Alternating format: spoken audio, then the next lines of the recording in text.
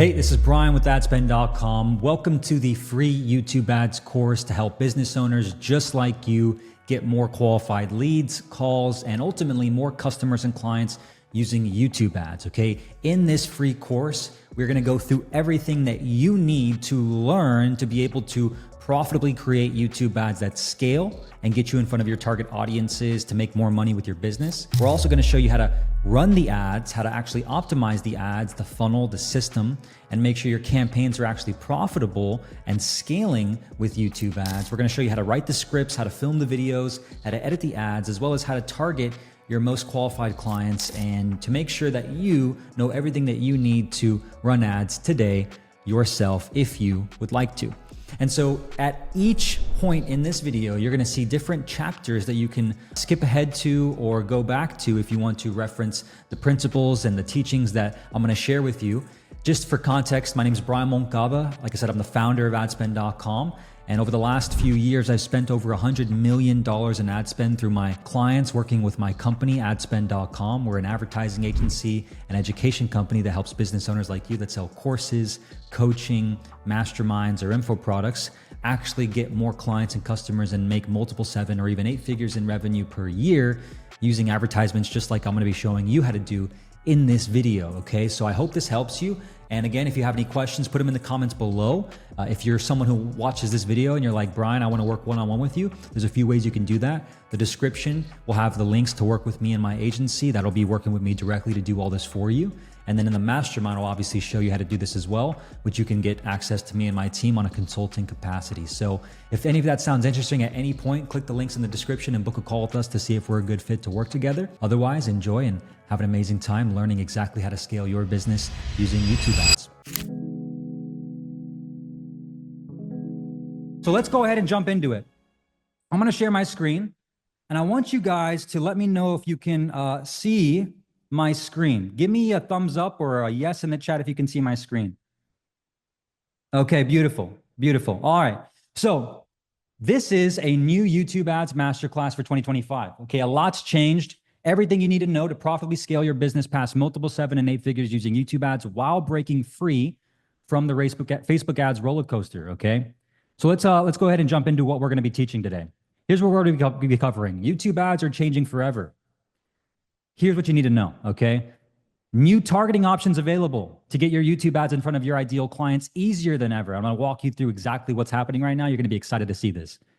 Why most people fail with YouTube ads and how to avoid wasting precious ad budget getting started. If you do not do these things right that I'm about to show you today, you can waste thousands of dollars. And I'm gonna show you example after example after example of this happening so that it doesn't happen to you, which is why you're on this webinar, okay? How to create YouTube ads that live longer, fatigue slower, and convert faster. I'm gonna show you how our process that we use for our clients on average allows them to have ads last 6 months, 1 year, 2 years, even up to 3 years plus. Okay, this is going to be really, really valuable for you if you're not using these systems in your business for creative. How to use intent-based validation to show your ads to the right person at the right time for the right price using these new targeting strategies and why YouTube ads is back, baby. Okay, it's freaking back. It took a little hiatus. You know, Facebook got a little head start on us, but now we're back. Okay, there's no way you should not be running YouTube ads in 2025, and I'm going to convince you of that. How to optimize, broaden, and profitably scale to 10K a day using YouTube ads the right way. I don't know how much you're spending right now. You might not be spending ads on YouTube, or you might be stuck from 1K a day and you're like, dude, every single time I try to blow up the budget and scale faster, my campaigns break, everything starts breaking. I'm gonna show you why that happens, okay? I'm gonna show you why that happens, how to make it easier. Cool. So quick 1-minute intro. You should already know this. I'm going to spend literally less than 1 minute in this. If you don't know who I am, my name is Brian Moncada. I'm the founder of adspend.com.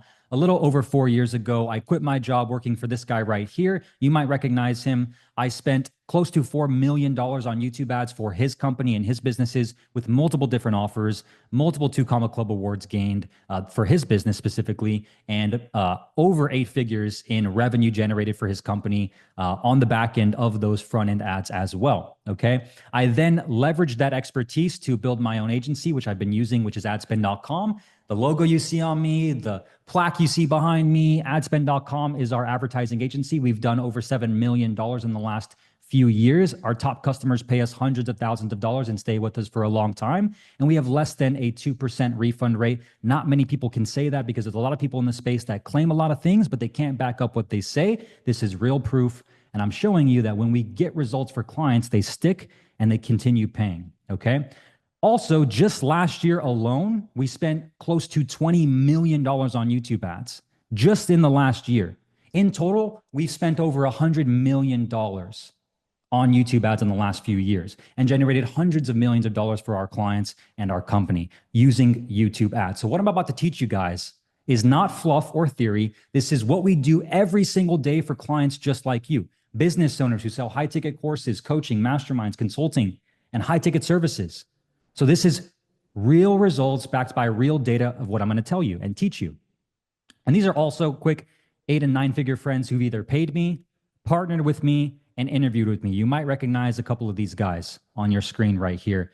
And all of them far more successful, far more rich, I can tell you that. But more importantly, they have no ego because they still know that the only way to keep leveling up in their business is to pay somebody who might know 1, 2, or 3 things that they don't that can allow them to make more money. Very, very, very key lesson for you. Very key lesson. And here's the reality, guys. The info marketing game has changed, okay? CoffeeZilla, for those of you who don't know, I actually grew up with CoffeeZilla. He was one of my good friends back in middle school in Texas, and obviously a long time since middle school. But he actually put a hit on the info marketing industry, not because of me, but because of people like this guy and other guys that were scamming people with high-ticket courses, coaching, and masterminds, and just not fulfilling on their services, which caused a huge stain in the industry and created people to not trust people. People are more skeptical, okay? We've all seen this Cat Williams interview. If you haven't seen this, well, you should, because there's a lot of crazy stuff happening right now, and people don't trust people. More importantly, trust is getting lower, as we've seen within the recent election, whether regardless of you're outside the United States or not. You know that there's a lot of crazy stuff happening right now, especially with Doge and the government. What we're spending money on is insane. I can tell you that as a taxpayer of this United States country. And I'm glad it's getting cleaned up, obviously. And so competition is also getting higher on Facebook, on Instagram, on TikTok, on all these platforms. And in your specific industry, it's easier than ever to start an online education business. Would you guys agree?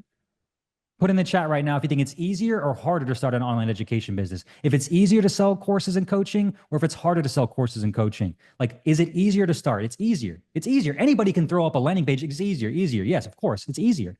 You can claim you're an expert right now, and you can start trying to make money. So this means, as Alex Hormozi says, trust right now is the most undervalued asset in business. And I'm going to show you today how to create more trust in your business and how to get more clients from cold traffic so they can trust you. Miguel says, easier to start, hard to be successful. Exactly. It's getting harder. So you need these strategies and how to find the correct niche. Who recognizes this guy? Sam Ovens. Who's Sam Ovens? Put in the chat. Who is Sam Ovens? YouTube ads work well for coaches. The GOAT. Jerry says the GOAT. What's up, Jerry? Yes. Beautiful. Sam Ovens, the founder of school.com, on his way to be a $1 billion man very, very soon. He said the only reason we like our parents is because they served us so many impressions. Who would agree with that? Who would agree with that? From the moment we were born, who is the person that served us the most impressions until we were 18 years old? For the most part, every single day at home. It's our family. It's our family, okay? It's our family, it's our parents, it's our brothers, it's our sisters. We trust them because they're our family, because they've served us thousands and thousands and thousands and thousands and thousands and thousands of impressions. So naturally, when we see them, we like, know, and trust them, right? Now, what does this mean? It means the only way to build more trust right now, and the reason why YouTube makes the most sense is because this is where YouTube comes in. This is where YouTube comes in, okay? Because YouTube is the new television. YouTube is the new television. Right here, a stat from this specific infographic. YouTube beats cable TV, NBC, Fox, CBS. YouTube's beating them. YouTube right now is the new television, right? YouTube also just passed Netflix, Hulu, Disney, and all other streaming platforms as the #1 most consumed media channel on earth. Okay, the #1 most consumed media channel on earth. Put in the chat right now, how many of you found me from YouTube? Put YouTube in the chat if you came from YouTube. Are you subscribed to my YouTube channel? Okay, YouTube, perfect. YouTube. Yes, YouTube, right? Right there. You came from YouTube, which means that YouTube ads are the new TV commercials. Okay, YouTube ads are the new TV commercials. And so the reason why this is so important is because people buy because of YouTube. You're here because of my YouTube channel, because of the videos I've placed on YouTube to get in front of you and then remarket to you with those YouTube ads to get you to be interested in what I have to offer you, right? You create trust that way. And this is a study by Google, actually, that says 70% of viewers bought a product after seeing it on YouTube, which is a very, very high thing. Now, notice, I want to be very clear here. It doesn't mean they bought it from YouTube directly. I'm going to show you what that means. It means they bought it after seeing your offer on YouTube. Simon says, Will Brown. Yeah, Will Brown's a good friend of mine. Will Brown's a good friend. And he's obviously, I'm glad you said that, Simon. Sam Ovens also once said, YouTube ads get people to know you. Okay. Your YouTube channel is where you win people's hearts. And your email list reminds people about you, your channel, and your offer. Okay. Does this make sense? YouTube ads get people to know about you. Your YouTube channel is where you win people's hearts because they watch your videos. And then your email list reminds them about you, your channel, and your offer. Does this make sense? Put yes in the chat if this makes sense. Do you see how this works? Yes. Okay, cool. How many of you came from email? Put email in the chat. If you came from email, put email in the chat. Emails. Yep. Okay, cool. Thomas came from emails. Yep. There we go. Email. I'm just reminding you about me and my offers. That's how you build trust. Now, Tony Robbins is also famous for saying, long ago, I realized that success leaves clues and that people who produce outstanding results do specific things to create those results. I believed that if I precisely duplicated the actions of others, I could reproduce the same quality of results that they had. Okay, I could reproduce the same quality of results that they have. Just duplicating success. So let me ask you guys, what are all of these 8 and 9 figure marketers doing right now? What are all of these 8 and 9 figure marketers doing right now? Put in the chat.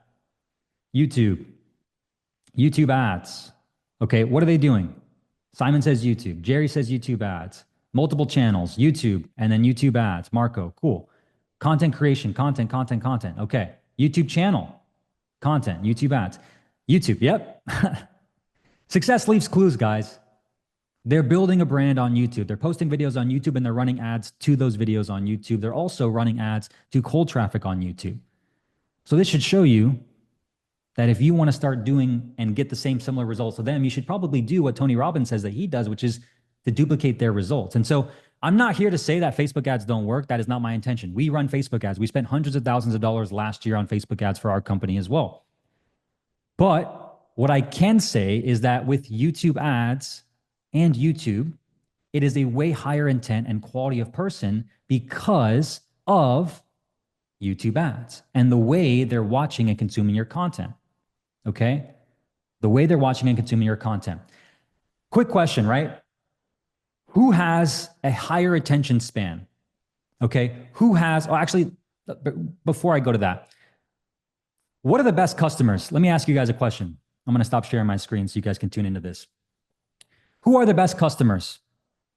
Just take a guess. Who are the best customers? Put it in the chat. Who do you think the best customers are for your business or in general? Who are the best customers? High intent, ready to purchase. The ones who like, know, and trust you. Inbound leads. The paying fools, coaches, course creators, and marketing agencies. Buy fast and pay more. Yes, but here's what I'm actually getting at here. The best customers are the ones who have the most patience. The best customers are the ones who have the most patience. Why? Why are the best customers the ones who have the most patience? Why are the best customers the ones who have the most patience? Long-term vision. Take time. They trust you because they're easy to work with. Ramses, because they're easy to work with. They wait for long-term results. They delay gratification. Would you guys agree? They know they're going to get results. They know to trust the process. So let me ask you a very simple question. Who is more patient? The person who watches a 20-minute YouTube video from you, or the person who watches a 60-second TikTok reel from you? Who's the more patient person? Who's the person that you would want to actually buy from you that has the more patience? Michael says 20 minutes, YouTube, 20-minute video. Okay. So if we can all agree, the best customers are the ones that have the most patience because they have a long-term vision, they can delay gratification, then you have to advertise where you can get more of those clients, right? And so I am not saying that Facebook ads don't work. Again, we spent hundreds of thousands of dollars last year on Facebook ads. I am simply saying that YouTube ads can deliver you a higher qualified lead because of that one simple principle alone. And so this is the most important reason why. Literally just yesterday, who saw this email? I literally sent this email out yesterday. Who saw this email? Okay, Miguel says I did. I was in yep, people saw this email, Instagram, yep. This literally happened this week. This happens every single week. I get these every single week. Charlie on my team can tell you, Jeff on my team can tell you, Demi on my team can tell you, we get these every single week, guys. People getting banned randomly by Facebook. Now, of course, they're not permanently banned every single time, but imagine your Facebook ad account just gets randomly banned and you have $50,000 of spend going out every single month and a sales team of people you need to feed with new leads. Otherwise, they're going to quit and leave. How much stress would that place on you as a business owner? Knowing your main traffic channel with paid ads just went away like that. Like this person right here. My Facebook ad account has been restricted, so thinking of going all in on YouTube ads to supplement. Man, just imagine that pressure.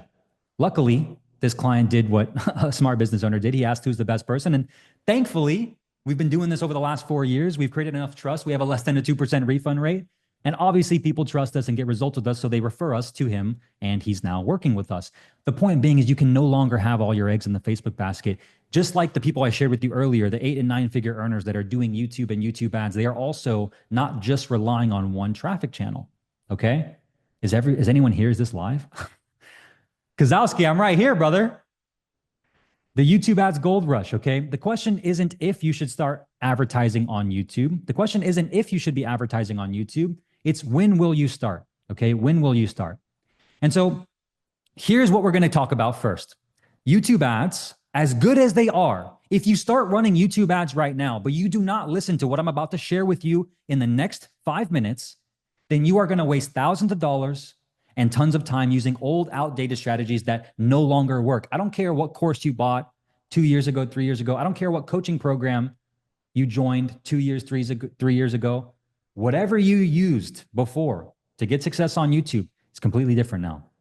Completely different. So take some time and take notes. Pay attention. This is very, very important. Okay, this is very important. He thought it was an auto-ended webinar. We're here, baby. We're live. RIP, video action campaigns. Okay, RIP, video action campaigns. What does this mean?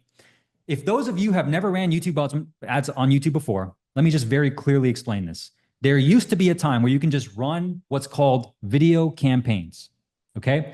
And these would be video campaigns that show up on YouTube. Those are no longer a thing. As of April 2025 this year, and starting in July, those are completely being switched to what's being called demand gen campaigns. And I'm gonna explain why this is actually a better thing for you as a business owner to get in front of your audience on YouTube, okay?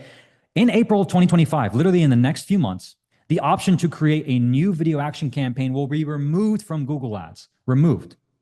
And starting in July, if you're running ads right now on YouTube, your current video action campaigns will be upgraded to demand gen campaigns automatically without you even touching them. They're just gonna be automatically upgraded. Now, what does this mean? Demand gen campaigns are different than video action campaigns because demand gen now shows your ads for your business on Discover, on Gmail, on YouTube Shorts, on Google Display Network. Whereas before, your YouTube ads would only show up on YouTube Shorts, Google Display Network. Now, this doesn't mean that you can't only show up on YouTube Shorts, or, toggle one of these on or off. You can, that's the good part. But this means that you need to have the right creative strategy. You need to have the right creative strategy for your business to succeed with YouTube ads. Here's an example of what this looks like. When you upload a demand gen campaign using video ads, you can add up to 5 videos. And you have the selection option to choose in-stream, which is those videos that you can skip. The ones that you press on a new YouTube video, it pops up before it, and you press skip. Those are in-stream. Those are the highest converting ones. Okay. Then you have shorts. Obviously, these are scrolling when you're going through shorts and your YouTube ad pops up. Okay. And then you have in-feed. In-feed meaning it shows a suggested video. It looks like a regular YouTube video, but it's a suggested video. And I'm going to show you how to use those to actually grow your YouTube channel. So stay tuned. Now, you also can add image ads like I showed you earlier. Put a yes in the chat if you've seen my image ads. Put a yes in the chat if you've seen these image ads. Yes, yes, yes, yes. Okay. Now here's the cool part about these image ads. How many of you have YouTube Premium? Put premium in the chat if you have YouTube Premium. Put premium. Anybody use YouTube Premium? Okay, everybody here, kick them out because they are not true admin because they don't want to watch ads. No, I'm just playing. I'm just playing. Sinners. Sinners, man. Come on. We're admin here. You're not watching the ad? That's crazy talk. Here's the cool part. Even if you have YouTube Premium, even if your business owners that you're targeting, even if your clients have YouTube Premium, guess what? I'm getting around YouTube Premium and I'm popping up in your Gmail inbox. I'm popping up in your discovery feed. Everywhere you go, I am literally following you on YouTube because of these demand gen ads, which allows you to be able to truly octopus your clients, as Grant Cardone says. I'm following you everywhere. And so again, you need to have the right strategy. Okay, you need to have the right strategy. I'm getting you hyped. Maybe I'm hyped right now just teaching this. I love this. I love this. I love this. Okay, you also have the option for carousal image ads. What does this mean? You know how on Facebook, if you've run Facebook ads before, you have like, carousal image ads. It's the same thing now with YouTube. The same thing. You can literally see this arrow right here on YouTube. You can toggle different images that'll just automatically go through them. One with Sam, one with me and Charlie, one with me and Ty Lopez, right? It's just automatically going to target these images. Discover, same thing. You can see there's the next image popping up. You can scroll through them now. And then on Gmail, same thing, right? Look at this. Look how crazy this is. I literally got a text the other day from someone who's a friend of mine saying, dude, this is insane that you can hit me like this on YouTube, on Gmail. How is this possible? And he saw this. He's like, dude, what is this? And I'm like, bro, I'm octopusing you. I'm octopusing you. Do they work as remarketing? Yes, of course they work. They crush with remarketing. They crush with remarketing. So here's what this looks like now, okay? Here's what this looks like. This is the new YouTube ads ecosystem, okay? You can run ads on YouTube. You can hit them up in Gmail, Discover, and in feed. You can also get them on search. You can also run Google Shopping. So if you're someone who does e-commerce, you can do the same exact thing. Same exact thing. Google Shopping, right? This is the most important piece that you have to understand now. I'll answer questions at the end. If you have questions, just put them in the chat. I can obviously just answer them as we go. No need to raise your hand. So this is the ecosystem now. And here's what the results you can expect when you do this, okay? For example, this is one of our clients recently, literally this past Tuesday, who shared this stat, and the client went with Jeff, right? Good morning, Jeff. Appreciate the help, and heads up, just FYI, we had 2 new sales come through. Demand gen ads are working and has brought our landing page up, conversion rate. That's amazing, Jeff said. Let's go. She said, yes, that's correct. We've also been getting more leads from demand gen campaigns as well. Literally just this week, just from making that one simple switch. That one simple switch. But of course, she had to have the right creative strategy, which we'll talk about in a second. So now the point being is you need to switch to demand gen now. You literally have no choice, because if you're still running ads using this icon right here, which is the old video action campaigns, you are going to be left behind. You are going to waste thousands of dollars. You are going to automatically be upgraded to demand gen anyways. So you might as well start testing this now. You have to. You have to if you want to stay ahead of the curve, if you want to beat your competition, because they're going to be testing this right now. They might even be on the same webinar learning the same exact information, right? You need to switch. Now, that's just the first part, okay? Put yes in the chat if you're already hyped up, because I'm not done yet, but put yes in the chat if you're already hyped up. If you're like, dude, this is crazy. Okay, yes, yes, yes. Okay, sick. I'm not done. I'm just getting started, baby. I'm just getting started. So let's go. New targeting options available. New targeting options available. Check this out. Lookalike audiences. How would you love, as a business owner, to upload a list of all your customers to YouTube right now and just say, Google, give me more of these people. Give me more of these people. And Google says, right on it, sir. Bah! And they just show your ads to everybody on YouTube and Google who is literally a copy clone of your ideal customer. Well, guess what? That feature just rolled out literally less than 2 weeks ago, and now you have the option to do it with YouTube ads. You can literally upload your customer lists, your email lists, any list you have, your website visitors, whoever, leads, doesn't matter. You can upload it and you can create narrow segments, balanced segments, broad segments, and literally get in front of anybody who might be someone just like the person that you've already sold to right now using these demand gen campaigns. Insane, insane, insane. Not only that, keyword targeting is coming back. Keyword targeting is coming back. If you don't know what keyword targeting is, 2 years ago, Google, for whatever reason, removed it. And I don't know why, but they did. But it's actually coming back. Parash says, not yet. And he's correct, because you might not have it in your ad account. But when you do, here's what's going to happen. Okay. You can literally upload a list of keywords to your demand gen campaigns, and you'll be able to show your ads in front of people who are literally watching videos with those keywords, literally watching YouTube channels of those keywords. So you can see right here, I uploaded a list of people who are just like my ideal clients. Okay, literally. And guess what happens? I literally show up on all their YouTube channels. Alex Ramosi, Dan Martell, Gary V, Greg Isenberg, Dan Henry, Charlie Morgan, Arlen. I'm showing up on his YouTube channels. I'm showing up on their YouTube channels with keyword targeting. Someone says, what's the difference between custom segment and keyword targeting? Custom segment is people physically typing in keywords to YouTube and Google. Keyword targeting works very similar, but it takes the titles and the descriptions and the actual thumbnails, and more importantly, the actual tags, sorry, not thumbnails, of the keywords. And it literally places your ads on those specific keywords, okay? And so placement targeting is also coming back, which is the next most important reason why like YouTube ads was so good 2 years ago, but for whatever reason they removed it, but it is coming back. It's in beta testing right now. You might not have it. I do, so, it's just what it is, we just spend so much money, I guess. I don't know, but we have it. And when we use it, guess what we can do? Okay. We can literally target specific YouTube channels. So you guys, someone says screen is full of blurry. Is the screen blurry for you guys? Is the screen blurry or is it just Yogesh? No, I don't know what to say, Yogesh. Someone says no. Some people say yes. No, it's blurry. It's blurry. It's blurry. No. It's like 50-50 right now. Yes, it's a bit blurry. Huh. Let me stop sharing real quick. Give me 1 second. Let me share it again. Let me just make sure we're good to go. Charlie, is it blurry? Demi, is it blurry? Let's see here. You're good. Keep ripping. Let's keep going. Placement targeting. What this means, okay? And again, I don't know why Google ever removed this.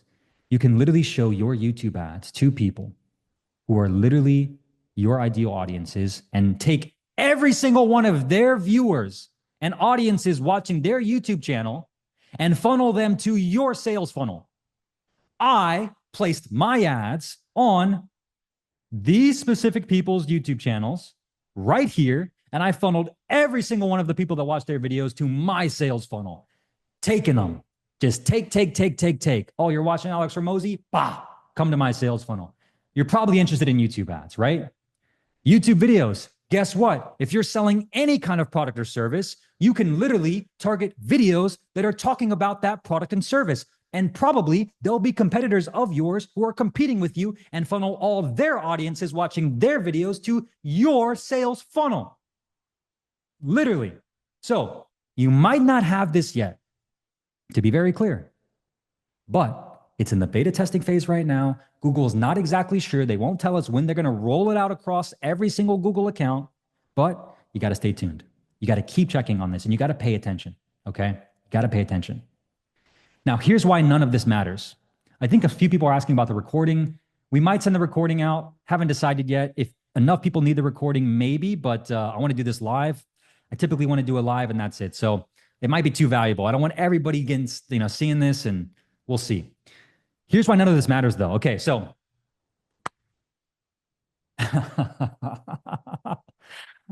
oh, here's why none of this matters, guys. Here's why none of this matters. Okay, none of this matters because of this one key principle you have to understand. Pop quiz. Who knows what this is? Put in the chat if you know what this is. Put in the chat if you know what this is. Who knows what this is? Letters. Recording. Algebra. I don't understand. Newton law. Close. Gravitation, gravity, force of gravity, physics. It is the law. There we go. Rion Sen said it. Gravity. Gravity. Rion, what is it? Say it again. Say it more specifically. Gravity formula. It's the formula that you brought us to you, Brian. That is true. It is the law of gravity. It's the law of gravity. Law of gravity. Now, let me ask you guys. Universal laws. There's a few of them. Universal laws. Can universal laws change? Can universal laws change? Do universal laws change? The law of gravity. If I jumped off a building right now, a 50-story building right now, would I be able to just magically be able to fly? Or is the law of gravity going to have me propelling face first onto the street? You guys tell me. Can I defy the law of gravity? I'm a goner. Harry, I'm a freaking goner. I'm hitting pavement and I'm dead. Adspend.com's gone. We're out of here. Live webinar's over, right? You cannot change the law of gravity. It's a universal law. But can a universal law be broken? You guys said no. Universal laws cannot be broken. Universal laws can only be mastered. Universal laws can only be mastered. Now, what does this mean and why should you care? Because there are universal laws of advertising. There are universal laws of advertising. David Ogilvy, one of the most successful advertising men in the entire history of humankind, said, "What really decides consumers to buy or not to buy is the content of your advertising, not its form. What really decides consumers to buy or not to buy is the content of your advertising, not its form." What does this mean? It means that it doesn't matter what targeting you use. It doesn't matter what keywords you use. It doesn't matter what placement targeting, what demand gen campaigns, all these settings and button pushings. It doesn't matter. It doesn't matter. Why? Because the only thing that matters is your creative, your content, your advertising piece, your script. Exactly. Powell says it. If your script sucks, you're screwed. If your creative sucks, you're screwed. If your ad sucks, it doesn't matter where you place it. No one's going to click. Right? This is a universal law. So I am hyped about these targeting strategies. But if you are sitting here thinking to yourself right now, I'm just going to magically push these buttons, show this shitty ad in front of these people that might be my target customers and have it work. And then when it doesn't work, think to yourself, oh, YouTube ads doesn't work. It's because you don't, my friend, agree or actually play with the universal law in advertising. Your content is the only thing that matters. Your creative strategy is the only thing that matters. Your ads are the only thing that matter. Because what comes before your targeting? Put it in the chat. What comes before you place an ad on the actual campaign? Creative. You're creative. You're creative. So none of this targeting stuff matters if you don't have a good creative. If you don't have a good creative and a good creative strategy to implement everything I'm about to teach you today. So here's the blueprint. Would you guys want me to just show you the blueprint? Are you guys okay if I just walk you through the entire blueprint of what's working right now so you can just implement this into your business? Would that be fine with you? Would you guys be opposed to that? Okay, yes. Okay, I got to ask. Maybe somebody would actually be objecting to that. Here's the old way of running YouTube ads. You can just throw up some ads, send them to a landing page, generate leads. This used to work a couple years ago. Sometimes it can work, but this is the old way, okay? The new way of running YouTube ads is what we call the guillotine, okay? The guillotine. Put in the chat, what is a guillotine? Does anybody know what a guillotine is? Babar says ejection overruled. Chop off heads, execution, off with your head, behead. Yes, yes. Now, my goal is to not kill your customers with this. My goal is to trap them. We're never going to drop this axe on them. They're going to be trapped. They can't get out. There's no way they're going to get out of this. Literally none. Once their head's locked in, they're gone. They're not getting out. And so what does this mean? It looks like this. How many of you are a visual person? I'm a visual person. So let me show you what the new way of running YouTube ads actually looks like so you can physically see it. Okay? It is no longer just this right here, expecting YouTube ads to just magically do your thing. You need good ads. Okay? You see all this stuff over here on the right? I'm going to explain what this looks like and what this is and how it works. Okay? Because it's an entire system. It's an entire system. It's not just the targeting. It's what happens after someone clicks. It's what happens before they click to actually get them to click. It's the entire process you need to make these ads work. It's not just one simple thing. And so what you need to understand is you need to understand that when you have ads, okay, you generate leads. Those leads will then go to some sort of VSL or application where they can apply to book a call with you, okay? But what happens between they actually book a call and then what happens after they book a call is the most important thing.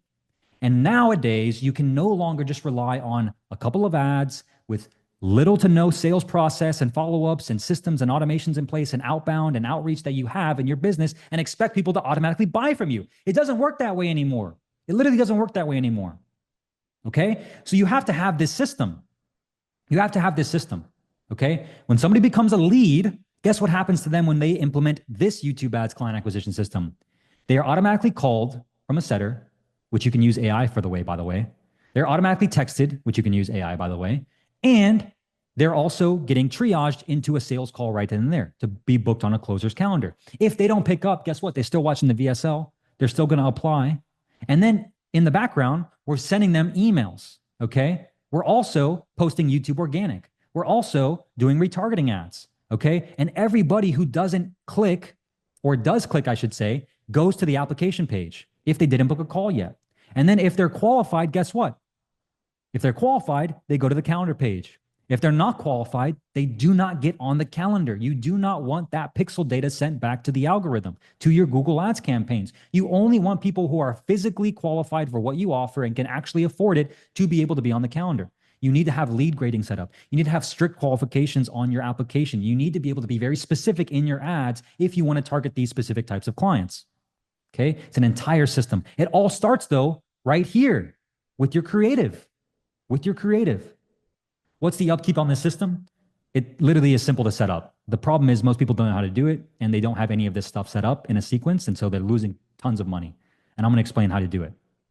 Calendar, okay? Now, after somebody books a call, the job's not done. Just because someone books a call doesn't mean they're going to show up. Would you guys agree? If I book a call with you today, does it mean you're going to show up? Does it mean you're going to show up if I book a call with your business right now? No, it doesn't. It doesn't. Just because I say I'm doing a webinar today live at 10 a.m. EST on a Saturday, does it mean you're going to show up? If I just tell you about it, Harry, and I say, hey, Harry, I'm doing a live webinar on Saturday, you should come. You say, cool, Brian, I want to do it. Does it mean you're going to actually come, Harry? Does it mean you're going to come? Answer me. No, it doesn't. So what do you need to do in order to get them to show up? You need to do everything you can to get them to show up. Everything you can. What did we do to get you to show up? We emailed you every single day. We texted you, reminding you about this webinar. We also posted YouTube videos about this. We did everything we could to get you to show up. Now, let me ask you, what are you doing right now to get your clients to show up? What are you doing?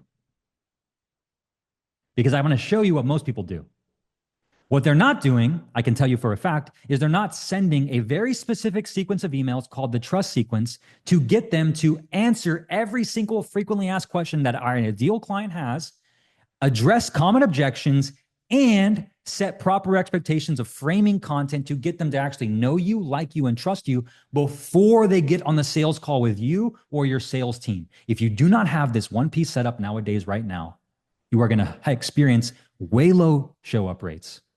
Way low show-up rates, and more importantly, low call conversion rates. Because if you expect somebody to buy off one click of an ad from you and just pay you 10, 15, 20, $25,000, $30,000 plus off one single call, you are crazy. You are crazy. You also need to hit them with content remarketing. This is more advanced as you have more calls booked. Content short form remarketing, content long form remarketing, small budgets, nothing crazy, right? And I'll show you what this looks like. And then guess what? They're more pre-framed to call. If I got you to click on my ad, and then I pushed you to daily email newsletters, and then you watched some of my YouTube videos for my emails, you got hit with retargeting ads, and then you got a hit with a specific sequence of trust emails answering your most common questions, as well as setting proper expectations, exactly how our process works, what our pricing is, everything that you had to question, the chances of you getting to that call would actually be more higher. Or the probable outcome of that is the chances of more qualified calls showing up would actually be higher, because the people that aren't going to be interested aren't going to show up anyways. But if they're interested enough and they get all their questions answered beforehand, they're going to be more aware and they're going to have the right expectations. You need this. And so now, here's why most people fail with YouTube ads. They only focus on this, what I just showed you earlier. I'm happy about these updates, guys. But if you just focus on this, I'm going to hire a media buyer from the Pakistan or the Philippines. He's just going to do all this for me. Pay him 1K a month. Just push the buttons. And you miss out on everything I just showed you right here. As a business owner, you are literally doing your business a disservice and him a disservice, because he's going to be relying on you. Sir, please give me creative. Sir, please give me creative. Sir, please give me new ads. Waste the money. Waste. You need to focus on this. 80% of your results focuses on these two. Universal law. Universal law. 80% of your results in advertising depends on this. Okay? So now, let me give you the blueprint, step by step. Step one, offer, packaging, and positioning. It all starts with your offer. I'm not going to sit here and spend tons of time on this. You guys have every single resource from Alex Hormozi available, $100 million offers. I'm going to go through this very quickly. I'm going to assume that if you're on this webinar right now, if you're on this training right now, you probably have something that's already working and selling. I'm going to assume that. And if you don't, we're going to quickly breeze through this so you can get it more crystal clear. Somebody said on the beginning of the webinar, I need more help with my niche. This will help you, so pay attention. The first step to YouTube ad success, or any success with advertising in general, regardless of the platform, is you need a scalable offer, okay? A scalable offer. What is a scalable offer? A scalable offer follows the 3S formula, okay? Specific person, specific problem, specific way.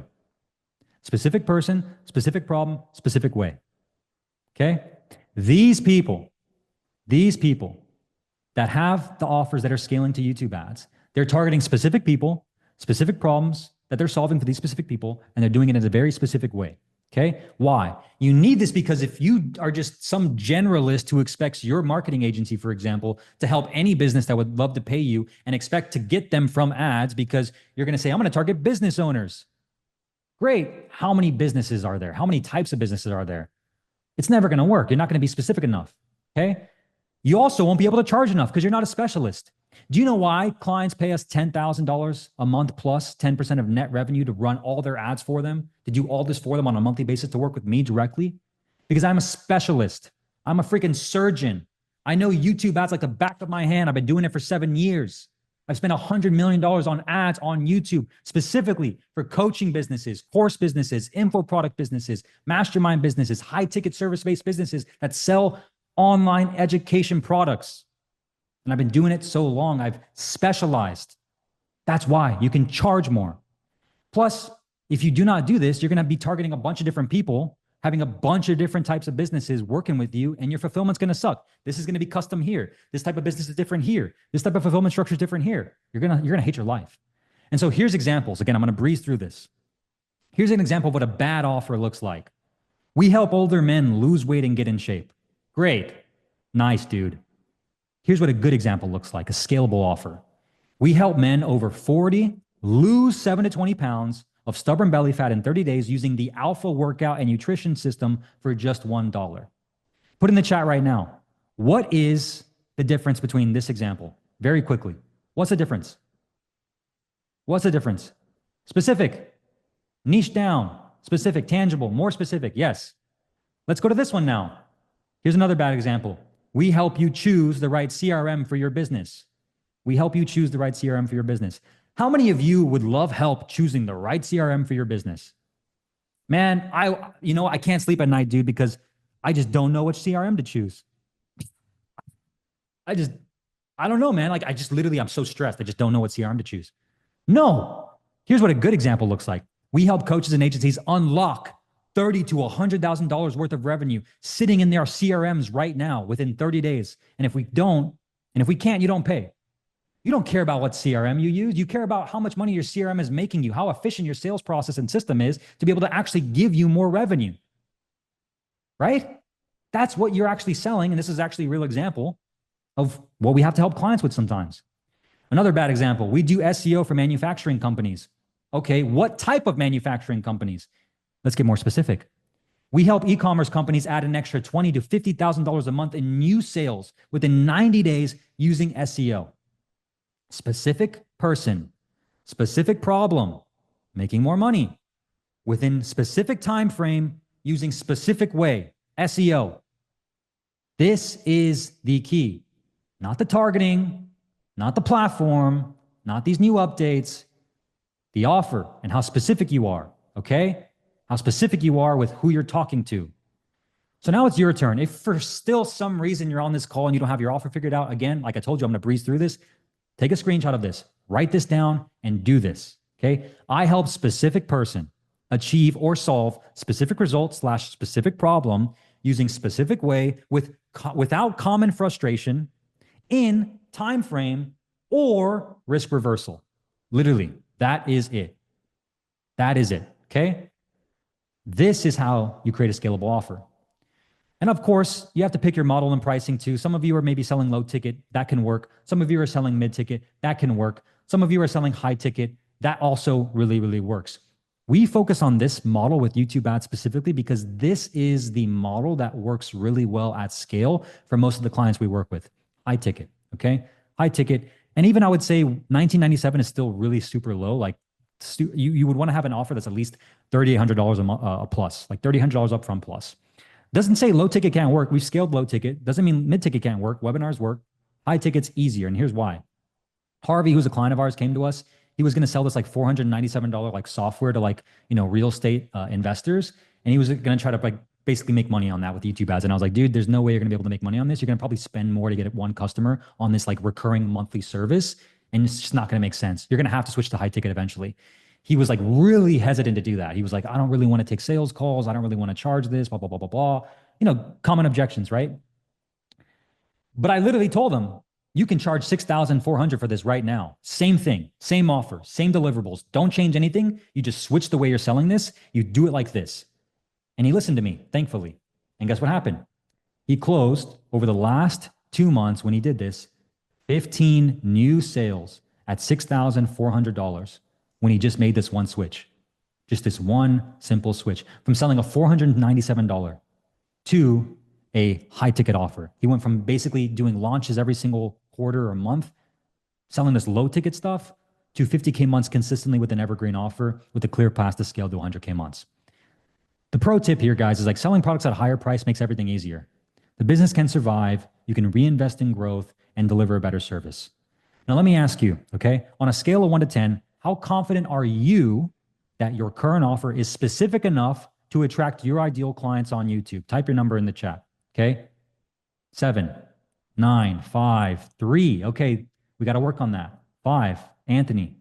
David, 10. Beautiful, David. Beautiful. David, what's your offer? Let's do a pop quiz real quick. Put your offer in the chat right now. Put your offer in the chat. There we go. Let's see. 6, 4. Okay, you got to work. You got that. You got the offer now. Solo tech consultant, specific person. I will help you add 10K per month, specific result, and new client revenue in 90 days. Time frame. Great. Okay, or you don't pay. 9 out of 10, David. I would say 8 out of 10. You're missing one key piece. What is he missing, guys, in the chat? What is he missing? What is he missing? Does anybody know? Mechanism. Luba's right. Specific way. How do you help them add that new client revenue, right? How do you help them Okay, there we go. Expert relationship funnel. Perfect. David's got it. Let's move on. Let's move on. Okay, so someone says, I don't mean to disagree, but low ticket, would that work well with the product? But a low ticket, would that work well with the product?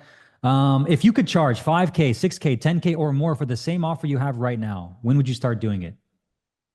Just like Harvey did, selling a $497 a month thing to a $6.4 thousand offer to sell 15 of them and make just as much amount of money now.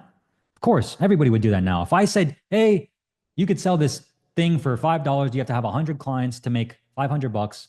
You can sell one for $5,000 right now. When would you start? When would you make that trade? Yeah, now. So now, that's the first step. Step number 2, creative strategy. Okay. And again, I think Singh said, I don't mean to disagree, digress, but low ticket, whatever. Yeah, low ticket can work. Low ticket work, mid ticket works. It's just about what happens on the back end. You know, the problem with low ticket stuff is like, if you are a beginner and you're a business owner and like you don't have a back end high ticket stuff, like there's no ascension. So if you don't make money on that front end product, because advertising is always going to cost more, you're not going to be able to actually profit. That's the issue. With high ticket, you can profit a lot simpler, a lot easier because you have more margin. Next is creative strategy. Most important piece for most of you right now. A lot of you on this webinar, right, this training, probably have the offer. So now let's get into creative strategy, okay? The second biggest reason why most people fail, okay, 80% of your success when running YouTube ads comes down to your creative strategy. So when I was working for Dean Graziosi, when I was a young buck, 22 years old, fresh into the direct response marketing industry, I worked for this guy. And this guy taught me everything. I worked for him for almost 3 years. And, the one thing that I learned that I still take with me to this day, which is why clients pay us so much money, is because we help them with this exact same thing. It didn't really matter what I did in the ad account. The only thing that mattered was the ads. And we tested over 127 different ads for just one of his offers. It was a free plus shipping book offer, a low ticket offer, Okay, $7.95, $7.95, low ticket. There was upsells and OTOs and everything, obviously, but it was a low ticket offer. We tested 127 different ads for just this one offer on YouTube, just on YouTube. And out of those 127 different ads, there was about 12 to 15 that really made us the most money. And out of those 12 to 15, there was only about 7 of those that made us the most money. And those were these 7 right here. Now, why do I tell you that and why should you care? Because let me ask you, how many of you are running ads right now? Put a yes in the chat if you're running ads right now. On Facebook or YouTube, doesn't matter. Yes, yes, yes, yes. Okay, great, running ads. Be honest, how many of you have tested, let's put over 10 ads for your offer right now. 10. Put yes in the chat if you tested over 10 ads. Yes, nope, yes, no, yes. Okay, a few of you. The people that said yes for the 10, how many of you have tested over 50 ads for your offer? For that one offer? No, no, no, no, no, no. Nobody, right? How many? Okay, someone says yes. How many? Okay, 56, Spencer, perfect.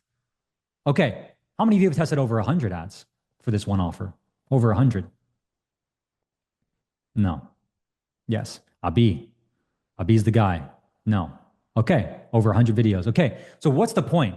My point is, how are you, someone who is not as experienced and on a camera experienced as someone like this who's been selling on TV for 20 plus years? Because by the way, he wasn't just selling on Facebook and YouTube to grow his business. He was running infomercials on TV back when there was no such things as Facebook ads or YouTube ads or Gmail ads or anything. And he would have to stop people walking across their television sets in their living room and get them to pick up the phone and buy his book right then and there. That's how good he was. And how are you as an ad man going to be able to compete with somebody like him in your specific niche, in your specific marketplace, if you are not testing new creatives and new ads specifically for your offer as consistently as he is? There is no way. There is no way. You're not. You're not, because he's just that good. But more importantly, the point being is that it doesn't matter what you do here. Everyone thinks I need this media buyer. Like, let me just get this guy who's $1,000 a month. I'm going to do all this crazy data stuff right here, right? When the only thing that matters is your creative strategy. This was me working for Dean in the office. This was me. I was the Chad man. I was the ad man. I was just launching stuff and it was working every single time. I thought my hands My hands were made of gold when I touched these keyboards, these Google Ads words. I thought it was made of gold. Everything I touched turned to gold. Here's what I quickly realized. When I quit that job during COVID 2020 to start this agency, and I started working with clients who didn't have their business foundation, they didn't have their back end upsells, didn't have their sales process dialed in, they didn't have their creative, they weren't as good on camera, they didn't have that they didn't have that video creative strategy like we did with Dean. Everything I touched that used to work didn't work. Why? Why? I was doing everything in the media buying. I was doing the lookalike. I was doing, keywords. I was doing placements. I was doing campaign. I was doing everything the same, but for a different business, for different businesses. And it didn't work. Why? Because of the creative, because of the creative strategy. You see, it's not just the targeting updates that you need to pay attention to. It's the actual system, the entire strategy. This is the difference.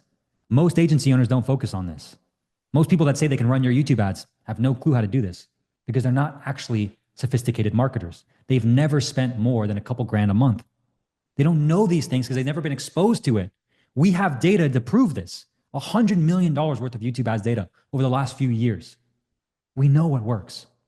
And so another universal law of advertising, you cannot out media buy a shitty ad. You can't. Doesn't matter how good your media buyer is. This media buyer could be Mark Zuckerberg's cousin, right? Could be Daniel Zuckerberg, Dan the man, the ad man. Guess what? He can do all things he wants. The only thing that matters is the creative. If he had a good creative, he could do no targeting and it would work because it's a good creative. Okay, is this making sense? Is this helpful for you guys? Is this helpful? Yes, okay. Yes. Beautiful. Because if it's not, we don't have to keep going. You guys can let me know. Yes. Okay. Here's the biggest mistake I see most people make, especially running Facebook ads right now. Okay, who's running Facebook ads? Put Facebook in the chat. Put FB in the chat if you're running Facebook ads. I'm going to save you guys a lot of money if you want to start running YouTube ads right now. Facebook. Okay, great. Copy and paste syndrome. Okay, what does this mean? Most Facebook advertisers that run ads on YouTube or try to run ads on YouTube do the same exact mistake every single time. They copy and paste their 60-second videos on Facebook that are working, and they try placing them on YouTube, expecting them to work. And they're, worst of all, filmed like this. Like this. You think that's going to work? What did we talk about earlier? Patience.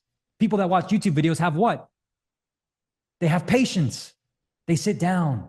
They want to watch. They want to experience it. And you're going to show them a 60-second ad and expect it to work? That you copy and paste it from Facebook? No chance. Here's an exact case study of this. This is literally a client of ours right now. He, without naming names, spent over $2K, okay, on YouTube ads. Didn't get one booked call. Not one. $2,000. Down the drain, just like that. Went into his ad account. Looked at what he was doing. Guess what? He had one ad. He tested one ad. And guess what that ad looked like? It was a 60-second, stupid, one of those like vertical videos. Copy and paste it from Facebook. Well, it's working on Facebook. It should work on YouTube. No. Waste money. Guess what happened? After I fixed this one thing and told him, you need to refilm this, use the actual script that you need for YouTube, follow these frameworks that we're going to give you, implement it immediately without changing anything else. After what happened, 21 calls booked, $117 cost per book call. Qualified calls as low as $20. Front-end ROAS 2.5x. Creative. Not the targeting, the creative. Okay? So you need to create what we call search-driven ads. Search-driven ads. What is a search-driven ad? A search-driven ad is when you create an ad specifically for people that are in your target audience that are already searching for what you have to offer. And when you do this, you can have an ad that lasts years. Lasts you years. Okay? Why? Because YouTube is a search engine. It's a search engine. People go to YouTube to learn something or to be entertained. The strategy you have to use on YouTube is different than Facebook. And if you just try to copy and paste the same things that are doing on Facebook onto YouTube, you're going to waste a lot of money, just like in that example right there. And I don't want you to do that. That's why you're here. Okay. Let me give you the perfect ad script. Is that okay with you? Can I just give you the script at a high level? Can you just like follow this? Is that cool? If I just give this to you right now, the script? Yes? Okay, cool. So you need a hook, I suppose. You cheeky Parash, cheeky. Oh, let's have some fun, baby. Let's go. This is fun. Hook. You need to hook them. Okay? The hook, the most important piece. You all heard this. Russell Brunson calls this hook, story, offer. I learned the hook, story, close. 80% of your success in your creative, we've learned 80% of your success with YouTube ads comes down to your creative strategy. We've learned that. 80% of your success with your creative and your creative strategy comes down to your hook. And remember, you need to be specific. Okay? You need to make a big promise. You need to ask a question to your ideal audience. You need to call out your ideal client and customer. You need to act out the problem or mistake your clients and customers make. And you need to combine either of those. You need to have a number of different hooks, a number of different angles, a number of different variations of these hooks. Okay? This is the first few seconds of the ad, the most important. Then comes the story. Okay? The story, this can be a story. For example, my name is Brian Moncada. I'm the founder of adspin.com. We've spent over $100 million in the last few years. Now, here's the thing. I know for a fact that if you're running ads on Facebook, you're probably making these 3 mistakes right now when you try to go on YouTube. Number 1, you're copying and pasting the same ads that are working on Facebook onto YouTube. That doesn't work. Here's why. Boom, boom, boom. Educate, educate, educate. Same thing. Point 1, point 2, point 3. You need to do this for your audience as well. Why? Because people go to YouTube to learn or to be entertained. You want to educate them. You can do this with a story. For example, I had a client just like this one. I could literally tell this person's story in the ad, and that would probably work. That's one type of ad. Another one would be using an analogy, okay? If you're an advertiser who's running ads on Facebook and you want to go to YouTube, let me ask you a very simple question. Do you think that the law of gravity is something that can be changed? Can you manipulate it? Can you defy the law of gravity? If you're thinking, no way, because you're smart, you're right. Now, why do you think as an advertiser that you can defy the law of advertising? Because the law of advertising states that it doesn't matter where you place the ad or what form it takes with the targeting. The only thing that matters is the content. And how do you expect to get the same results on Facebook or how do you expect to get the same results on YouTube like you are on Facebook if you try taking that same creative on Facebook and try duplicating it for YouTube when the only thing that matters is the creative for that specific platform? You see, I'm using an analogy now. That's another type of variation. Another one would be, for example, the actual logic, okay? The logical close, right? A logical, basically story, right? Here's why YouTube ads is better. Stat, stat, stat, stat. And then the close, okay? CTA, no risk guarantee, twist the knife. It's a free training. You can click the link. You can use this for whatever. This can be low ticket. This can be high ticket. This can be free challenges. Whatever your offer is, this works. So now, here's how you film the YouTube ads, okay? The YouTube ads you can film. Very simple. You want to use video, you want to use audio, you want to use light, and you want to have good script. Good, I have good lighting, good audio. Do you need a studio like mine? No. In fact, most of our clients don't use this, especially when they start, because we're testing the messaging. Okay, we're testing the messaging, right? So here, now you might be wondering, okay, like, well, Brian, do I need a studio like yours? Obviously, like the answer is no, and I'm going to show you examples of what this looks like without a studio, okay? How long does a YouTube ad last before it dies or experiences fatigue? So this is the difference. For those of you Facebook advertisers that clicked yes in the chat, let me show you the difference of YouTube when you do this the right way using a search-driven ad. Okay? Here's a case study. Roland Fraser. This YouTube ad for him lasted almost 4 years before it ever experienced ad fatigue. It was uploaded on May 1st, 2020. It spent over $1.4 million, has over 12.6 million views, generated over 51,000 leads, and had over 2,600 customers for a high ticket offer, by the way. Okay? This one YouTube ad, right? I appreciate that, Singh. I can't take all the credit. He's a very smart business owner as well. But as a very smart business owner, he did know to leverage experts who are great at what they do and not rely on himself to figure it out with trial and error. So yes, in that case, he did have me for that reason. Now, I'm not going to play the ad because it's going to take a lot longer, but this ad worked. There's an entire video on my YouTube channel about this. I break it down step by step. Another case study, Tap Brothers. Okay, this YouTube ad lasted 2 years, 5 months, and 27 days with a 5% click-through rate. Okay, 5% click-through rate. Over 4 million views. And this was a low ticket offer, by the way, like a $27 workout program. 2 years, 5 months, and 27 days. This other example, who recognizes this guy? Who's seen this guy's ads? Anybody seen this guy's ads?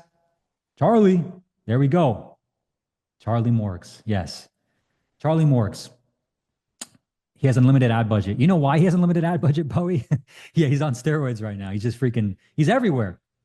We wrote this ad for Charlie, and it's still running to this day, 1 year and 9 months later since we created it for Charlie. It was uploaded April 3rd, 2023, almost 1 million views with just this one ad. He's got multiple of these, still running to this day, okay? What if 1 year, 9 months. Who recognizes this guy? Jeremy Miner. 1 year and 8 months. This ad lasted 1 year and 8 months. May 10th, 2023. 1.6 million views. Okay. Do you want to close more deals as soon as next week, Pop? Do you want to close more deals as soon as next week? Who's going to say no to that? Who's going to say no to that? No. No, I don't want to close more deals. Okay. Right? I'm not going to play the whole thing. Point being, YouTube ads last longer, fatigue slower, convert faster. So I can hear your objections already, though. Charlie Morgan's got an unlimited ad budget. Or maybe, but they were already super successful, or they had big YouTube channels. Okay. Hey, valid point. Valid point.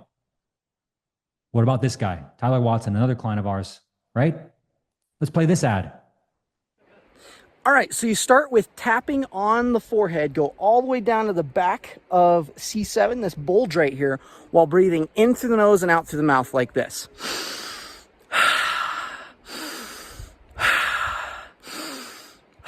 And you do that 3 times. Now, the rest of this technique I'm going to share with you in a second, but this is the exact same technique that Eric used to double his income within 1 week. Okay. Is he Charlie? Is he Jeremy Miner? Is he these guys that I just showed you? Is he famous? Do you guys know who that is? Chances are you don't, right? But you should, because he's a really cool guy. Tyler Watson. He has 1.2 thousand subscribers on YouTube. 1.2. Maybe some of you have the same exact subscriber count as him. Guess what? When he used the same exact system that I'm walking you through right now, he was able to double and triple his pricing because he had so many calls booked.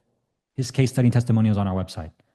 You don't know him, right? He's not as famous. He's not like, it's just get rid of that limiting belief. This works. Okay. When you have the right system and process, when you have the right creative strategy. Okay. It's important you understand this. Now, let me ask you, type yes in the chat if you're committed to creating a search-driven ad rather than copying and pasting your Facebook ads onto YouTube. This is for you Facebook ads guys in here. Yes. Yes. Great. I'm glad. Hopefully that means I did my job. Okay. Now let me ask you, type yes in the chat if you feel more excited to start running YouTube ads, knowing that one search-driven ad can last you years compared to just a few weeks or months before dying. Type yes in the chat if that's you. Yes. Yes. Yes. Beautiful. I'm glad. Now, that's the second step, creative, okay? Creative strategy. Step 3, targeting. We already went through this. I'm not going to spend too much time on it because obviously we know by now targeting is just after the creative. Very simply, there's 2 types of targeting on YouTube. Number 1, there's interest-based targeting, and then there's intent-based targeting. What's the difference? Interest-based targeting, you can target people based on who they are, okay, their interests, or you can target people based on what they're actually searching for, physically searching for on Google and YouTube. And here's how it works. Someone asked earlier, what's the difference between like keywords and like custom segments? Same thing, just a different type of feature, okay? So with custom intent audiences, this is very important, okay? Let me take a moment to really emphasize how important this is. If you're a business owner right now, I need you to pay very close attention if you're not running YouTube ads and if you're not using this for your business. With YouTube ads, you can literally type in the exact questions, the exact search terms that your ideal clients are searching for on Google and YouTube. And you can use ChatGPT, you can use Claude, you can use whatever you want to figure out these search terms, and they'll be given to you like this. And guess what? You can literally show your YouTube ads that I just showed you how to create to get in front of them the next time they're on YouTube, Google, or in their Gmail inbox right here. And this is real. You can literally do this right now because this option allows you to target people who have literally searched for any of these terms on Google. How to start an online fitness business, for example. If I show them an offer to start an online fitness business, chances are they're probably going to click. Why? Because they're already searching for it. They're already searching for it. They're already searching for it. So whatever you sell, whatever your clients are asking or whatever they're searching for, you can literally use this to get in front of them. That's the difference. How many keywords? It depends. 10 to 15 is usually pretty good. Custom affinity audiences. You can also target people who are literally interested in these different things. Online fitness businesses, right? YouTube ads, Facebook ads, high-roast, marketing, any sort of search terms that are related to your audience. You can click this button and target a much broader pool of people that are interested in these audiences and interested in these things. Custom segments. What you can do right now is you can go into your Google Ads account and you can create an audience of people that are literally similar to people who have visited websites of your competitors. It doesn't mean they're going to be people that have physically went to their websites, but it means Google will take that website and anyone who's visited it, if it's your competitor's website, and they'll find people who are similar to the people that have already visited that website. A small minority of them might be in that market. A small minority of them who already visited your competitor's website will get hit with those ads. Doesn't mean all of them will, but a small minority of them will. So if you took all your competitors' sales funnels and you put them in a website audience like this, you have a strong chance of having that website audience work with your creative because Google is going to find more people who have already visited that sales funnel because they're interested in what your competitors are selling. And chances are, if they're interested in what your competitors are selling, they're probably going to be interested in what you're selling. In what you're selling. Is this not like the best case scenario for you? Like, this is what you can do with YouTube ads. Do you optimize the keyword? Yes, you can. This is what we call intent-based targeting, okay? Because we're going after the low-hanging fruit. The low-hanging fruit, the apple's right here, the ones I can physically touch, the ones I can grab. I don't have to bring a ladder and climb up here to go after these people. These are harder. They're broader. They're less intent-based. They're not as interested. They're going to cost me more time and more money to go after these ones. I have to bring a ladder. I have to climb. I have to get dirty. I'm just going to pick these ones right here. This is what we start with for all of our clients. Okay. Another case study, Brandon Carter, one of my favorite clients we've ever worked with. $636,000 generated for a business in 90 days for his business. Total spend, 201 grand. Total revenue, 646. Profit, $369,000 with this one YouTube ad. Okay. Because we targeted these audiences that I'm showing you right here. These audiences, right? These audiences. This is why search-driven ads on YouTube are the best way to scale right now if you have these new strategies and you leverage what I'm teaching you. Hey, stop training people in person to make money as a personal trainer. It's trash, garbage, it sucks. Let me ask you, if you're a personal trainer and you get hit with this ad and you're searching for how to start an online fitness business and you know personal training is killing your time and you're getting tired of it and you want to transition online, if you hear Brandon Carter say, hey, stop training people in person to make money as a personal trainer. It's trash, garbage, it sucks. Do all. Are you going to click? Like, come on. This is a search-driven ad. This is why ads last longer. This is why ads live longer, fatigue slower, and convert faster. Because every single time somebody searches for that keyword, that search term, Brandon's video plays before their next YouTube video. It plays in their Gmail inbox now. It plays in Discover, and it shows them and remarkets to them because they are interested in what he's having to talk about. It's a search-driven ad. And guess what? The more videos that get uploaded to YouTube, right? The more videos that get uploaded to YouTube talk about online training, the more Brandon's ad keeps showing to new audiences that watch those new YouTube videos, which makes the YouTube ad even last longer because it's a search engine ad, search-driven ad. Is this making sense? Is this making sense? Do you see the power of this? Are you tying this together? Is this clicking for you guys? Yes. They spent so much money. They did spend a lot of money. They did, 100%. And they made a lot of money. Hey, stop. Another case study, Joe from EasyFX Trading. They were selling a Forex trading solution. So what did we do?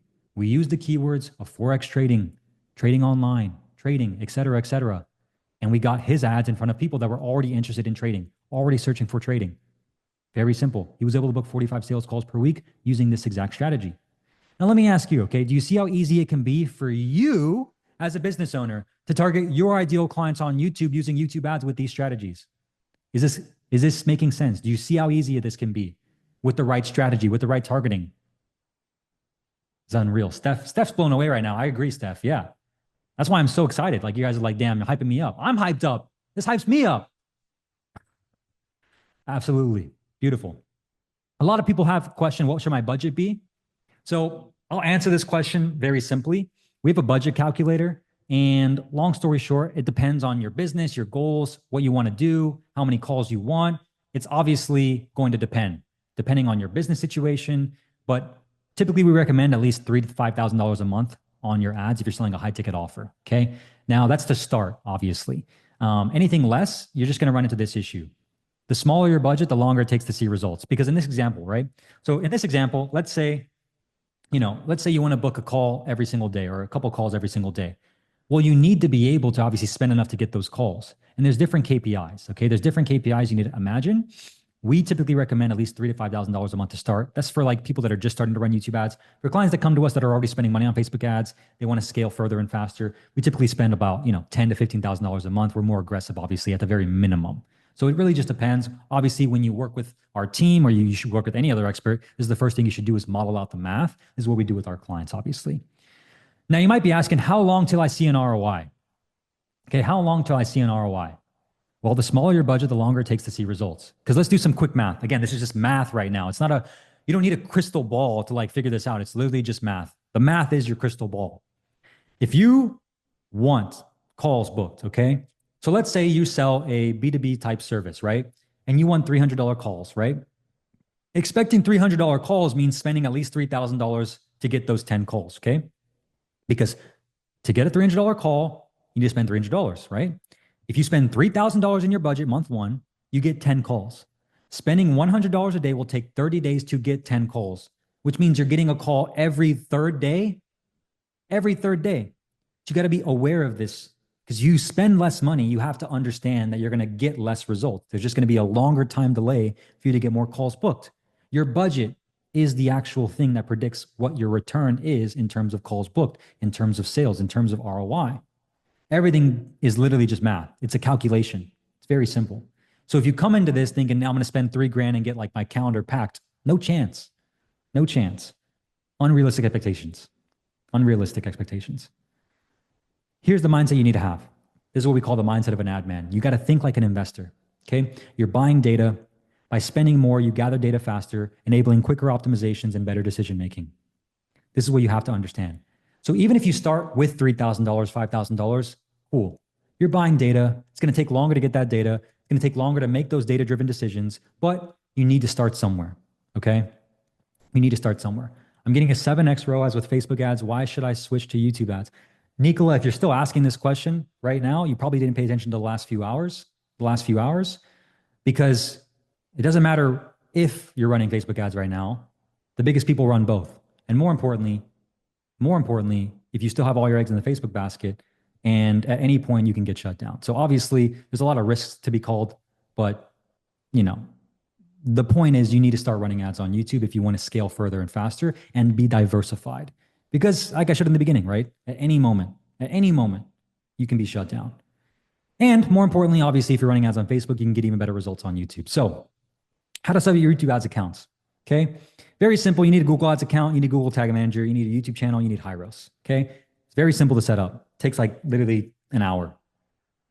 Most people believe that running YouTube ads actually hurts their organic channel growth.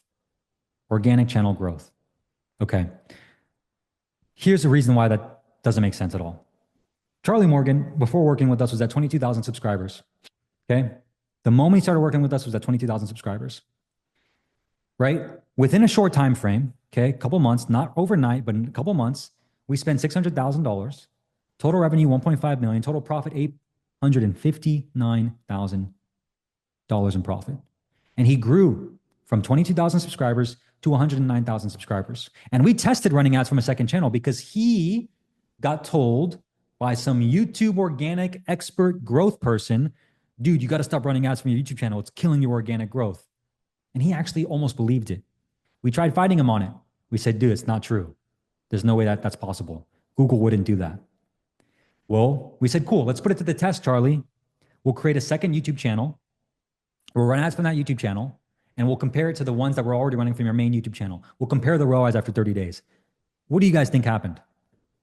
Give me some numbers. What do you think the ROAS was on the second channel compared to the first channel? Right, his main channel compared to a second channel just for ads. It was a 0.7. It wasn't even breaking even. Wasn't even breaking even. His main channel was getting consistent 3x. So guess what? We stopped that test and we spent even more money on his YouTube channel. And guess what? He's sitting at about, I think, like 200,000 subscribers right now. Now, it wasn't the ads, okay, by himself that made him grow. I'm not saying that, okay, by any means. I'm not claiming that. It was the combination of the ads plus his consistency with YouTube, okay? It was both of those things combined. And obviously all of that led to a compound effect. But the ads didn't hurt him, is my point. And so how many of you would love to know how to actually grow your YouTube channel with your YouTube ads using a very specific strategy that I've never shared before publicly? Okay. How would you guys like to grow your YouTube channel with YouTube ads? Is it mandatory that we must have a channel with YouTube subscribers? You need to have a YouTube channel to run YouTube ads. That is a given, yes. You don't have to have many subscribers. Okay. You can start running YouTube ads right now with no subscribers. The more subscribers you have, obviously it can help. You don't need it to start running YouTube ads. So here's a strategy that we've been using for our mastermind clients and for myself, and I'll show you some results here. So this is a strategy where you can use what's called in-feed ads. You take your best performing YouTube videos, and why should we have subscribers when we can sell high ticket without subscribers? Well, because you want to build a brand. What do we say the most 8 and 9 figure earners are doing that you're not? They're posting content on YouTube, they're building a brand, and they have sustainable business. So you can do whatever you want, but I'm going to choose to duplicate what I see the most successful people are doing because success leaves clues. So choice is yours. With your YouTube channel, let's say you have YouTube videos right now, and let's say you're actually getting clients from your YouTube channel.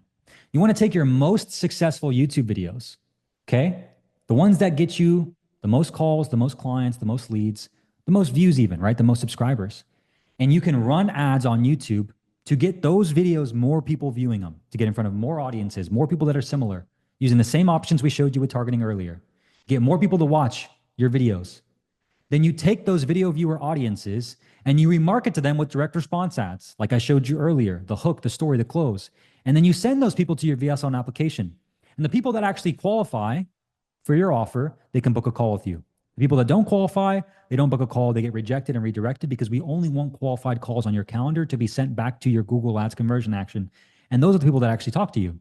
If they do not book a call, but they land on the VSL application page, they are then hit with more remarketing direct response ads on Gmail, on Discover, on Google, on YouTube, and it's a flywheel. You push your organic YouTube channel videos, you get people to watch those videos because you know that they're getting you clients. You hit them with direct response remarketing ads to actually sell them now that they've watched your videos and content from you.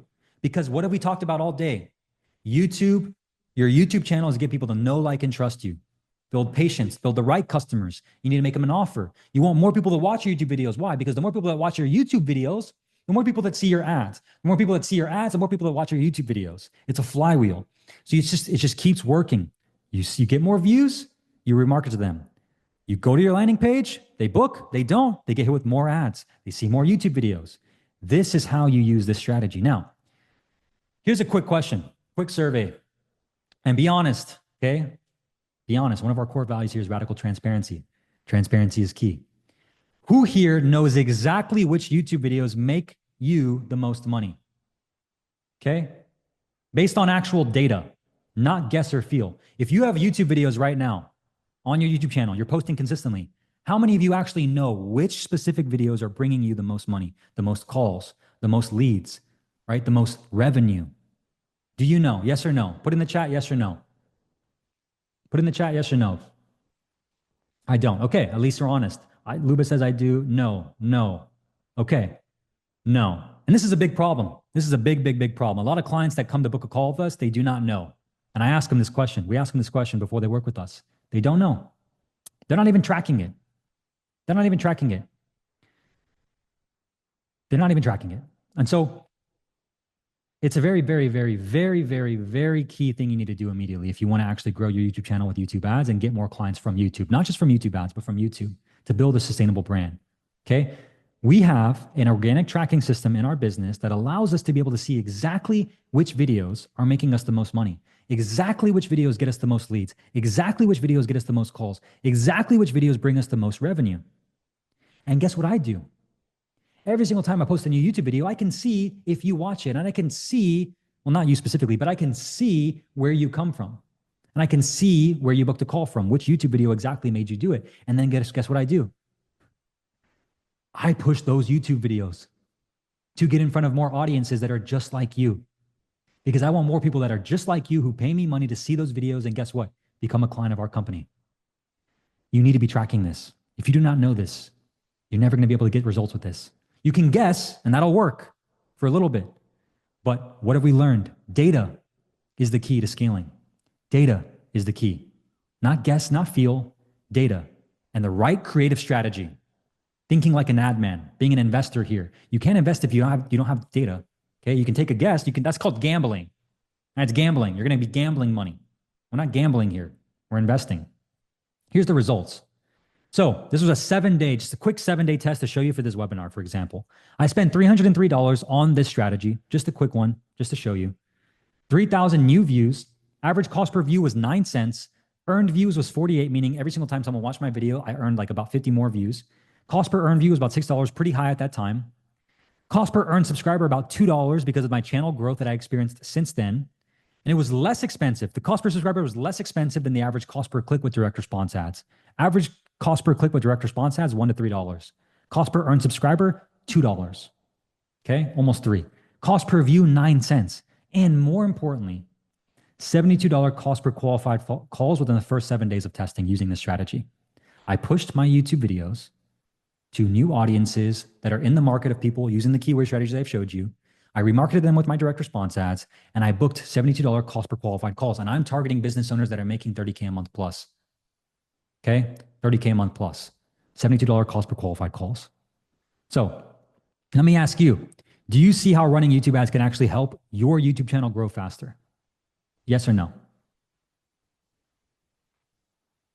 100%. Yep. Yes. 100%. Kozlowski, come on, bro. Stick it out. It's coming. Stick it out, Kozlowski. Yes, yes. Beautiful. Do you see how leveraging just this one YouTube ad strategy can get more clients and more subscribers? Right? Do you see how there's at least, okay, Sue, do you see at least there's a possibility, okay? Possibility. Even though I just showed you some real results. And I showed you the Charlie Morgan case study. Yes, yes, yes. Black belt test. Damn, dude, your son's going to get it, dude. Credit to him. Nice work. You raised a good one. Okay, that's intent-based validation. Step 4, optimize, broaden, and scale. Okay, so once you have creative, once you have targeting, once you have all those things, let's go to step 4. Okay, how do you actually optimize the ads? How do you broaden them out? How do you scale them? Okay, when you first launch these ads, any campaigns on YouTube, you don't want to touch anything for the first 7 days. This is very key. Do not touch anything within the first 7 days. Okay, you cannot do this. There's a thing called the learning phase that Google Ads does, and it literally says learning phase. The first week of data is never going to look great. You got to understand that the first 3 to 4 days are a bloodbath, especially in the first 3 days. Your campaigns are figuring out when, where, and what to show people. Okay. In this phase, however, your cost per lead and cost per call should start decreasing from day 4 to day 7, day 7 to day 10, day 7 to day 10, day 10 to day 14. Okay. It's going to drop every single 3 to 4 days, typically, from our experience. Well, you don't want to touch anything. Okay. Optimization phase. Once you have at least 14 days worth of data, then you can make data-driven decisions, but you need data. If you only spent $100 in the first 14 days, it's not enough data. Not enough data. But if you spent enough, by this point, you should have leads, calls booked, and even a few calls taken. Now, you have 14 days worth of data to make data-driven decisions. Here's some YouTube ads, KPIs, and benchmarks you should be aiming for. Click-through rate, 1 to 2%. It's a little bit harder to get this now, okay? A little bit harder because it's definitely skewed between like in-feed, shorts, in-stream, those kind of different platforms, but still something to aim for, right? Ideally. Cost per click, $3 to $5. Again, this is in the US market. If I run ads in India, for example, again, I'm going to get super cheap cost per clicks. For whatever reason, Indians love me, I guess. I don't know. You guys tell me, but It's just, they love to click on the ads. They love to click on my ads. It's just cheaper out there. US market, $3 to $5. Cost per lead, $10 to $50. Okay. $10 to $50. Again, $50 meaning like, you're selling a very high ticket thing, very specific type of business. Okay. So it can range. If you're selling a B2C type biz op offer and make money online, you can get leads as cheap as $10. Really just depends on what you're selling. Cost per book call, 100 to 500 plus. If I'm targeting business owners that are making 30K a month plus, I'm going to pay a lot more than someone who's targeting the average Joe who's looking to make passive income online, right? That's the majority of people. I'm not targeting the majority of people. I'm targeting a very specific person with a very specific problem and solving it in a very specific way. Okay. Show up rate, 60 to 80%. That's what you should be aiming for. And I'm going to show you how to increase that if you're experiencing low show up rates. And close rate, a minimum of 10%. I mean, like you're probably, you got your sales skills up right here to 40%, right? Tracking your ads, very simple. You never want to read the data from left to right. Everyone always focuses on like leads and stuff. Click-through rate, cost per view, all those things. We focus on cash and ROAS. How many sales, how much cash, what was the ROAS? What was the cost per book call? We read from right to left, not left to right. So here's how to optimize your ads. We review data from right to left. This means looking at the most important metrics first. If the cost per lead is high, but the cost per book call is good, keep the campaign. Very simple. Calls are more important than leads. We care about calls with this model. If the cost per book call is high, but the ROAS is strong, you keep the campaign. It doesn't matter if your cost per book call is $500 if you're making a 5x ROAS on cash with that call. It doesn't matter. You keep it spending, right? Doesn't matter how much it's costing you if you're making money. ROAS is more important than the cost per book call.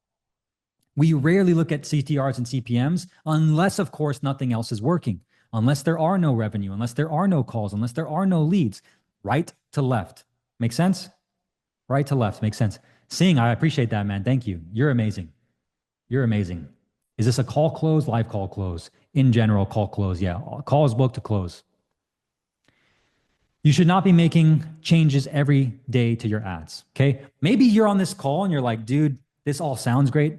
The visuals are kind of freaking me out though, like the targeting stuff. Like, I don't want to be like that guy, like Dan Zuckerberg, Mark Zuckerberg's cousin. Like, I just want to be able to make money from ads. Good. If you focus on the right things, the laws of advertising that we talked about, you don't need to be in the media buying account every single day. In fact, if you're in the account more than 1 to 2 hours a day, you're literally wasting time. I can tell you right now, you're wasting time. Me and my team, we can put in less than 30 minutes per ad account, and we can pull levers way faster to make way more output than you. And it's because we focus on the right things, not the media buying, not the ad account. Very rarely. You can be hyper specific with what you do. You don't need to be a media buyer. In fact, all you really need is 2 to 3 hours per week tops to do this. Okay. Pick one day every week to make changes. Very simple. Week's worth of data, you optimize in 1 hour a day. Give yourself that time constraint. No more. Okay. No more than that. You don't need more than that. Quick survey. Okay. All right. Let's get into the final part. Who here is experiencing low show up rates? Type me in the comments.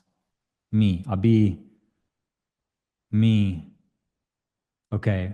I don't know what that means. Rudy Guerrero. Ouch. Who else? Low show up rates. Who's getting calls booked but experiencing low show up rates? Jerry, Miguel. Beautiful. Come on. Augustine. Okay. Me. Okay. How would you guys like me to show you how to increase your show up rates immediately? Would that be fine? Would you guys be okay with that if I show you how to do this? A new strategy you can use immediately? Are you opposed to that? Okay. Let me ask you a very simple question, and I prefaced this earlier, okay? Is this what your post-call booking process looks like? Automated Calendly and email text message reminders. Is this what it looks like? You just have some Calendly stuff going out to them, expecting them to show up because they booked a call? Yeah, I'll just send them these automated reminders from Calendly. They'll show up, right? Is this what it looks like? I'm not expecting you to, answer. You don't have to answer. That's a rhetorical question on this one. You don't have to type yes in the chat. Answer it for yourself. If it is, well, you got something to work on and I can help. Here's how you improve your show up rate. We talked about this earlier. I showed you the system. Okay, it's an entire system. It's not just the targeting, it's an entire system. Immediately when someone books a call, we send them 18 emails in 72 hours, 6 per day, every 3 hours, to handle as many frequently asked questions as possible. overcome common objections they may have that prevent them from buying on the call, and send them proper framing material to set proper expectations so that they are more likely to show up on the call and close. Okay. We call this the trust sequence. 18 different emails. Okay. Sent to them within 72 hours of them booking a call. Who has seen these emails for me? Has anybody booked a call with us and seen these emails? Anybody? Yes. Okay. Okay. Now you might be thinking, dude, that's a lot of emails. Man, it's like, I would never do that. Like my audience would never like that. Like, that's too much. Like, forget that. I'm not going to do that. Cool. You can do whatever you want, man. I'm just trying to help you because I want to show you what the results are for us compared to you. Here's what this looks like before I do. 15 different emails addressing very specific things that you need to be addressing to get people to know you, like you, and trust you, especially if they're coming from cold traffic. Remember, they're clicking on an ad from you on YouTube, seeing you for the first time, potentially in most cases. Chances of them buying from you on the first call, if you're selling a $5,000, $10,000, $15,000 offer, not going to be as high as someone who already has watched videos of you, read content from you, seen your stories of you, and actually learned about how your product or service works. Would you guys agree? Right? Someone who actually consumes content from you is going to be more prone to buy from you. They're going to have more trust. They are going to be able to be more trustworthy of you. Just like we talked about, they have more patience because they're reading these things. Okay?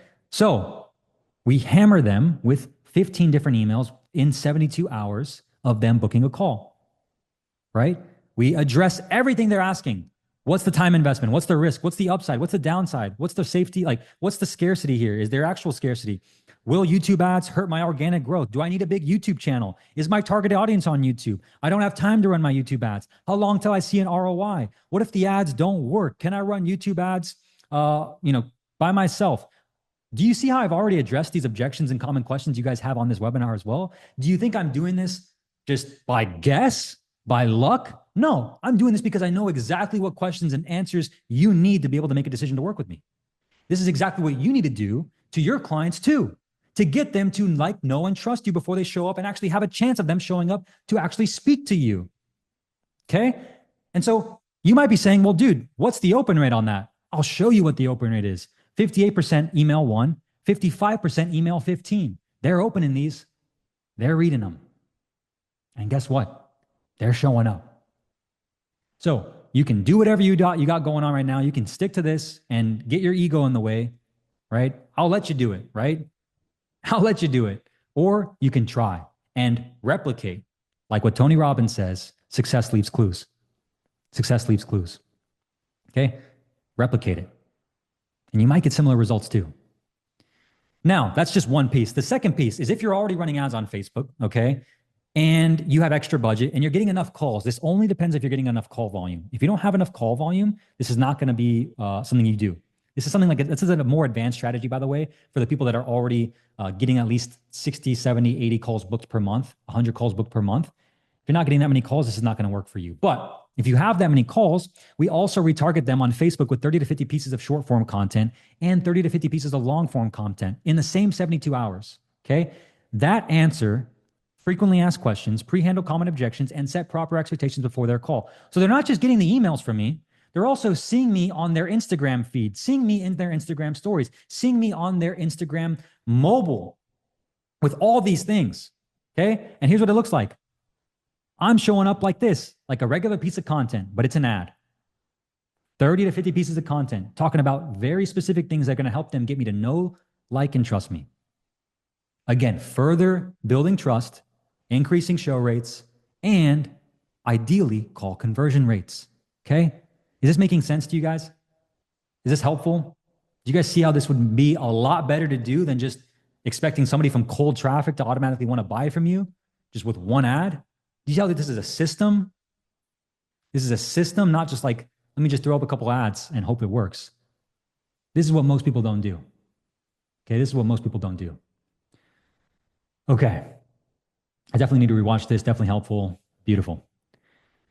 Would you like to know now how to profitably spend 10K a day on YouTube ads? You have all this working, cool, you have all this set up. How would you like to know how to scale to 10K a day? 10K a day with YouTube ads, right? Would that be helpful for you guys to spend $10,000 a day profitably? I'm going to show you how to do it. Okay. Here's how you do it. This was another client of ours. This ad right here was at just shy of 1 million views. Okay, 927,000 views. It was running for 11 months. The average cost per lead was $10.46. I'm going to play it for you really quickly. Okay, I'm going to play it for you, and I want you to notice a few key things.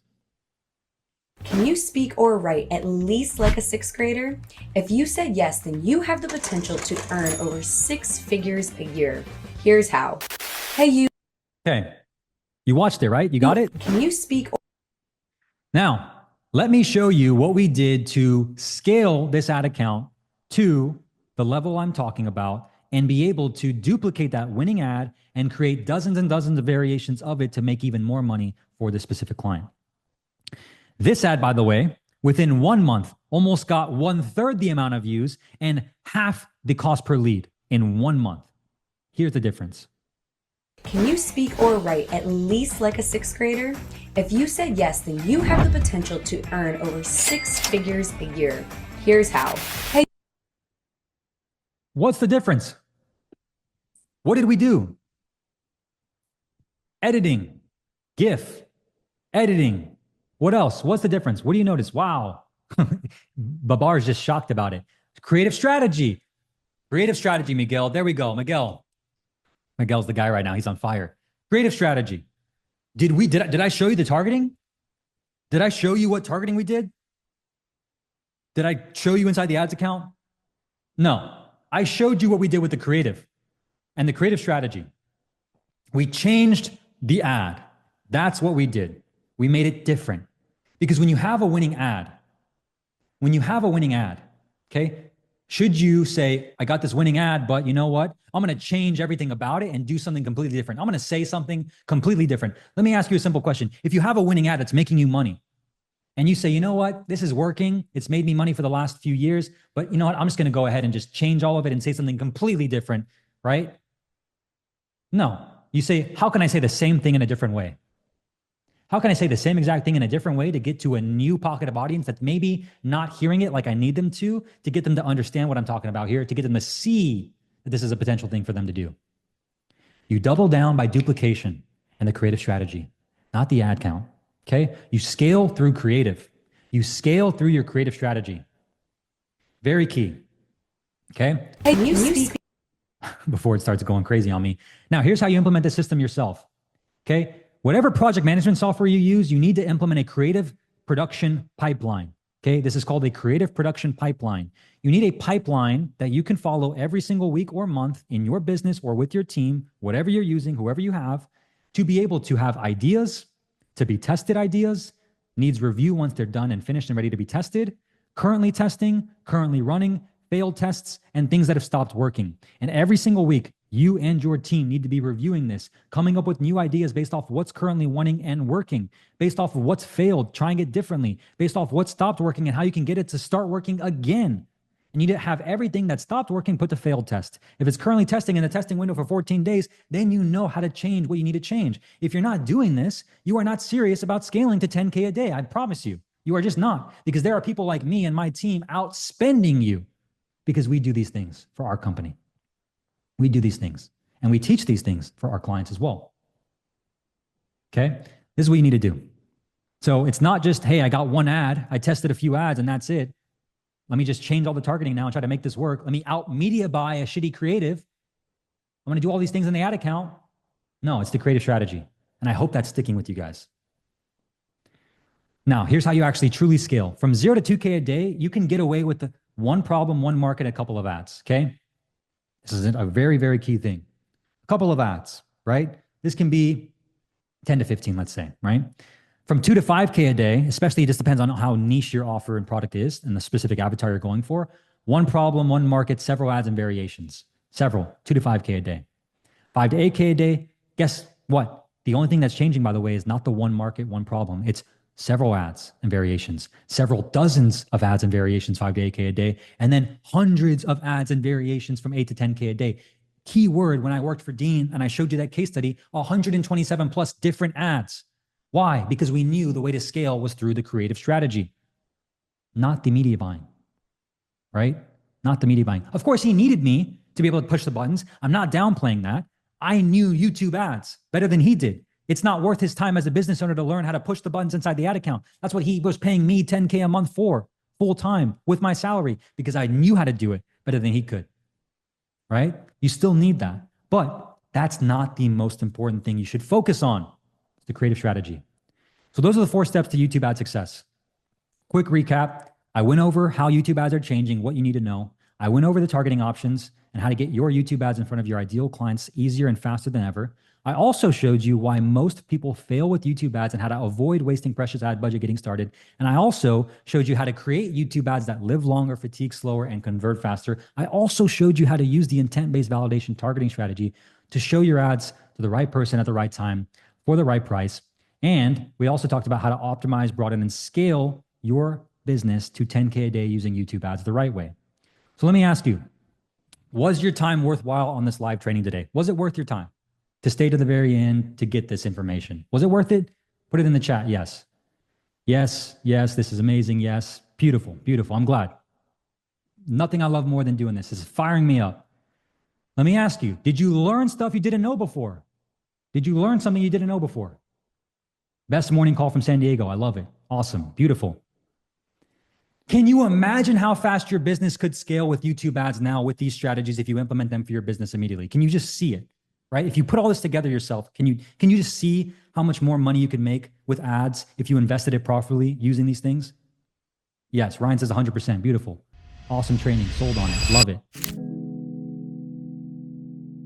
So as you can see on my screen right now, we have my $60 million ads script. This is the same script, framework, and template that we use for all of our 6, 7, and 8-figure clients at our company, adspend.com. And the same script I've used to help industry leaders like Patrick Bet-David, Cole Gordon, Sam Ovens, Charlie Morgan, Bedros Koulian, Brandon Carter, Jeremy Miner, and a ton more of coaches, consultants, course creators, and agency owners who you might not have heard of yet, but you will very soon. And I'm just gonna give it to you for free. But first, I'm going to walk you through exactly how it works.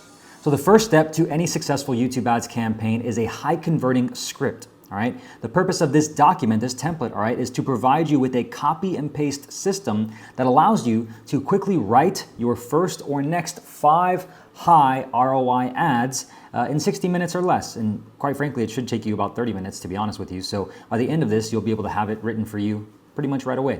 So the first step to writing a high converting script is an avatar deep dive. So you're gonna wanna answer all these questions in depth. So I have about 12 questions here for you that really answer a few specific things, okay? Who are you targeting exactly? What specific person are you going after? And what are their problems, pain points, desires, frustrations, dreams, and goals? These questions make you think about exactly who you're targeting with your ads, because until you get clear on that first, you'll never be able to write a high converting ad script that can print you money on demand. So the first question, the biggest result I can help a business or person achieve is, and you want to enter your answers right here. Okay, so think about it. What's the biggest result or transformation you can help somebody achieve? Okay, what is it, right? Is it losing more weight, getting in shape? How much weight? How much more in shape, right? Being very specific about the transformation you can help someone achieve is gonna be very clear, and especially if you can add a time frame to that without a bunch of frustrations that they're currently suffering from. You wanna make sure you write about 3 to 5 sentences here at the very minimum. Your offer statement essentially, right? What can you help somebody with exactly?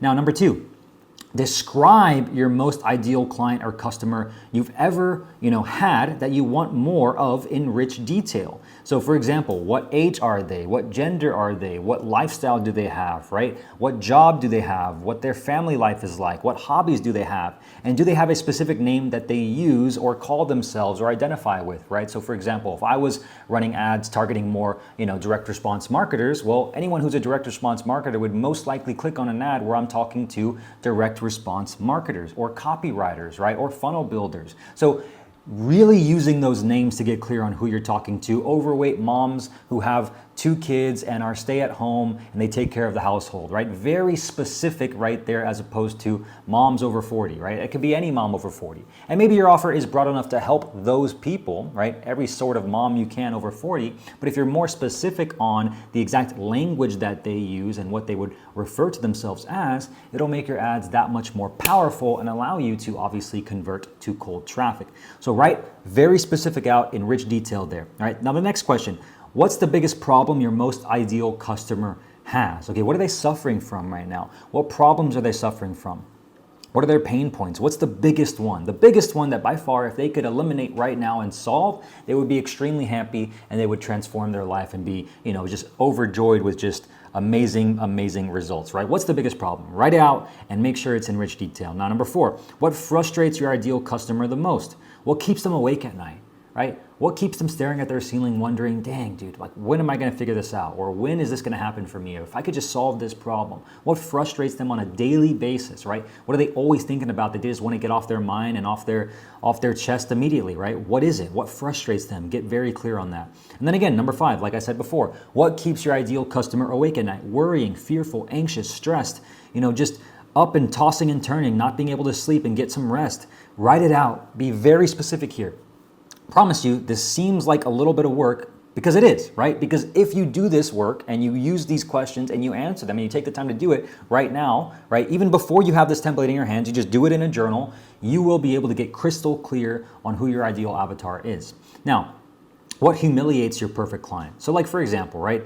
At an event or occurrence they're trying to avoid. So for example, are they afraid to go in front of a group and talk to them publicly, public speaking, right? In front of a group and pitch their offer. Maybe they're not confident in their public speaking abilities, but they know they're an expert at what they do. They just don't know how to communicate exactly how it can help the person that they're looking to help. And that's frustrating them, right? And they're scared about it because they know that they might be someone who's going to be, embarrassed or made fun of. Maybe they had childhood trauma around that, right? So you see how we're getting deeper here? We're adding layers to this. It's not just very surface level. Like, what actually is their humiliation that might trigger some past trauma, that if you tap into that in their head, they're going to obviously want to learn about how you can help them with it.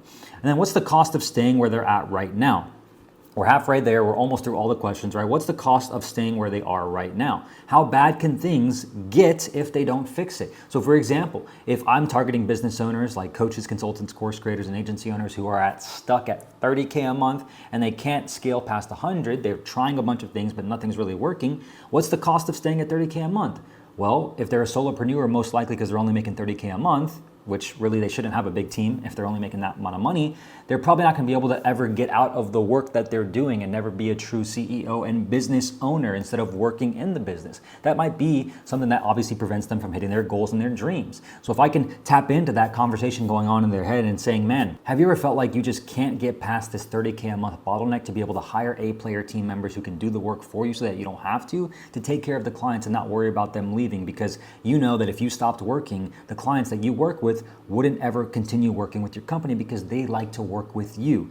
But you can't ever hire someone who's just as good as you, and that frustrates you, right? You need to find talent, but you're not making enough money to be able to do it. How do you solve that, right? That right there is a lot more descriptive, obviously, and it's identifying the cost of what's going to happen if they stay there.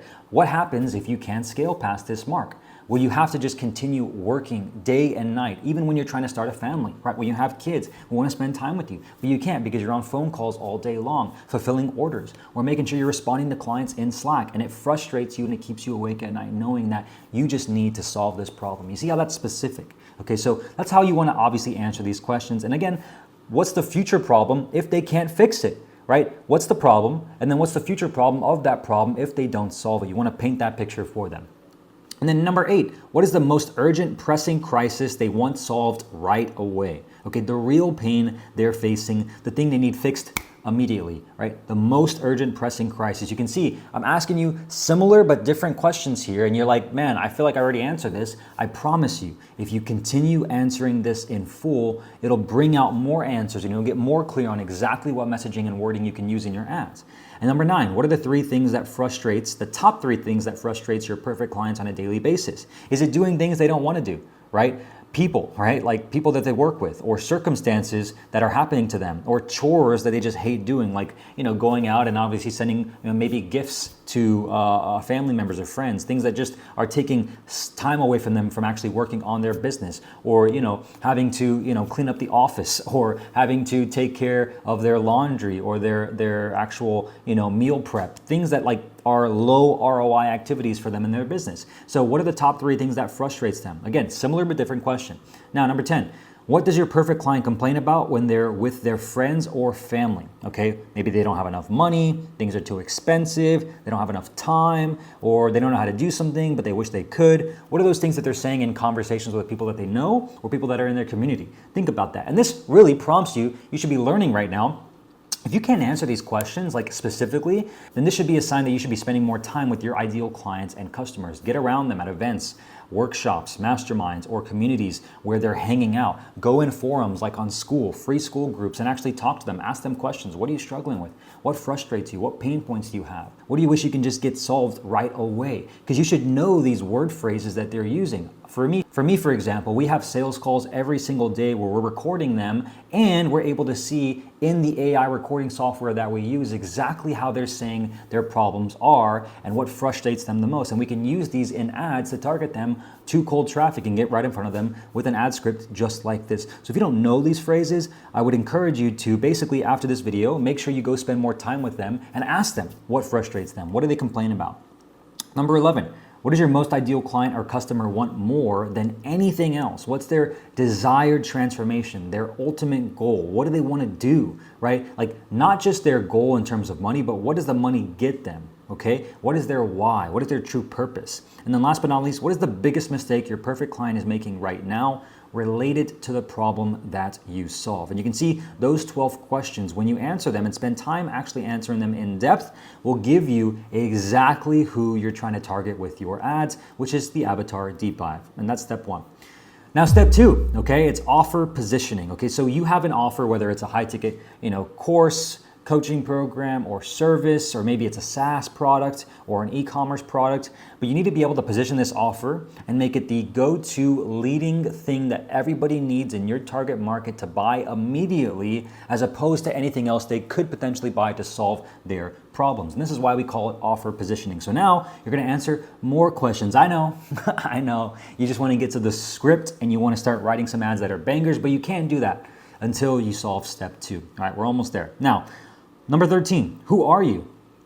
Who is your company, right? What do you do? What does your company do? And who do you help exactly, right? What's the problem you're solving and how do you do it? You want to answer this question. This is like an offer statement as well. My name is Brian Moncada. I'm the founder of adspin.com. We're an advertising agency and education company, and we help 6, 7, and 8-figure coaches, consultants, course creators, and agency owners profitably scale to cold traffic and make sure they print more money on demand using paid ads. And you can see that that's very clear. I spent over $60 million on ads, and you can rewatch my intro to show you exactly how I was able to make that offer statement and very clearly define who I am and why you should listen to me and trust me when you started watching this video. And you want to do that same thing for you.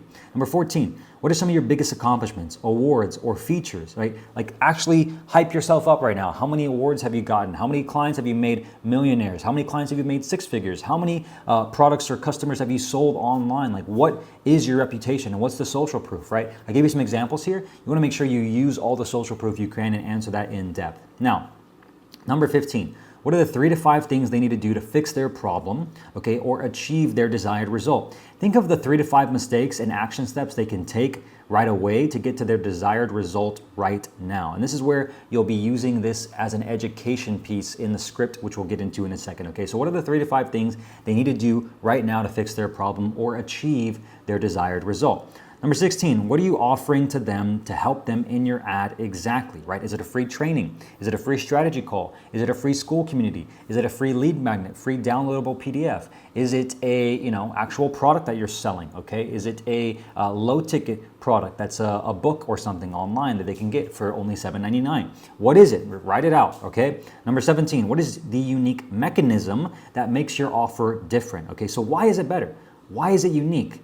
And typically you don't necessarily need to name it anything like that, it's just like a random name that you came up with, but there should be a reason why your offer, your service, or your product is different and works better than anything else they've tried before, right? It should be so specific and so unique or sound unique that it is a light bulb moment when they hear it in the ad and they say, that's because I didn't get the result. That's why, because I didn't have that thing right there in that part of the product that I bought last time. So I give you some examples here, like for example, muscle confusion, one of the biggest unique mechanisms by P90X, right? They came out with a hot product in the early 90s on infomercials selling P90X at-home workout programs with weights. And they said that the reason why you can't build muscle and you can't lose weight and get in shape is because muscle confusion, all right? You're not confusing your muscles enough for them to actually stimulate growth. And it worked and it sold like hotcakes, okay? Signal to noise ratio, another client of ours, Endless Options in the past, used this to help more men land dates and meet more women. And it was their unique mechanism, okay? RPF4 method, another one as well. And again, you don't have to name it something specific like that. If your product or service is just better because you do it a very specific way, again, that's good enough because you're doing it in a very specific way that they haven't tried in the past. That's a unique mechanism. Number 18, what do they get when they click on your ad? So for example, you want to paint the picture of what happens after they click on the ad. Whether you're running this on Facebook, YouTube, Google, TikTok, Twitter, all right, LinkedIn, whatever the ad platform you're using is with this script that you're about to write, what happens after they click? You want to paint a picture and walk them through the next steps so you can reduce skepticism and make sure you improve your click-through rate. Because again, if people won't click on the ad because they might not know what's going to happen, then you should tell them what's going to happen after they click on the ad so you improve the click-through rate, right? Just makes sense. So write out what happens after they click. Now, number 19, is there a no-risk guarantee on your offer? So for example, do they not pay if they don't get the result? Okay, do you refund them if they don't get the result? Do they get a 30-day money-back guarantee if they're not satisfied with it? Okay, what is your guarantee? Having a guarantee in your marketing can dramatically improve your cost per acquisition, reduce your cost per lead, reduce your cost per call, and make cold traffic a lot more conversion friendly because there is a no risk or there is a risk reversal that you can use in your ads to make it very clear what happens if they don't get that desired result from the product or service that you are stating. Last but not least, number 20, why should they get what you have to offer now and not wait? Okay, what is the cost of them not taking action and staying where they are, right? Paint the picture of what happens when they don't act on this now, okay? Financially, emotionally, spiritually, physically, okay? You wanna make sure you get them to click. So you wanna write out everything that happens if they don't take action on clicking this ad where they can learn more about your offer, your product, your service, your course, your coaching program, etc. Write it all out. Make sure you go in detail here. The worst thing you can do in both steps 1 and 2 is write one-sentence answers. And every single time a client does this for us, I have them go back and rewrite it and actually spend time on it because they know that in order for them to get the results that they want, that they're paying us to help them get, they need to be very specific, okay? Very specific and very detailed here. So make sure you take the time to write all these out, all right? Now, once you've done that, steps 1 and 2, okay? Now we're gonna move on to step 3, which is the hook generator, okay? So now you have all the information about your ideal clients in the avatar deep dive, and then in step 2 with the offer positioning, about how your offer, your product or your service is different and unique. Now we're gonna use those answers to write your hooks. And this is where we can actually just copy and paste those answers. So it's very important that you actually go back and write it out very specifically. All right, so now the hard work is done. All right, so now that we know exactly who you're speaking to, here's some examples of 5 proven hooks that we've used over the last 5 years that have helped our clients generate over $100 million on the front end profitably, not just for their brands and business, but for their clients as well. Okay, so now check this out. Number 1, make a big, bold promise or claim. Okay, make a big, bold promise or claim. Kind of like I did at the very beginning of this video, right? I told you that if you watch the very end of this video, you'll know exactly how to replicate our success to cold traffic with this exact script template, right? That's a big, bold promise or claim.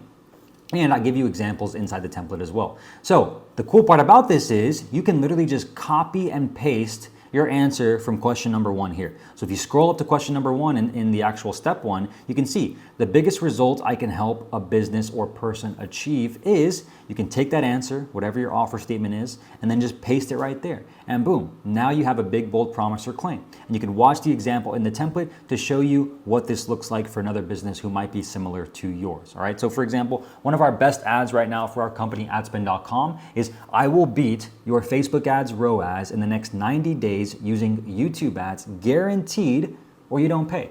Right? Big, bold promise or claim in the hook. That's the hook, right? It's just telling them what I can do, and I'm adding a risk reversal. And so that's one of the best ads that we have running right now. So copy and paste from step 1, and then put your big, bold promise or claim for your first hook right there.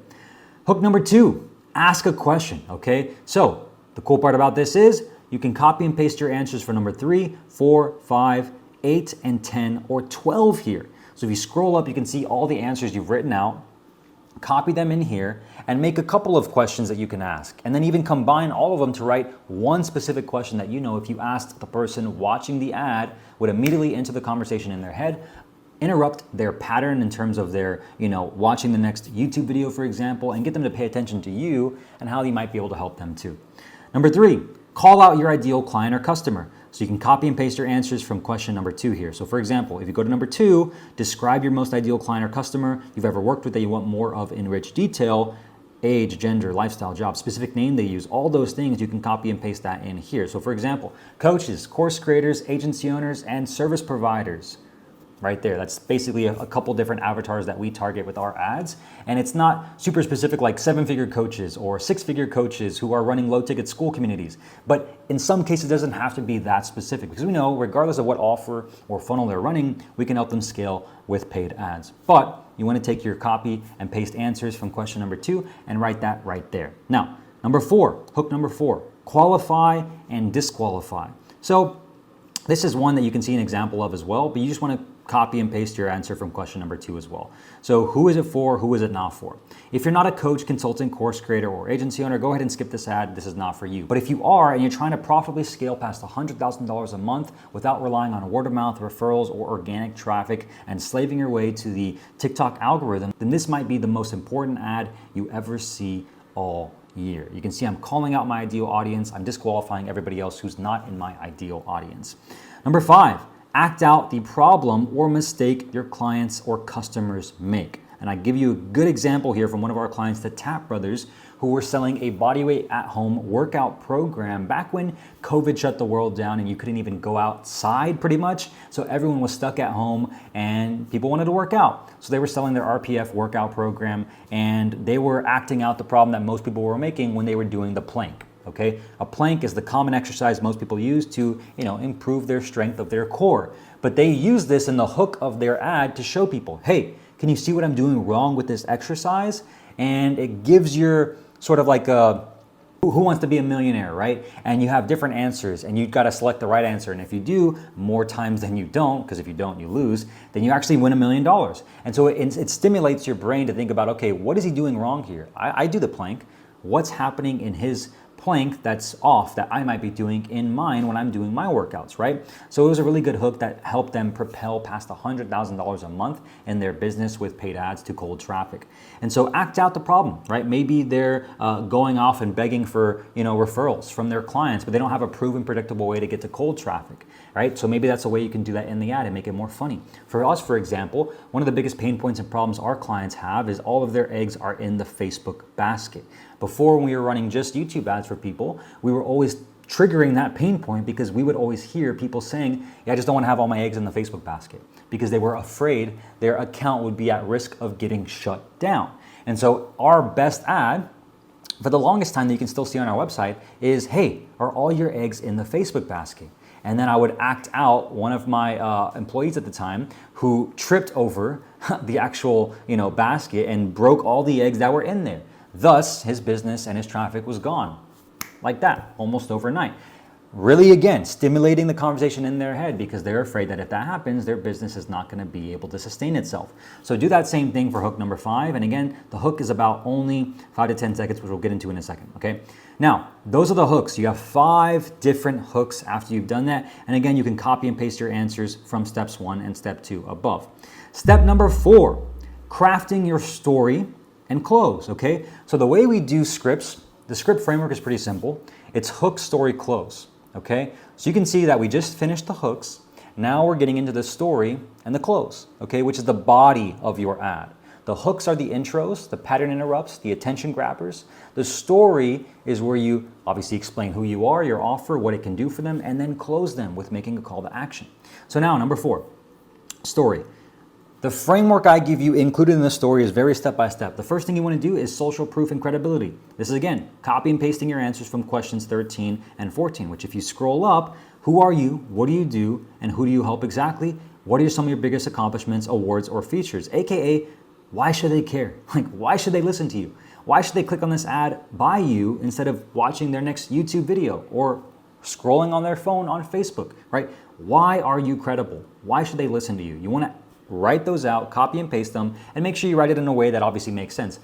We're literally in the first seconds of the story. That's what you want to do. Now, teach and problem, okay? Give them the what, not the how, okay? Most coaches, course creators, and agency owners, the mistake they're making right now is that when they go to run ads, they don't have a crystal clear idea of the specific problem they're solving, the specific person who has that problem, and the specific way that they can solve it. Therefore, their ad doesn't actually convert to cold traffic because they don't have a proven script, just like the one you're watching right now, which is exactly why we use this $60 million ad script and template to get their ads in front of the right people at the right time for the right price. And if they don't have this, they waste thousands of dollars on ads that just simply don't convert or get them really bad leads and ultimately cost them hours and hours of time on wasted junk traffic. So you can see here, I'm writing out the what. I'm not giving them the how exactly, but I'm telling them the biggest mistake that they're probably making. Now, you want to do that a couple times, right? At least 2 or 3 times. So you want to give them like 1, 2, or 3 things there typically.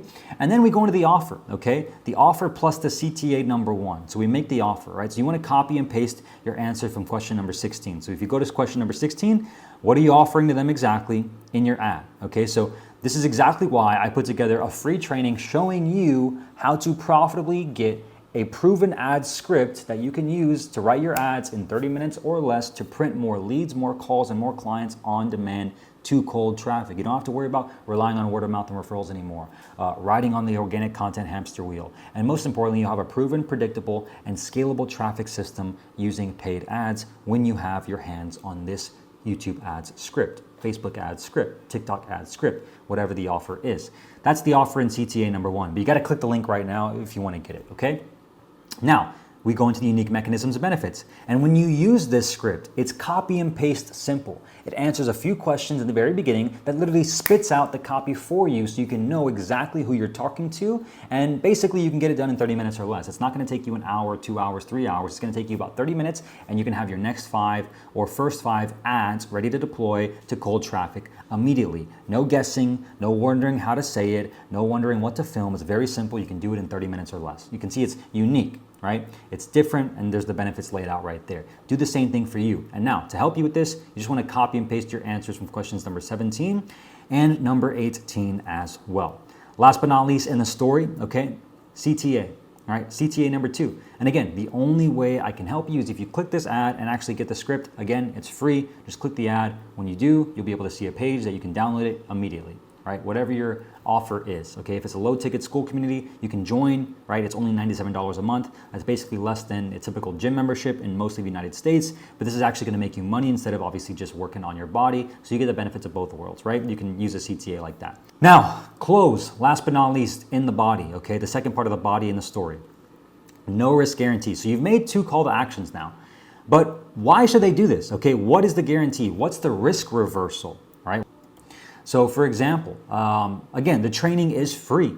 So it's not gonna cost you anything. All you gotta do is watch the video and it'll show you exactly how you can install this proven, ads system into your business and use this script immediately. It's not gonna cost you anything. Just click the link and go watch the video. It's completely free. That's a form of a risk reversal because again, it's a free training, right? Another one would be, and again, if you don't get the results that I'm saying on this ad, you don't pay. And in fact, you don't just pay, we'll also wire you $5,000 for wasting your time if you've done everything that we told you, but you didn't get the results. Completely different risk reversal, but that's a very, what we call red zone guarantee that allows you to get cold traffic to pay attention to you, which is the whole point of the marketing.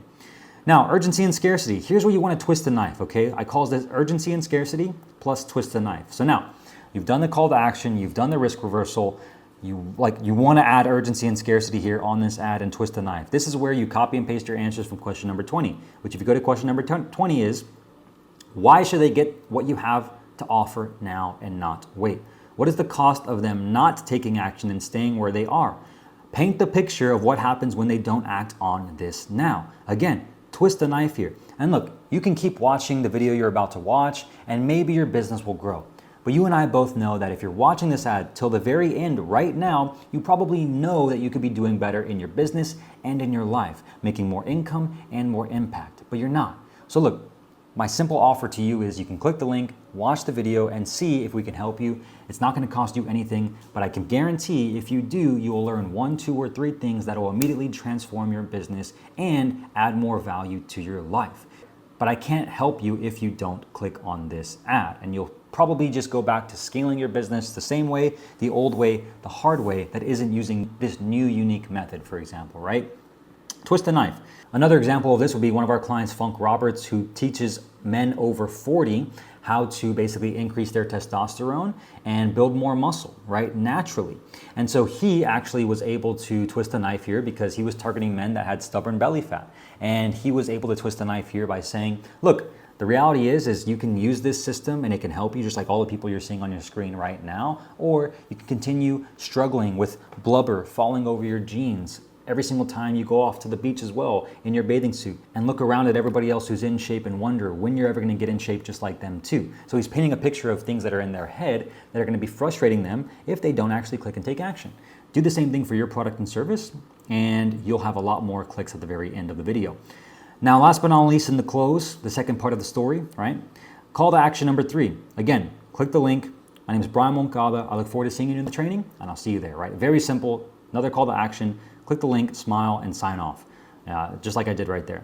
So that is the $60 million ad script that we use for all of our clients that you can use immediately to get more clients from cold traffic. Again, it's copy and paste simple. So now once you've done this, you're gonna move on to step 4. Okay, so you've written out the hooks in step 3. You've written out the story in step 4.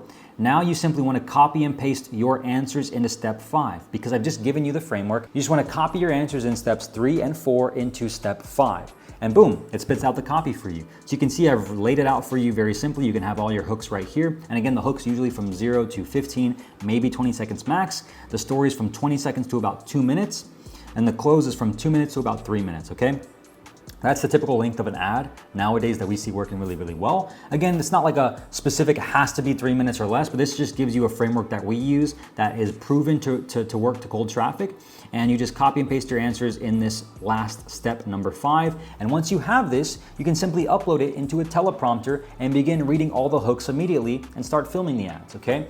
And once you've done that, you can upload them to Facebook, to YouTube, to TikTok, to LinkedIn, to Twitter, whatever ad platform you wanna run them on. And I guarantee you, you will get more leads, more calls, and more clients who are ideal to your product, your service, your company, and most importantly, that you want to work with. So if you found this video helpful, you can click the link in the description and join our school community to actually get this exact script and download it immediately. Once you are approved into the group, you'll be able to access our mini course, and inside the mini course, you get this script.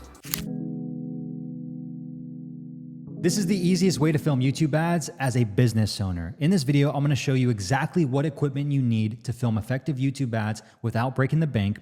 I'm also gonna show you how to set up your own at-home studio so you don't need to have an expensive content team on payroll just to film ads each and every week. I'm also gonna show you how to use a step-by-step filming guide that we give to all of our clients to film their YouTube ads in 20 to 30 minutes max, and how to upload your ads and organize everything for easy and fast editing, plus how to track your ads properly and build a creative production pipeline so you can consistently scale profitably past $1,000, $2,000, $5,000, or even $10,000 a day in YouTube ad spend. So let's jump right into it. What equipment you need to film effective YouTube ads without breaking the bank? There's 2 types of ways we recommend our clients to film their ads, okay? The first, quick and dirty, okay? This is very simple, very cheap, low-hanging fruit. You don't need a bunch of things to do to film these ads like this. That's why it's called the quick and dirty. Now, the first way is by using a PowerPoint with a white background and black text. Okay, this is very, very simple. You can obviously use your imagination here. You pull up Google Slides or PowerPoint, whatever it is that you use. If you still use PowerPoint, I don't know what you're doing. Google Slides, easy, right? You can just have a white background with some black text and just put your copy on that text. Now, obviously, I'm assuming you have the script already written. If you don't, I'll put a video right here you can watch that gives you my $60 million YouTube ad script that we've used to write ads for all the industry leaders that we've worked with on our website that you can check out at adspend.com. Very simple. You can read that script, use it, download it, and then put that copy onto a PowerPoint Google Slide, whatever you use with simple black text. Quick and dirty.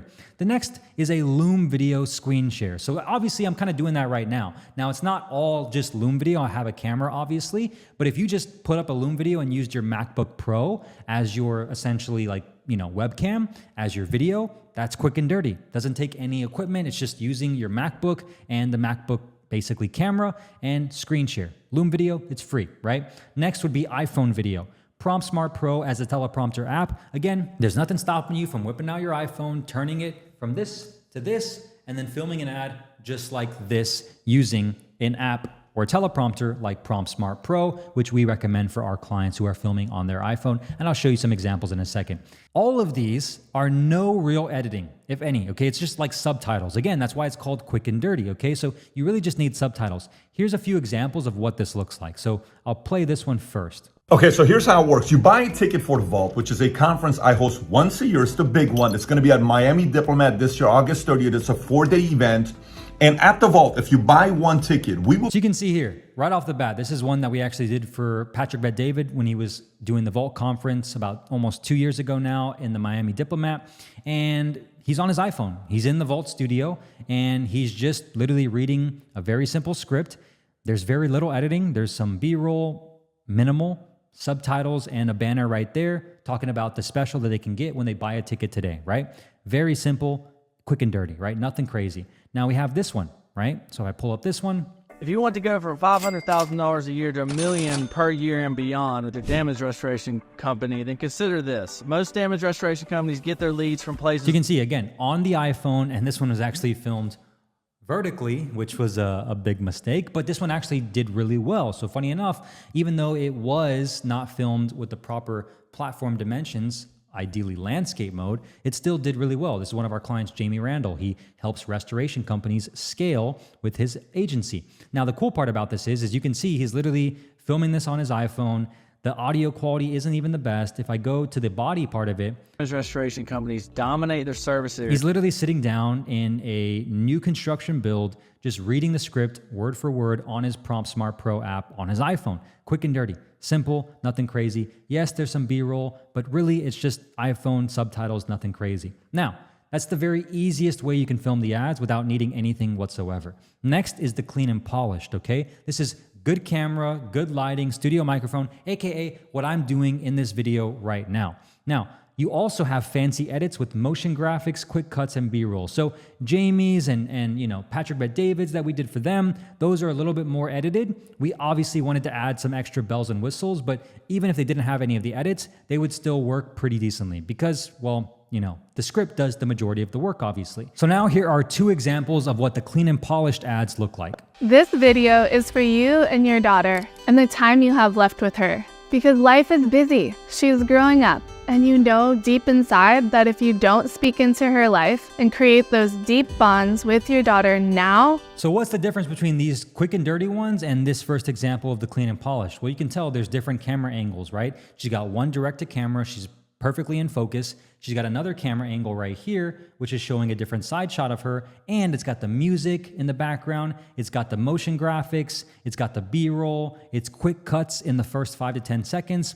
Very clean and polished. Let's take a look at the next example. Would you be happy if you stayed where you are in life and job forever? If the answer is yes, then this video is not for you. But if you want to finally achieve the time, location, and financial freedom you know you deserve, then this new career may be the answer to... Same thing, right? 2 camera angles, studio lighting, good audio, good video quality, captions and motion graphics popping up on the side with the script, as well as B-roll, and he's got a different camera angle as well, which he cut to right there. So another example of clean and polished. Again, both of these styles can work, but the style that you should use for your business depends on your ideal clients and ultimately your creative strategy. This is one of the first things we do with all of our clients that come to work with us because typically they're used to running ads on Facebook, for example, where they have just images or very short, like 30 to 60 second videos. And those just really don't perform the best on YouTube. So when we work with clients, we show them exactly how to do the quick and dirty or how to use clean and polished depending on who their target audience is. For Jamie, for example, he's walking around in, that construction build, but he's targeting damage restoration companies that are used to seeing people in that context. They're used to wanting to get to know and work with people that are just like them. So if he was in a studio, right, it wouldn't really resonate that well. Again, this all depends on your creative strategy, which is why it's important to work with a team that actually knows what they're doing.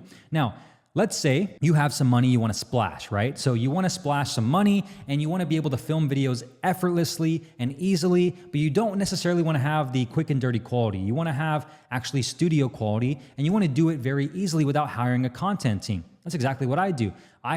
Last year, I had a videographer, I had 2 different editors, and we actually ended up having a content team, creative team in-house at our company when it was almost like $15,000 a month. And I actually ended up basically replacing all of them with my own at-home studio setup to film videos just like I am right now whenever I need to, as well as ads at the click of a button. And I'm gonna show you how to do that in 20 to 30 minutes max. This is the best part about having a studio at your house. You don't need a videographer, you don't need an expensive content team, and you can do it very easily and very efficiently. So I'm gonna walk you through what my studio looks like right now. Okay, so I'm actually gonna start with the background first. So my office is pretty simple. Let me just see if I can zoom out real quick. We have the actual desk setup, chair, camera, and lighting right there. But then in the background, we have obviously a nice good view with lots of good greenery. But there's 2 key things I want you to see, okay? The first is this light right here. All right, this is a light that I think is like 20 bucks on Amazon, maybe 50 bucks. But it adds some contrast in the back of the video when I'm filming my VSLs or my ads or my YouTube organic content. So I have one light right there. And the cool part about this light is I actually have this remote that I can use to change the light. You see, I can turn it more yellow. I can turn it more white, right? I like to keep it on the yellow though. It's a really, really good contrast. It's kind of freaking out right there. There you go. So it comes with a cool remote like this that you can change the actual color and make it lighter, make it brighter, etc. All right, so brighter, lighter, brighter. There we go. So that's that. That's like 50 bucks on Amazon. I'll have the entire equipment list below this video so you guys can watch that and read that. Now I have this also custom made ad spend logo emblem. This plugs into the wall right here, right next to my Wall Street Bull and all my books. And this also adds a really good contrast and background lighting in the video. Background lighting is super key. I've learned from your at-home studio or whenever you're filming to give it nice contrast. So I have a yellow one, and then I have a sort of more traditional white sign right there. And this looks really good in the camera, which I'll show you in a second. But now we can get into the rest of the studio. So obviously you'll have your desk, you'll have your chair. Let's focus on the actual camera first, okay? So the camera is a Sony ZV E10, Sony ZV E10, okay? And again, the equipment list will be below this video. I have a Sigma 16mm lens, all right, Sigma 16mm lens. And then I have an Elgato prompter. Let me just zoom out here so it's easier to see. Elgato prompter, okay? So this is probably the most important thing. These 3 things, the camera, the lens, and the Elgato prompter. Now the cool part about the Elgato prompter is it also acts as a monitor. So if I go to this and I show you, I can move my screen right here from my laptop right here, which is pretty sick. So let me zoom out again and I'll just show you. I move it to the right and then there it is. Now I click on this and I move it to the left and there it is. This is really good for Zoom calls too. I'm gonna put my self right here. So now when I'm on Zoom calls, right? When I'm on Zoom calls, I can look at my people that I'm talking to, right? If I'm closing deals, I can talk to them directly. When I'm talking to my team, I can talk to them directly. Now, this is obviously streaming from my MacBook. I don't have my camera plugged in, so let's go into the rest of the equipment setup. So those are the 3 most important things: the camera, the lens, the Elgato prompter. Obviously you can see why this is so important because it's just the best prompter that there is, the teleprompter that there is. I also have this dummy battery. It plugs into the camera right here, all right? And then turn the camera on, camera turns on, and then boom, you have the Adman Studio, okay? So if I now go to Zoom again and I change the camera, let's go to show video, let's go to Camlink 4K. There you go. This is why the Elgato prompter is the best, All right, so now I have my camera quality coming through, and you can see the quality is actually a lot better than what it looked like on my Zoom from my MacBook laptop. So that's what the lighting's for, as you can see in the background right here and over here. The lighting gives it a good contrast, and there's also natural lighting from the back right there. So even if you don't have a window that's like over here, you can still add these two lights. That'll be really helpful. All right, so that's why I use the Elgato prompter, because obviously it's just way better quality. That's why I use that camera and I use that lens. So it has a nice open shot, but you can still see me right in the middle. And notice how I'm aligned in the video, okay? I'm also aligned in the middle. It's facing this way, so I'm in the best shot possible. Notice my head isn't too high above it, right? Notice my head isn't too below it. It's right in the middle. So line up your camera and set up exactly like that. Okay, so now let's get into the rest of the setup. So obviously I have my MacBook right here. This is the Shure, I think is what it's called, microphone. I'll put the equipment list below. I have an XLR cable, male to female cable that goes through this microphone arm, which I also bought with a bundle of this Elgato Pro. So the Elgato prompter, I should say, comes with two things that I bought from it as well. It comes with this cam link sort of attachment that is basically attaching to this USB that connects to the camera. And this is what charges it, okay? This is what allows it to connect to my MacBook. So that plugs into the cam link, then the cam link plugs into this Elgato Thunderbolt 3 Pro dock, okay? This is well worth it because now I really only need one plug here to connect everything to my camera. So if I remove my MacBook charger, for example, all right, I take that out. Look, I have one plug that's powering everything over here. We haven't even got to that yet. So this one dock allows me to plug everything in, okay? It allows me to plug in this cable, which ultimately connects to my MacBook, which allows me to charge everything with just that one cable and power my camera, the Elgato prompter, the actual microphone setup here, and it's pretty sick. That's why that's worth that, okay? So then I plug my camera into this dock, the Elgato dock, and then this cable right here is also plugged into here. This plugs into the back of the Elgato, but you can see it basically plugs in right here. Okay, that's what powers it, and then it goes all the way right there. So next is the lighting. As you can see, this is a pretty sick light. It looks really good on camera. I'll show you again what it looks like. Naturally lit up. You can see it from my videos. This is in the description below with all the equipment as well. It comes with this boom arm, which I think you gotta buy separately, and then you gotta buy this as well, but they attach together. Looks like this. Pretty high intense. I have it far up there for, you know, nice downward lighting, as you can see. So that's good to get, worth it for sure. And it can also change to the yellow color too. So that's that. Lighting's key. Okay, you need good lighting. Obviously you need a good microphone and audio quality as well. So the XLR cable connects over here and plugs into this. Okay, so now this is a Rodecaster Duo.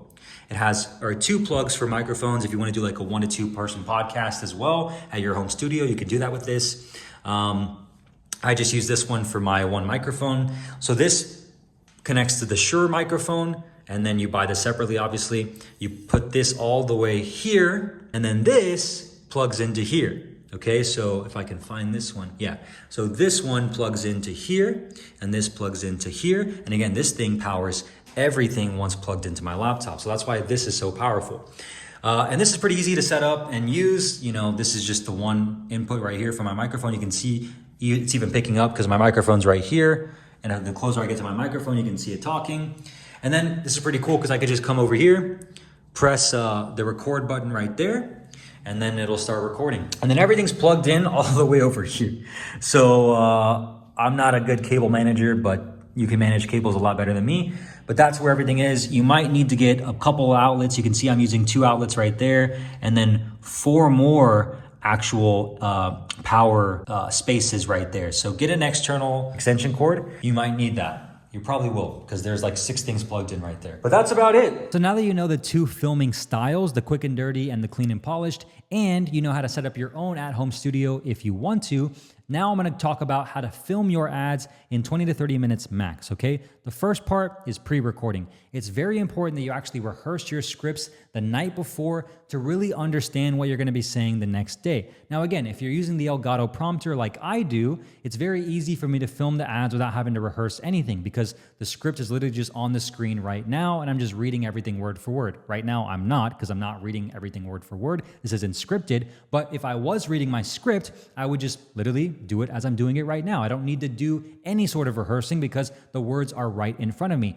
But I give you this tip because if you're someone who's not used to filming videos, okay, you're maybe shy, you're not as good on camera, you're not as well practiced or well rehearsed, one thing you can do is if you know you're going to film ads the next day, just simply go through the scripts, read everything, act it out as if you're already recording it, and get in the flow of reading it so that way when you go to sleep that night, you have the words in the script in your subconscious mind and you have more confidence when you wake up and when you actually go to film. Again, it's just like you're acting in a movie, okay? So there's really no difference between you and you pictured in a Hollywood movie. Actors do what? They rehearse their script. How often? Not just the night before, nights before. But of course, we're doing this as quickly as possible, so this shouldn't take you a long time, especially if you have the right equipment like I've showed you, which again, you can click the link in the description and get, and you're gonna be able to do it very easily. So just rehearse the night before.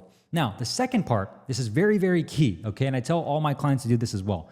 Do a dry run, okay? What does a dry run mean? Well, as you saw in the last clip with the equipment list, there's a lot of things that happen in the studio. And so what you want to do is if you just bought all this new equipment, for example, but you've never actually tested it, the worst thing that can happen is you go to film your ads and then you try filming them. You think everything's synchronized properly, everything's working properly. You get done filming everything, and guess what? Your audio didn't capture correctly, you had static in the background, your lighting wasn't working, or for whatever reason, your teleprompter wasn't set up correctly with the right settings.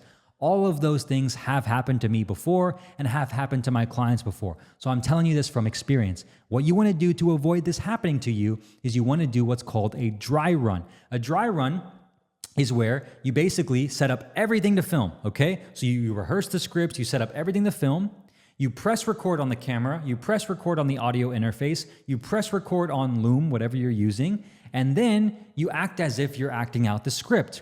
Okay, then you stop pressing record, you stop recording anything, you watch it back to make sure the audio was good, the video was good, you liked how you looked, you liked how the background looked, and then you can actually see what the footage looked like exactly. This is gonna make sure everything is working properly and avoid you saying, okay, I'm gonna film tomorrow, and you go to film tomorrow and then nothing's working properly. Trust me, I've been there, it is not a fun time. Then you delay everything from there. The launch time of the ads, for example, your team's waiting for you and you're just frustrated. So do a dry run and make sure you rehearse the scripts the night before. Again, teleprompter makes it easy, but I would recommend those anyways.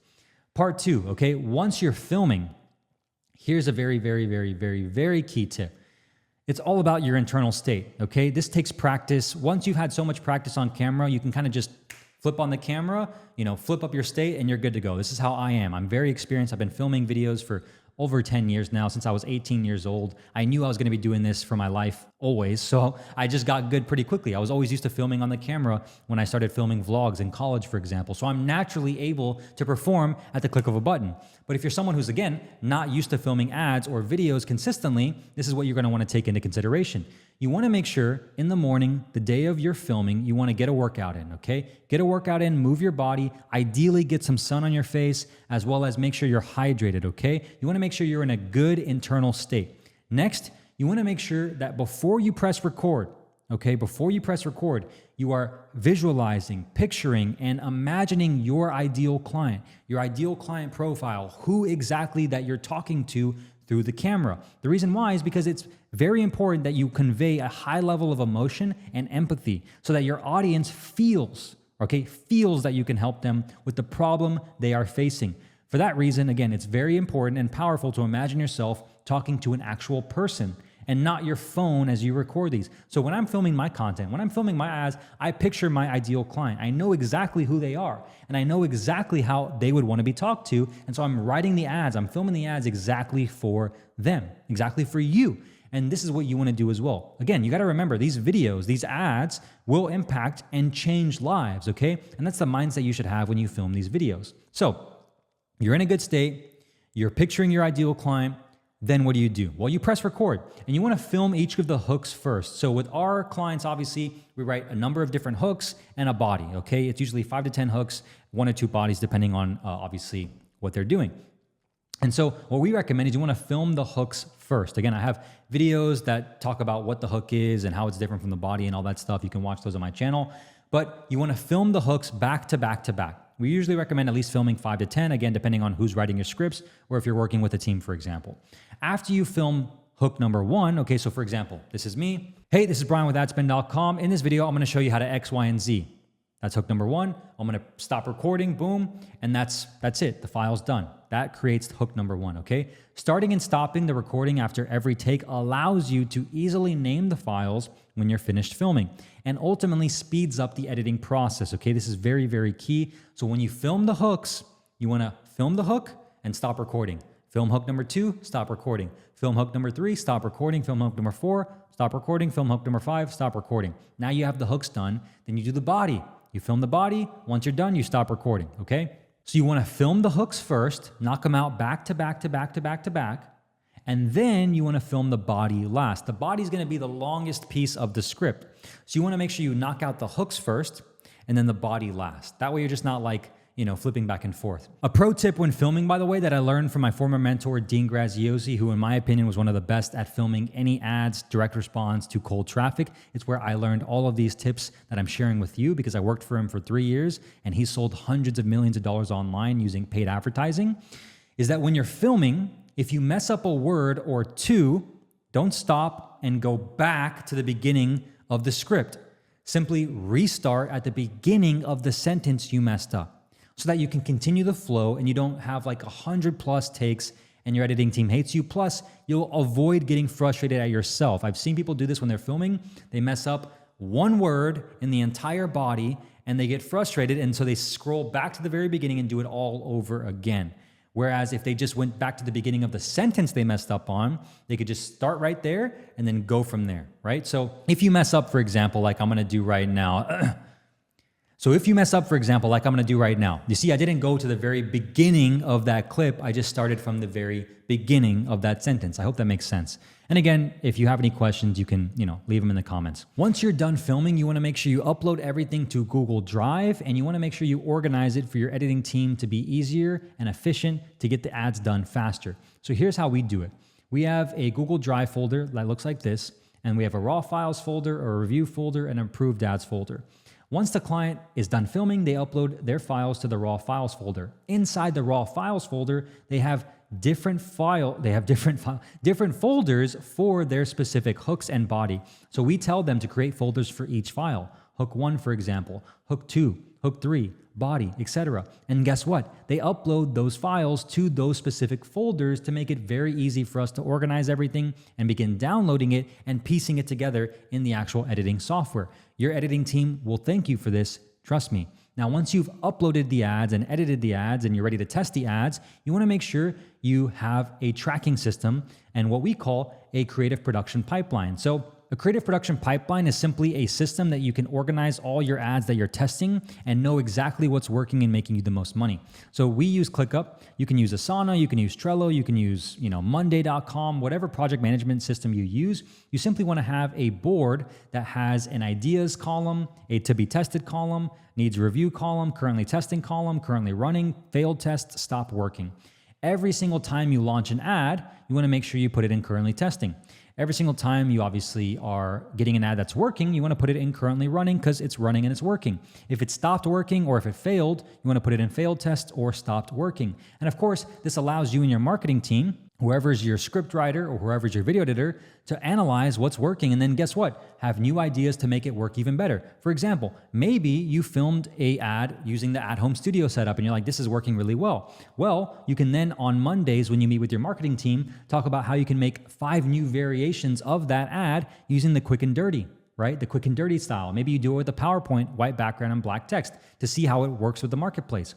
Maybe you do it with a Loom screen share. Maybe you film the exact same ad on your iPhone, and maybe you don't even do any real editing. So you can take that same winning ad and then create quick and dirty variations of it, or take those same quick and dirty winning ads and make new polished, clean and polished variations of them as well. That's why you have a creative production pipeline and you stay organized with your ads, and you actually act as an 8-figure business that actually does this, because this is where I learned how to do this for our clients, because I realized most businesses don't actually do this, and they're relying on one YouTube ad for 6 months, 12 months, 2 years, and they're wondering why their cost per lead and cost per call keeps rising. It's because they don't test enough new ads. So that's how you can film your ads, the easiest way to film YouTube ads for business owners with the equipment and everything else you need. How do you target rich people with YouTube ads? That's exactly what I'm going to show you how to do in this video. Here's exactly what I'm going to cover. Number one, why YouTube ads are better for targeting rich people compared to Facebook. Even though I love Facebook and Facebook does work, I'm going to show you why YouTube ads can be a second traffic channel you can add to your business to target more rich people just like you. Number two, how to leverage Google's AI to target rich people on YouTube, Google, and Gmail. And number three, the best targeting options to get your ads in front of the top 10% of income earners. Let's just jump right into it. Why YouTube ads are better for targeting rich people compared to Facebook. So again, the difference really is simple, okay? With YouTube and Google, it's intent-based, okay? With Facebook, they're just scrolling, killing time, checking on friend statuses, maybe making updates to themselves in their posts. But YouTube, people go there to obviously search for solutions, okay? YouTube users are literally actively searching for solutions. While Facebook, again, they're just kind of passively scrolling. Higher attention spans. People that watch YouTube videos are intent on watching content, right? They come to the platform ready to sit down and learn or be entertained, or they put it in the background while they're doing some other stuff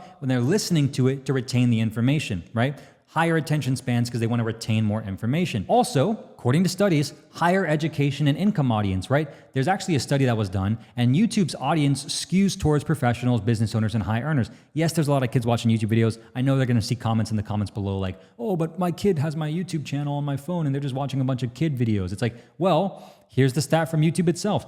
80% of US adults earning, again, we're targeting adults here, $100,000 plus annually on YouTube. Now, you can argue that's not someone who's rich, but if you want to target affluent individuals that have excess and disposable income, that's pretty good for the platform. So now, here's the real secret sauce though. This is why Google is so powerful and why YouTube ads are so sick to target rich people. Better data from Google, okay? So Google owns YouTube, Google Search, Chrome, Android, Gmail, and Google Ads, which gives it an unmatched level of user data that advertisers can leverage. So unlike Facebook, right, which primarily relies on social engagement data, Google has access to search data, which means Google search and YouTube search. So Google knows what users are searching for, allowing advertisers to target people actively researching high-end products and services. When you have a problem, for example, and you need a solution, where do you go to find answers? Do you go to Facebook? No. You go to Google, right? And you search for it on articles and you pull up to see what works. And AI just does its thing.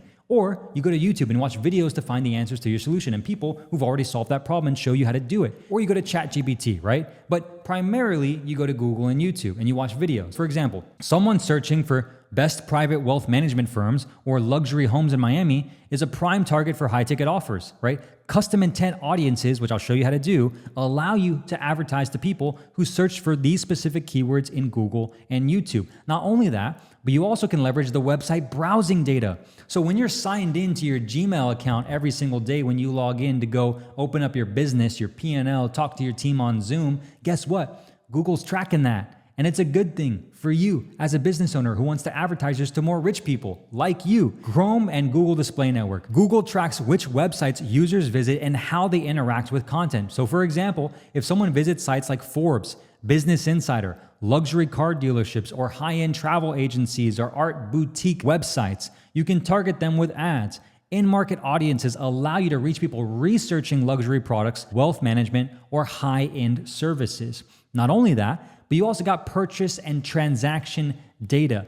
Google tracks user shopping behavior through Google Play, shopping, and transaction signals, which means, for example, if someone purchased a Rolex, a first-class flight, or a Tesla, they can be identified as a high net worth customer, and advertisers like me can use affinity audiences or customer match to reach similar people like them. Crazy. But Google also has Gmail data. Again, you're signed into Gmail pretty much all day long, whether it's your personal or your business.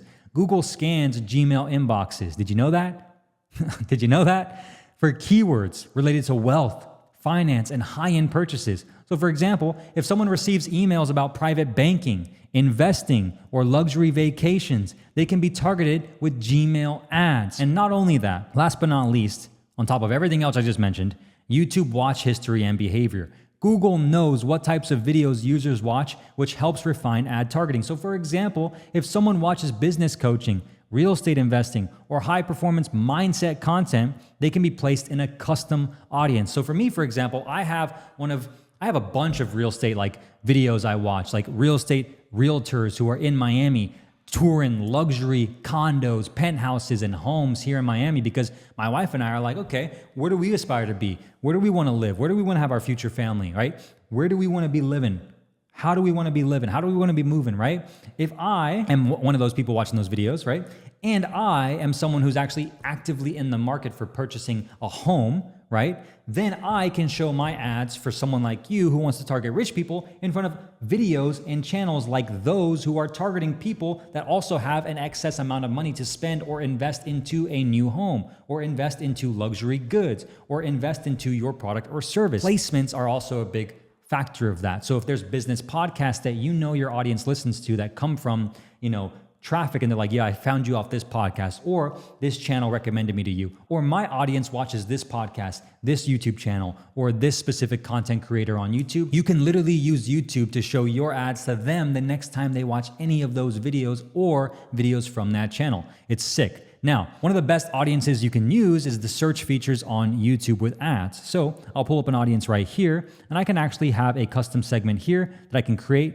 And you can see here, I can literally target people who've searched for any of these terms on Google. And here's what Google says this does. Enter search terms your ideal customer is using on Google. Your ads will reach people who search for those and similar terms only on campaigns running on Google properties. On other campaigns, the terms will be used as interest or purchase intentions. So if I type in best private wealth management firms in Florida. Okay, great. Private wealth management firms. Best private wealth management firms in the US. So if you sell a very expensive product or service to a very affluent individual, you can literally leverage keywords they're typing into Google and YouTube and literally show your ads to them the next time they're on YouTube or Google by literally typing in the keywords they're searching for. Powerful, right? Now, not only that, you can use what's called in-market audiences, okay? You can target users actively researching luxury cars, real estate, or financial services. So check this out. There's what's called interest and detailed demographics.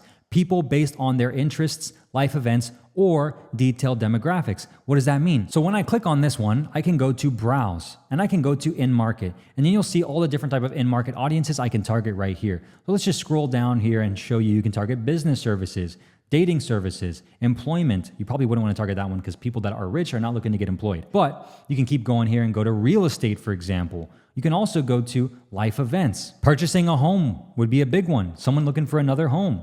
Detailed demographics, home ownership status. Are they homeowners? Are they renters? There's also affinity audiences where you can reach people who follow luxury brands, elite travel, and wealth building content. So if I go down here, I literally just typed in yacht, and here's what's pulling up as far as in-market audiences you can target. Yachts, people that are literally in the market for yachts. You can see yachts, yachts for sale, boat yacht, buy yacht, yacht prices, boats and yachts for sale, boat brokers, princess yachts, right? Sport fishing boats, boats for sale, sailing yachts, performance and luxury vehicle enthusiasts as an affinity audience. And again, affinity audience means people that are actually interested in following these luxury brands and these types of people that are interested in this type of content. Luxury travelers, right? Water sports enthusiasts, boating and sailing enthusiasts, trips to Miami, people that want to party and live, nightclub, just ball out, trips to Croatia.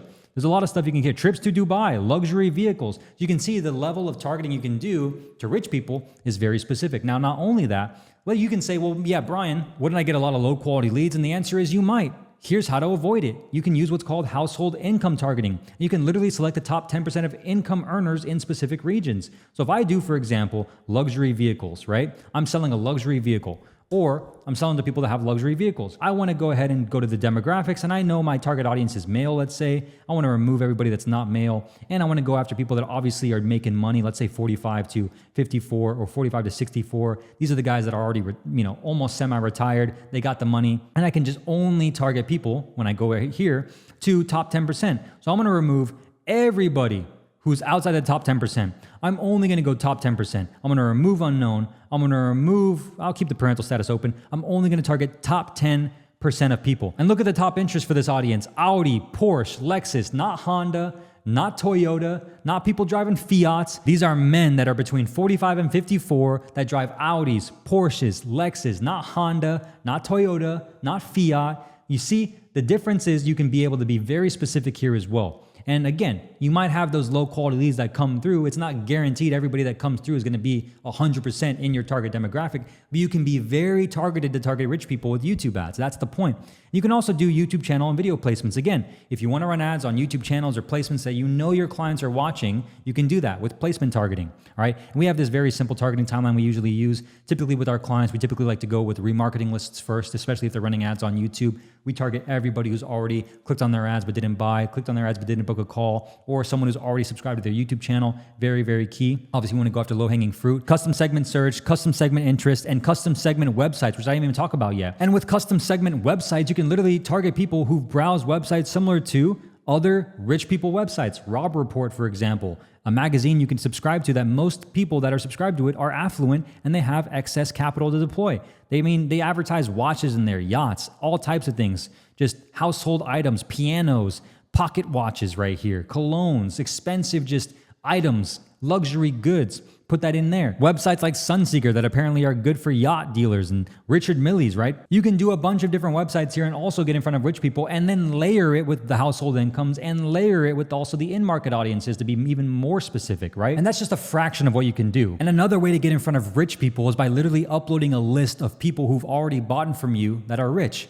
And the cool part about this is you can now leverage lookalike audiences with YouTube ads. That's right. If you have an email list, if you have a list of website visitors, if you have a customer list of people who've already bought your product or service that are already affluent themselves, you can literally upload it to YouTube and your Google Ads account and create lookalike audiences. So check this out. I can upload any list to my ads account, like for example, all website visitors, or I can add a new segment here and I can name this Rich People List for your business, right? And I can go ahead and upload a list of people that have already interacted with my business. So for example, if I go to example list, that would be your list for your customers. And then you can actually create lookalike audiences of these rich people. And you can actually narrow the segment based on who you want to target. So if you want to go after the most rich, the top rich, the most affluent, go narrow. If you want to go balanced and have a bigger audience, click the 5% one. If you want to go broad and target, hey, let me just see how many rich people are in this audience and expand on Google and go as far as possible, you can click this one,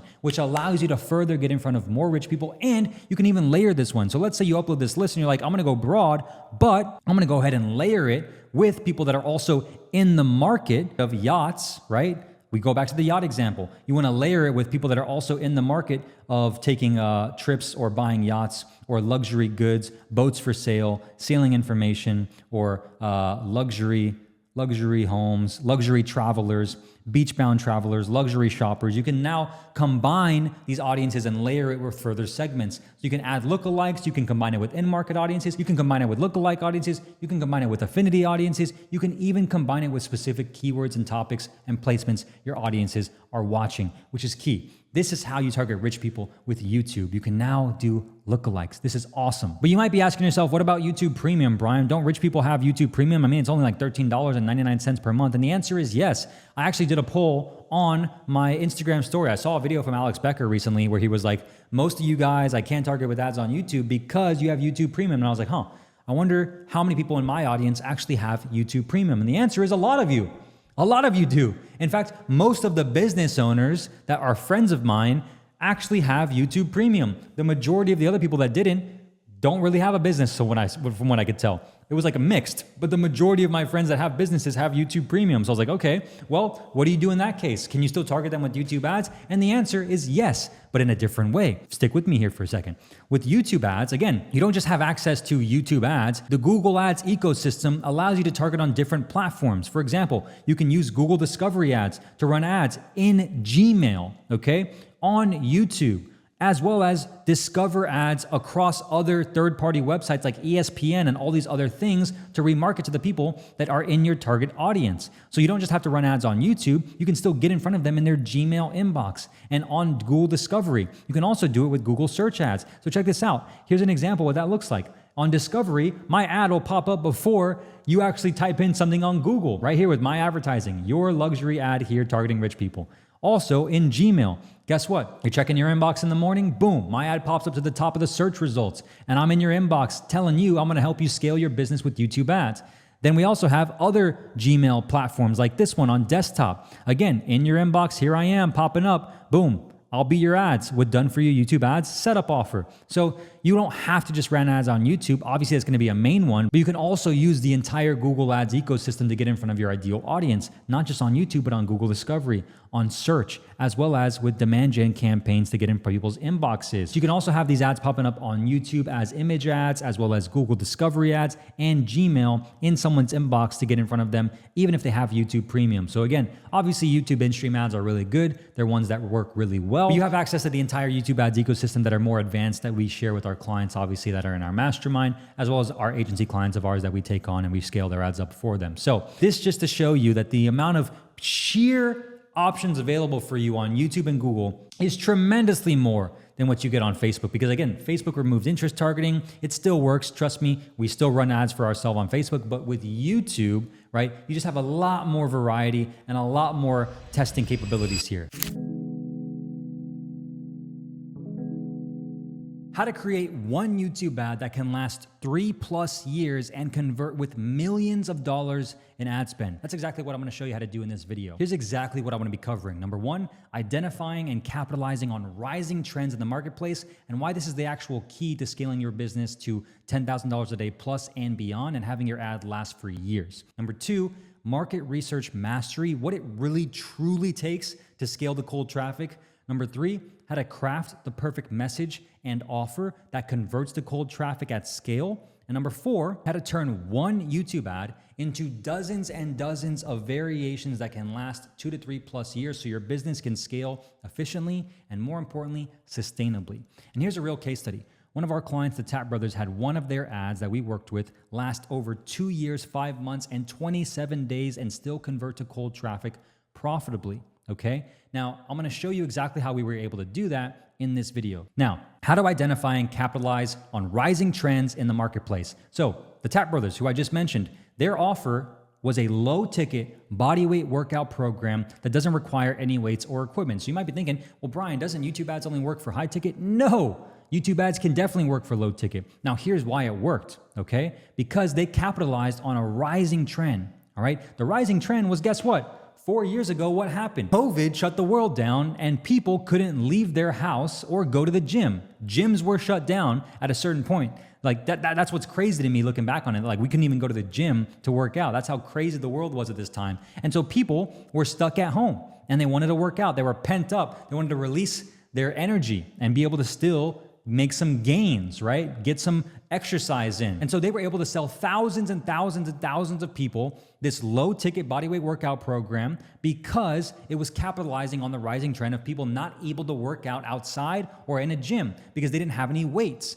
Therefore, this ad and this campaign worked super well. So when was this uploaded? It was uploaded on September 17th in 2020. Total spend was $364,000 on just this one specific ad. The total views, 4.3 million. Total number of customers generated from just this one ad was close to 10,000. And their average cost per acquisition was $40 on their offer. Okay, $40 to get all these clients and customers. Now, again, rising trend. COVID shutting the world down, people being stuck at home, they were offering a low ticket bodyweight workout program that doesn't require any weights or equipment. Boom! Money printing machine on YouTube. Number two, Roland Frazier. free challenge teaching people how to buy businesses with no money down. I would love to make money online. I would love to have a business. I would love to be able to buy a business without having to start my own business. And I would love to know how to do it with no money down. What's the rising trend? Well, at that same time, COVID was also shutting down tons of businesses and people looking for ways to make money.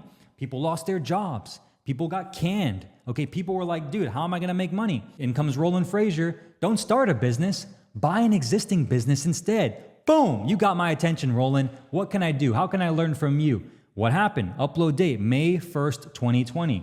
Total spend, 1.4 million. Number of views, 12 million plus. Total number of leads, 51,000 new leads from this one ad. Total number of new customers for their high ticket, 2.6 thousand customers, okay? So, rising trend, same as before. Now you might be saying, okay, Brian, but like, dude, this is like from 4 years ago, 5 years ago. Why don't you actually show me what's happening right now? You ask and you shall receive, my friend. That's what you get here. You get cold, hard facts, case studies, real life examples from an agency that's actually doing it, like businesses for you. Offer, job opportunity, front end simplified to the company. Job opportunity for people looking to increase their earning potential. Who doesn't want to increase their earning potential? Rising trend. What's happening right now? Well, tech and AI is literally taking over the world. ChatGPT, you got Claude, you got OpenAI, you got all these platforms coming out and people and companies looking at more skilled talent, developers, and all these different positions to hire to increase the efficiency of their company. And just the other day, I posted a video that you can press and find on my YouTube channel showing you how to leverage AI to create video ads and YouTube ads and scale without you having to film anything. I would encourage you to watch that video.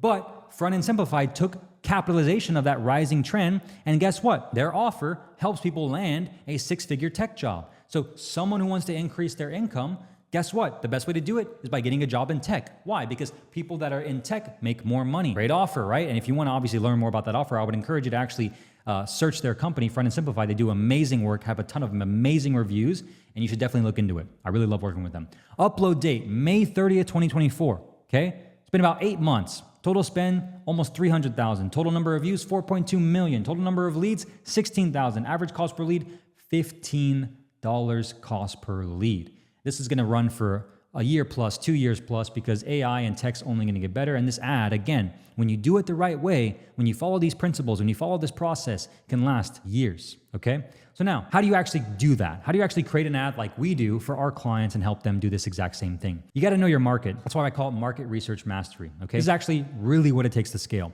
So you should actually already have all of these sources available to you right now. You should know every best-selling product in your niche. Okay? If you're in the make money online niche, you should know what other make money online offers are selling really hot right now. If you're in any niche, you should know what product is selling really hot right now. Okay? What products are in your niche that are selling really, really well right now. You should also have all the landing pages, sales pages, VSLs, every single sales asset for these products specifically. You should have these available to you in a Google Drive at quick, accessible click of a button to be able to see why they're working, study them. You should also know what people are talking about on forums like Reddit, okay, or other forums related to your specific, niche or marketplace. You should know what's happening, what people are talking about, what questions they're asking, what problems they have, what pain points they're suffering from. You should also be a part of Facebook groups where these people are hanging out, your ideal clients, right? If you're selling advertising and marketing, there's no reason why you should not be a part of the Hyros Forum group, for example, right? Someone like me, I'm in there. I'm in all of them because I know the importance of being around my market, what they're struggling with, especially when it comes to ads, right? Especially with YouTube. School communities, thousands of school communities that are all made for someone like you, a business owner, where you can go into them, join the free group, and see what people are talking about. You should be in these groups. You should be in these forums. You should know better than anybody else what your niche or marketplace is talking about. This is the key to make these ads work really well. And for B2B services and offers, right, you should research, again, VSLs of similar businesses. You should have businesses that you've researched that have already scaled in your niche, but with a different product, right? So for me, for example, if I was targeting, business owners that want to run YouTube ads, what other offers are out there that sold Facebook ads that worked really well, and why do they work? Or you should, more importantly, speak to your target client extensively, like as much as you possibly can. What's happening? Like, what are you struggling with? Like, what's keeping you stuck now? Once you solve that, what's the next thing that you're going to run into, if anything? Cool. Like, what's the one thing you would want to solve immediately if you could? Like, wave a magic wand. What is it? Boom. Like, you just got to talk to them.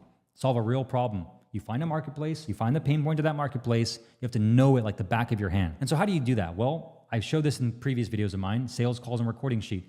Having calls with them.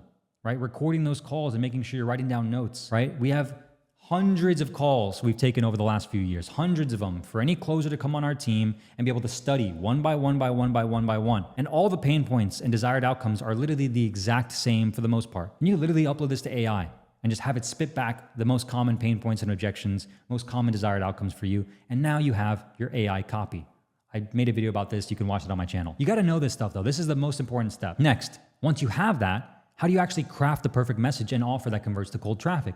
Well, here's some key criteria of a great message and offer. You got to know the desired result. What do they want? Well, I can tell you what they want because I've studied it. We have it. We've collected data on it. Desired outcome. You need to have this, right? I can tell you what mine is, right? You're a business owner. You're running ads on Facebook. You want to scale further and faster. You want to have all your eggs not in the Facebook basket. You want to be diversified. You want to be able to get better quality leads. You want to be able to grow your personal brand on YouTube. You want to be able to scale past 100,000, 500,000, even $1 million months using YouTube ads. You want to be able to increase your show rate. You want to be able to have your closers be booked with more qualified calls so they don't leave. These are all the desired outcomes that our target audience, business owners like yourself, want. And I know this because I have the data. I've collected the sales calls. I'm in the forums. I'm reading all the other products that are being sold.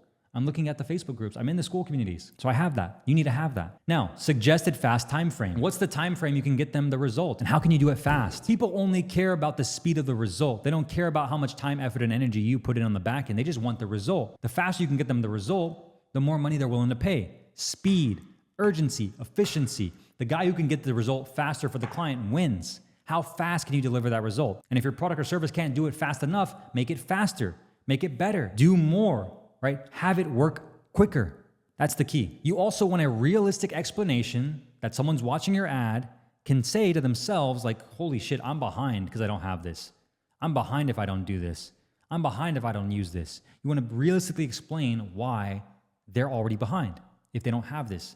Use this. And do this. And this is your offer. You also want to have your offer feel new, okay? AKA something they've never seen before. So right now, a lot of people are getting slaughtered because they already know what coaching programs are. They're burned by courses. They don't want to have another bunch of videos they can watch and be like, damn, dude, like, I got to sit here and do all this. It's like, done for you is doing really well right now as a result. You want to have your message and offer in your ads feel new. Okay? AKA something they've never seen before. How can you make it feel new? Even if it isn't new, how can you make it feel new? All right?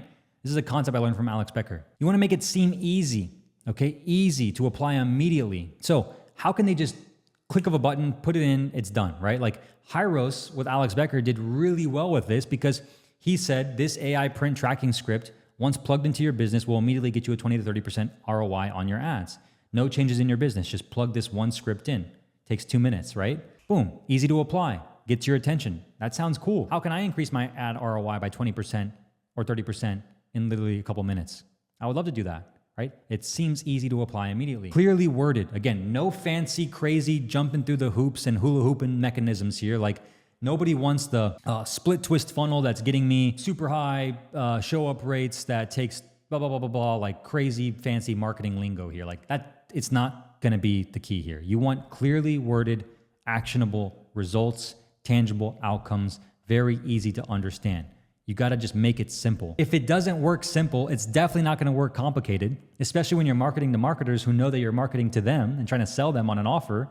They know marketing, right? So it's not going to work as well. You just want to make it simple, okay? Clearly worded. And then very believable, okay? What does very believable mean? It means that you can actually believe that this is actually going to get you the result. Simple, right? Now, questions you must know to actually do this. What do they hate? What things do they not want to do?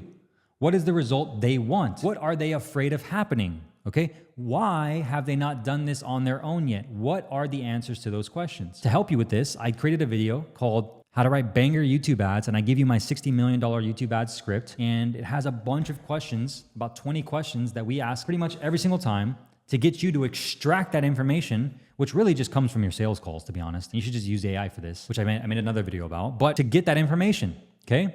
And you use that information to write your ads.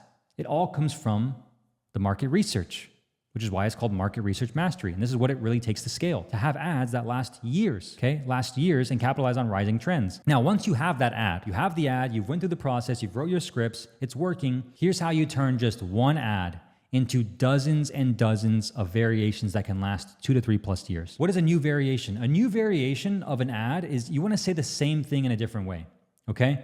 You want to do a new hook.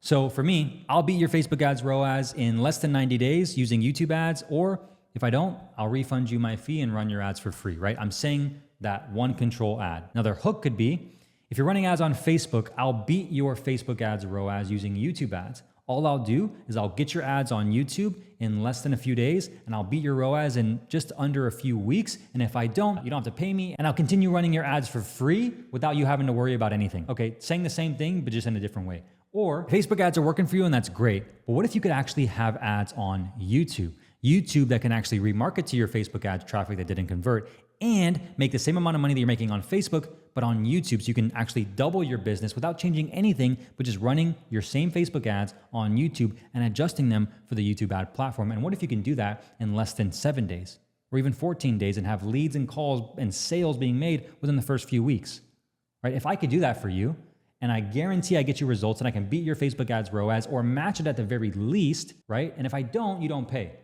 What would be the risk to you, right? Like, obviously, I'm kind of just making it up on the whim here, but that's an example of how I'd say the same thing in a different way. Okay, new body. So a new body would be same hook before, but then I would say, now the reason why this makes sense is because logical explanation. And if you don't know who I am, my name is Brian Moncada. I'm the founder of adspend.com. We spent just under $2 million a month every single month on YouTube ads for business owners like you. And the reason why our system works, so I go with a story-based lead in the body as opposed to just a logical explanation first. Or I can do, now here's dozens and dozens of case studies of clients that has actually worked for. This is Cole Gordon. This is Charlie Morgan. This is Jeremy Minor. This is Brandon Carter. This is blah, blah, blah, blah, blah. Like, I'm just going after case studies now. Different body variations, you see? Or a new variation could be, say the same thing in a different setting. So, for example, right now I'm filming this video in my studio, but I could do this same ad. It's already working. I can create a variation of it on my iPhone, right? Same thing, just on my iPhone. Maybe it's more realistic. Maybe people relate to it more because it's not fancy production, right? Or maybe I do it in a new studio. Maybe I go rent out a studio here in Miami and I pay somebody, say, hey, I'm gonna film these ads here. I already have the script, they're already working. Just let me use the studio for 30 minutes. Or maybe I do it in a completely different location, right? So same thing as a studio, but just different like setting essentially. Or I could do a different actor. So I could say the same thing with a different person, right? I can have a male versus female. I can test my wife, for example, filming an ad, or a female actor as a different ad, or a UGC. Someone else just creates an ad, film the same script, send it back to me, right? UGC ads. Or if you're a female and you're like, I gotta have a male do this for whatever reason, yeah, sure. Different demographics, different types of ethnicities, for example. Clearly, I'm brown. Maybe if I have someone who's Asian, they'll appeal to the Dan Lok market, and I can start working with some Dan Lok style business owners, right? I need more of those. Same thing with different editing. So I could have flashy and creative editing versus direct and simple, right? Both work. iPhone videos work, flashy and creative works, but maybe I can find a better control from a different variation if I test these different styles of editing. So let me show you an example of this. Here's an example from one of our previous clients, Sarah Turner. She was teaching people how to make money as a copywriter, and she had an ad that was running for about almost a year, right? And this ad had a really good cost per lead, and it was one of her very best control ads on YouTube. So I'm gonna play the control for the first few seconds and show you how the ad started. So watch this. Can you speak or write at least like a sixth grader? If you said yes, then you have the potential to earn over 6 figures a year. Here's how. Okay, cool. 10 seconds, right? Let me play the next one. This is a variation we created with new editing and a new thumbnail, and I want you to pay attention on the difference. Can you speak or write at least like a sixth grader? If you said yes, then you have the potential to earn over 6 figures a year. Here's how. What was different? Put in the comments below. What was different about that variation? Same script, same everything, different editing. What's the difference? What's the result? Total views, almost 1/4 of views in 1 month, and the average cost per lead dropped in half in the first month off a variation. So this is how you not only avoid ad fatigue, but you double down and you create one ad, can then turn into dozens and dozens of variations by implementing all of these different things, okay? Now, again, this is what we do for our clients, obviously, that work with our agency. But to do that, you need to have a creative production pipeline. I've talked about this in a few videos. My last video that I did as well, how to scale YouTube ads. and be able to spend $10,000 a day from $0 to $10,000 a day, you need to be able to have a creative testing production pipeline, okay? What we call a creative production pipeline. Every single week, every single month, depending on how much you're spending, you need to be able to have new variations being tested, new angles being tested, new ads being tested if you want to expect to scale your business to thousands and thousands of dollars a day and be able to get past $1 million a month, right? This is non-negotiable, especially with YouTube, because YouTube ads are creative and they have videos, right? You need to be testing new videos. Ad fatigue. How do you avoid it when you run YouTube ads so that way your once proven ads are still working and then all of a sudden they stop? What do you do and how do you fix it?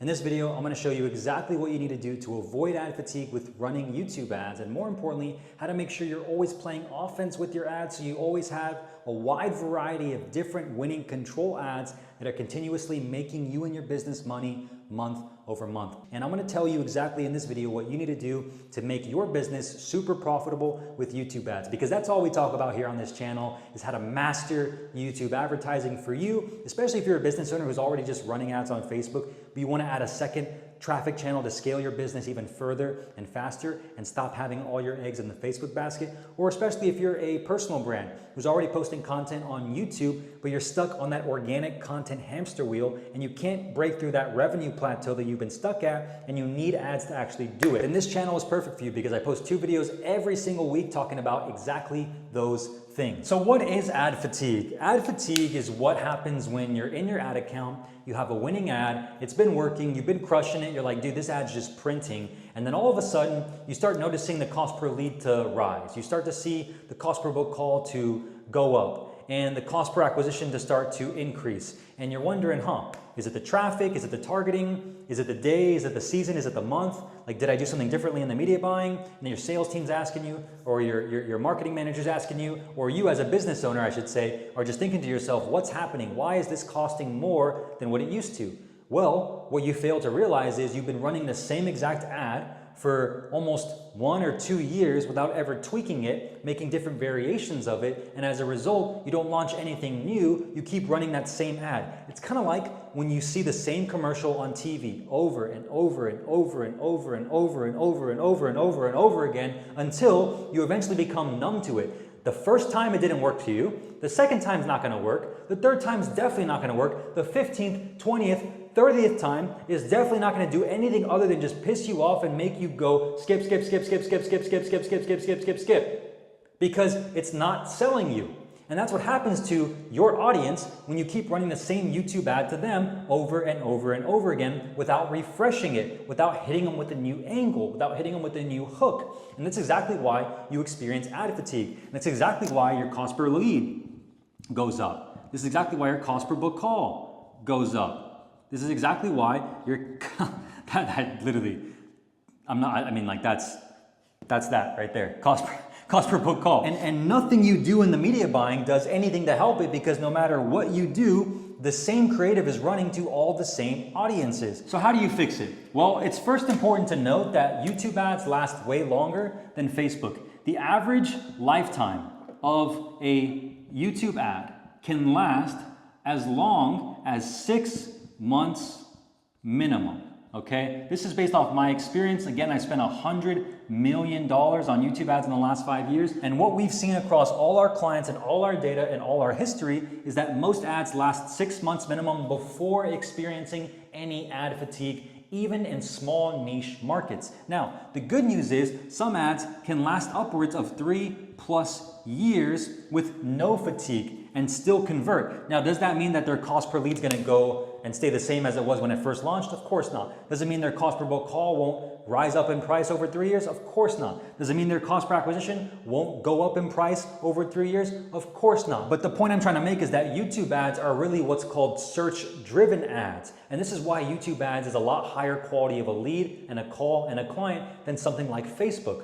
or even TikTok, because YouTube is a search engine. And when you create an ad on YouTube and you learn how to target the right people with it, you can literally keep targeting people that are watching new videos based around that specific search term that you're targeting with your YouTube ad. So one of our clients, the Tap Brothers, absolutely murdered their business with YouTube ads in the best way possible, I should say, not in a bad way, because they were able to create one great YouTube ad with our help and be able to scale that ad past $100,000 a month for a low ticket info product. That was like $37. And it was during COVID when everybody was stuck at home and they couldn't work out outside, they couldn't work out at the gym. And so we sold them an info product that showed them exactly how to work out at home without any weights, using your own body weight. And we made it a no-brainer offer for them to take action immediately. They went, I kid you not, from $0 a day on ad spend running YouTube ads to $100,000 a month in less than 6 months. And they already had a huge YouTube channel, by the way,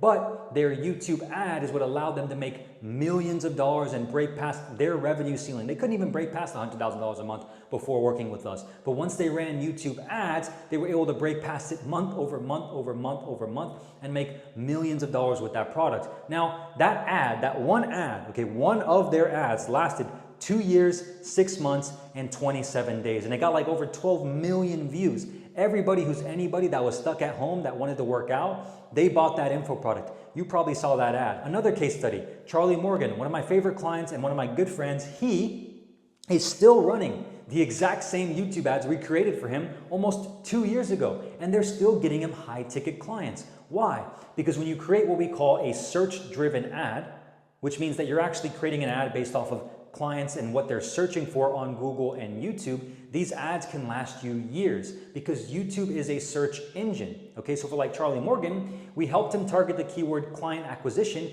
and we made the hook all around getting new clients, 20 clients guaranteed, or he'll refund you and give you $5,000. That hook is still crushing it, and guess what? That's why he's still running it, because it's still profitable. Every new YouTube video that keeps being posted on YouTube will continue to get evergreen search results for those ads. His ad that we created 2 years ago will still be getting him clients because more and more people are going to create more YouTube videos around how to get clients. And guess what? When they post those videos on YouTube and make them public, Charlie Morgan's ad will pop up and play before that video starts for someone who's trying to watch it, because there's keywords in that video that talk about client acquisition. And that's why YouTube ads can last so much longer than on Facebook. Or another example, like Brandon Carter. Brandon Carter worked with us and already had about 800,000 subscribers, but he never ran YouTube ads before. And when we went cold traffic with his ads, we were able to help him make one YouTube ad, right? And I did a whole entire case study breakdown on this ad, which is on my channel, by the way, completely for free. You can watch it.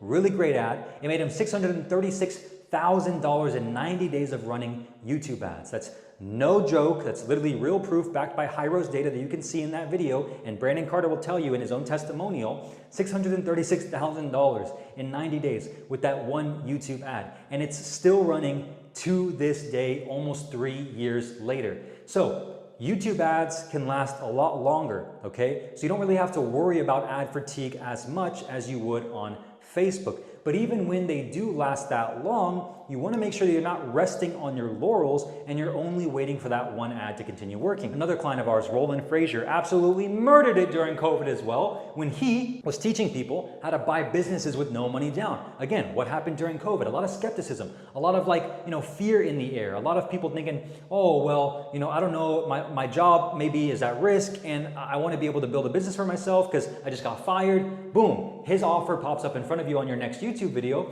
and his ad literally spent over $5 million on YouTube ads in literally 2 or 3 years with just one ad that absolutely crushed. His hook was crazy. I did an entire step-by-step breakdown on it. So now that you know that on average YouTube ads can last a minimum of 6 months, which is a lot longer than what you see on like Facebook or TikTok, and I've shown you actual case studies and examples of real clients that we've worked with and helped scale their business with YouTube ads that have ads that have lasted 3+ years and are still running to this day, that you probably see even to this day. Now I'm gonna walk you through exactly how to avoid ad fatigue, because even when you do have an ad that lasts you 3+ years, you wanna make sure that you keep refreshing that angle, that hook, creating variations of it. But how do you actually do it? How do you make sure that you actually just keep refreshing and refreshing so that way you never experience your ad randomly dying? Here's exactly how you do that. You want to do what's called new variations, okay? So to make sure you avoid ad fatigue, what you want to do is when you find a winning ad, the one that's profitable, getting great cost per lead, great cost per acquisition, great cost per book call, you want to immediately start creating new variations of this ad. and you want to create dozens and dozens of them. And so how do you do this? Well, you want to film the ad in a different setting. One of the easiest variations you could test first is simply changing the setting of where you filmed your ad. So for example, one of our best ads is beat your Facebook ads ROAS in 90 days using YouTube ads, or I'll refund you my fee and run your ads for free. That ad's been running for almost a year now on YouTube and on Facebook. Now here's the cool part. We're still running that same ad, but we've changed the setting a bunch of different times. I filmed it on my iPhone. I filmed it in this studio. I filmed it in my old studio. I filmed it on different Loom video style video ads. Not even on like direct to camera. I filmed it on my iPhone. I filmed it on different places with different settings using the same exact script because I know that that message works. And I just want to test different variations of the setting to see if I can get a lower cost per lead or a lower cost per book call, and keep optimizing it by 0.01% each and every time to make sure it's hyper profitable. And this is the key to actually making sure you never run into ad fatigue. So if you have an ad that's working, and let's say you filmed it in a high polished studio, but if you filmed it on your iPhone, maybe it would work better. Or if you filmed it outside with natural lighting and the sun shining on you, maybe it would actually work a little bit better. Maybe your audience would actually convert with it better. And you got to think about how your audience is actually perceiving you, who your target audience is. So for example, if you're selling like a biz op offer, right? You typically want to be in a very aspirational setting, right? You want to have a lot of money around you. You want to be able to show you have a good lifestyle. You want to be able to show affluence. You want to be able to show your wealth. You want to be able to show that you're someone who's successful. So you're probably not going to film that ad in a dark, dimly lit, home office that has like coffee stains on your shirt and the background, you can't even see yourself, the screen sucks, the lighting sucks. No one's gonna take you seriously. Like, it's just not gonna work. Chances are you're not even gonna have a winning ad with that style of video. But if you for whatever reason do have an ad like that, maybe you try it in a better studio, maybe you try it in a better setting and you change it up. So you wanna make sure you have different variations of the setting and where you film it. The next thing you wanna test with different variations is the actor. So for example, if you have a personal brand, we work with a ton of personal brands that sell courses, coaching, masterminds, info products, high ticket services. Typically the business owners that we work with for the most part are the face of their brand. They're the ones making the content. They're the ones doing all the ads. They're the ones in charge of making sure they're producing videos to get more clients. And this is pretty easy to do because if you're the guy who's always doing the videos or the girl, and I would encourage you to find another actor. There's like even people that you can hire off of these different job boards that'll film a video for you for like $100, right? They'll read the script you give them. They're a good looking person and you literally tell them what to say and they give you the video. You can have your editors edit it or they can even edit it for you. And guess what? Now you have a different variation of the same exact ad. Now you can attract different demographics. So for example, I'm brown, right? Like I look like I'm Hispanic. People think I'm Mexican. That's just what people perceive me to be. And guess what? A lot of people that end up working with us tend to be somewhat brown or look like they're Hispanic in some capacity because they resonate with me. And a lot of people that actually want to work with me also tend to be Hispanic. They typically are someone who is darker skinned. And that's just because of my specific avatar, my specific skin tone. I'm attracting those types of people, those types of business owners. Now, if I hire someone who's black, for example, to film the same exact ad that's already working for me, guess who I'm going to attract? Probably, more than likely, more black people. It's the same thing if I hired an Asian person to film my ads and I wanted to go in the Asian market and target the Asian demographic, the Dan Locks of the world. And I'm like, yo, I'm gonna get these Asians to buy my YouTube ads agency to be able to run ads with me. Like, I'm gonna hire an Asian guy. Guess what? That Asian guy is gonna attract more Asian people. Another example would be having my wife film a few ads, which she actually did literally 2 days ago. I had her film the same exact script, the same exact ad that's working for me and my company already. And because she's a woman and because she's Colombian, she's probably going to attract more women. She's probably going to attract more Colombians. She's probably going to be somebody who's going to attract more women into our business, which is great because we want to work with more women, all right? And she's going to be appealing to a different demographic because I'm a man and she's a woman. And that's just how it works. And so like attracts like. You can hire different actors to film different variations of your ads. Now, once you've tested new settings, once you've tested different actors, you also want to test new variations of the script. So for example, in one of our scripts, I'll beat your Facebook ads ROAS using YouTube ads in 90 days or less, or I'll refund you my fee and run your ads for free until I do. That's the hook. Maybe I test that same hook, but I use a different body. I use a different reasoning why I can actually beat their Facebook ads, a different methodology. Or maybe I change up the actual script and I say, if you're running ads on Facebook, I can promise you I'll beat your ROAS within 90 days, and I'll only do it by simply getting you up and running on YouTube. This way, I don't touch what's already working,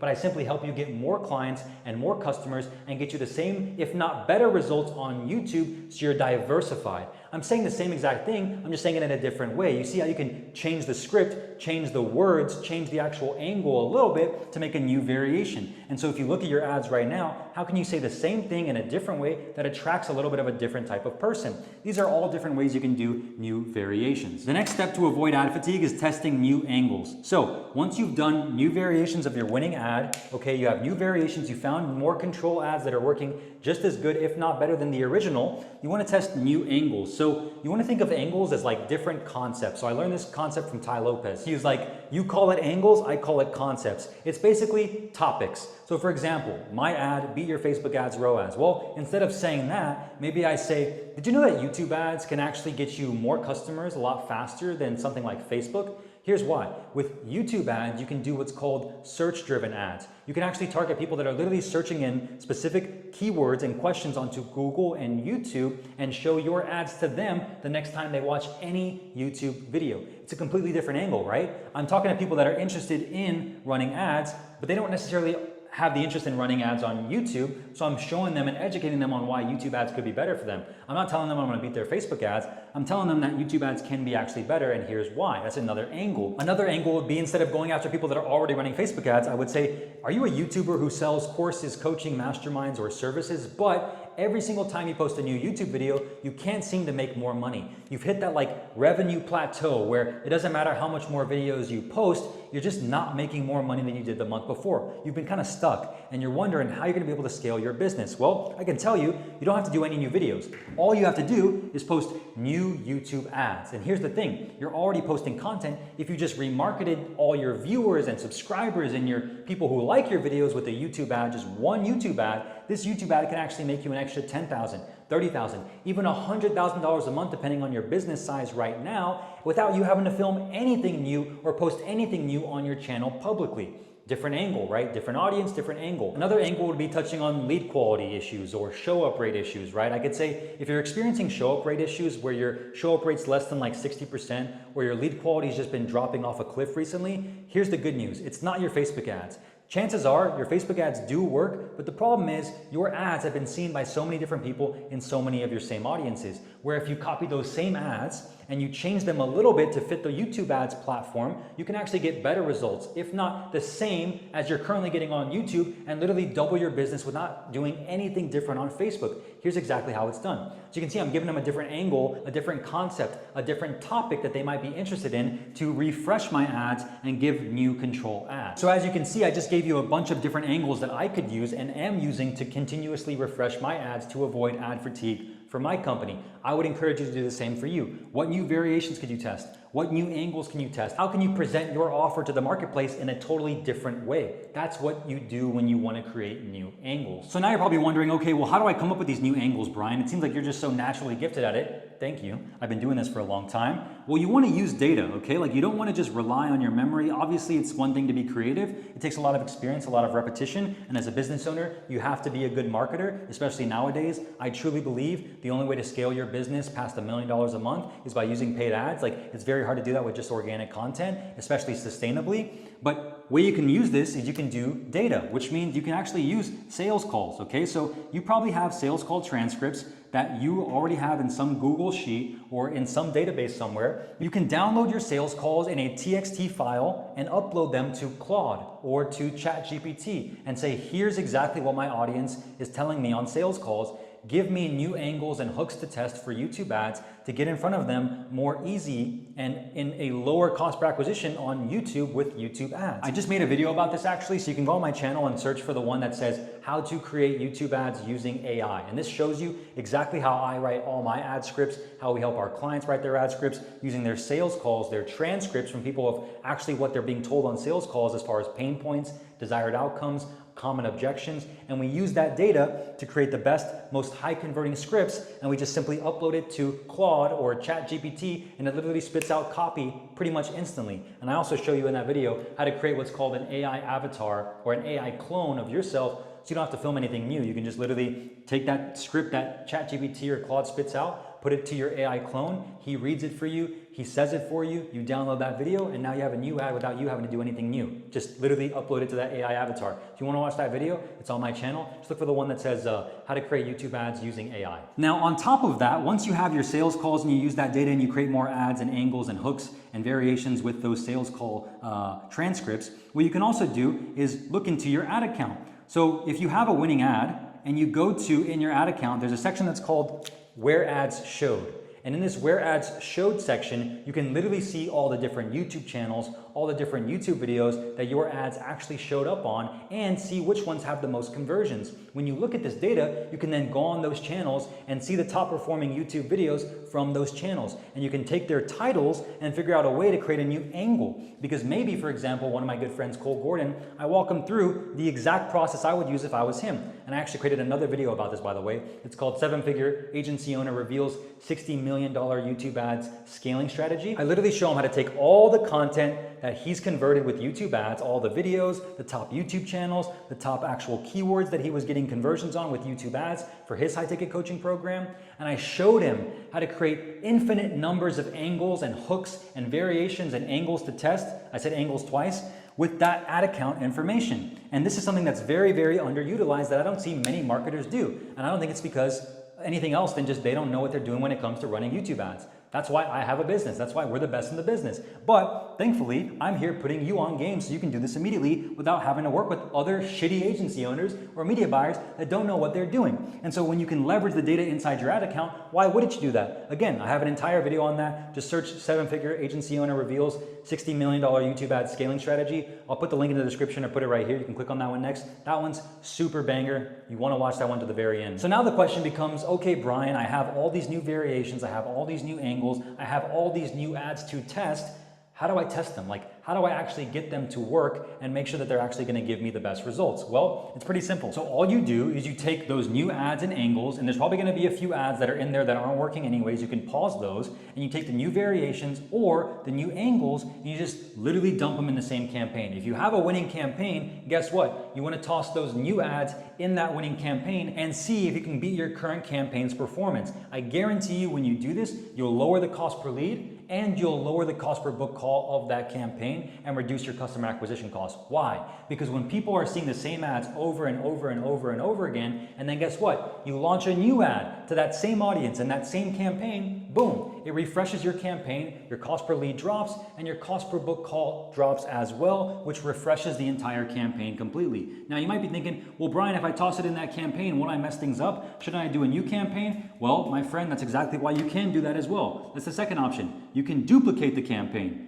So let's say you have a winning campaign with the winning ads. You literally just want to take it, copy it, and paste it, okay? It's called duplication, okay? You duplicate the campaign and you toss the new ads in that duplicated campaign. You can do both. Both of them work. There's really no, magic secret here. New ads are gonna help you regardless of where you put them in the ad account. Both of these do work. I do both of them, okay? Depending on obviously the ad account and what I'm actually working with the client. But both of these can work and both of these can immediately improve your performance with your YouTube ads.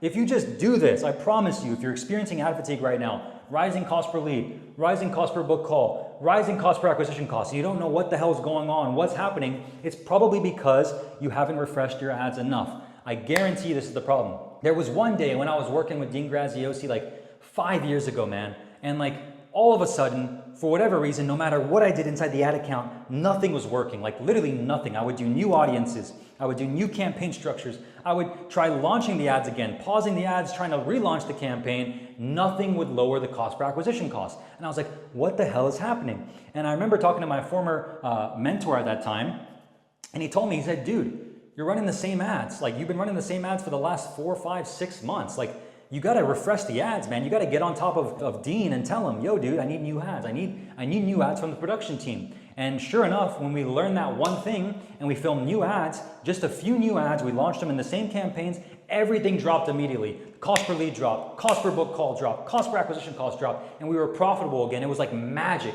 And that's when the light bulb switched for me. Like that's when we have to do new ads, like very much more consistently, like every single week. That one thing allowed us to scale from $5,000 a month on YouTube to $5,000 a day on YouTube. And within a few short months, I was spending $50,000 a day on that one single offer, all because of everything I just showed you in this video. This is how key this message is. New variations, new angles, use data, test the campaigns in the same campaign and duplicate the campaign. This is how you avoid ad fatigue. This is how you spend thousands and thousands of dollars per day. The creative, this is the only way you scale with YouTube ads. The media buying is 20%, but the creative is 80%. That's why you need to work with the right person, the right team, and have the right strategy. And if you're a business owner who wants me and my team to do all of this for you, you are already running ads on Facebook, you want to get up and running on YouTube so you can scale even further and faster and not have all your eggs in the Facebook basket, then you can click the link in the description, fill out a short application, and apply to work with me and my agency, where we'll help you scale to that next level. And if you're someone who wants to work with me and my team in a consulting capacity so you can apply all these principles yourself, but still have us looking over your shoulder and guiding you with the right strategy, then I would encourage you to apply for the Admin Mastermind.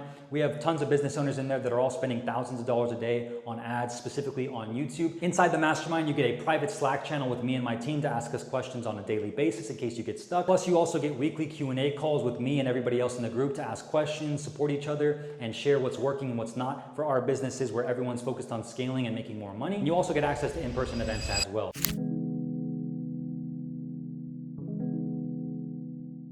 This is an AI YouTube ad, which means I did not film this ad. I created it with AI.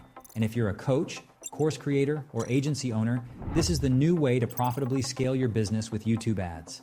No more filming, no more editing, just type a few simple words into a software and the video is automatically created for you. With AI, you can test hundreds of new hooks and ad angles within minutes, as opposed to weeks or months, just like you're seeing me do right now. What you just saw was my AI clone creating a new YouTube ad for me without me having to film anything.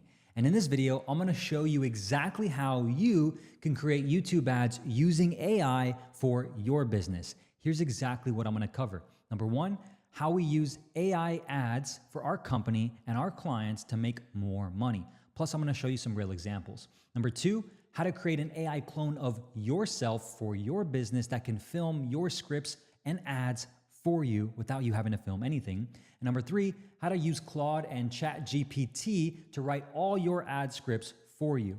And last but not least, the future of advertising on YouTube and using AI. And we're gonna have a discussion about where this industry is really heading. So let's jump right in. This is the AI YouTube ad, an example that I wanna start off with first, because what I'm about to show you is gonna be literally the key to you never having to film anything ever again unless you want to. Now, I'm gonna play this video to show you what the AI YouTube ad looks like when you first start it, and then I'm gonna show you real results of exactly how much it costed me to get qualified leads on my calendar from this YouTube ad, so you can see that this actually works and can work for your business too. So let's play the video. This is an AI YouTube ad, which means I did not film this ad. I created it with AI.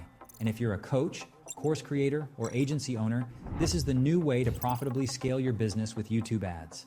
No more filming, no more editing, just type a few simple words into a software and the video is automatically created for you.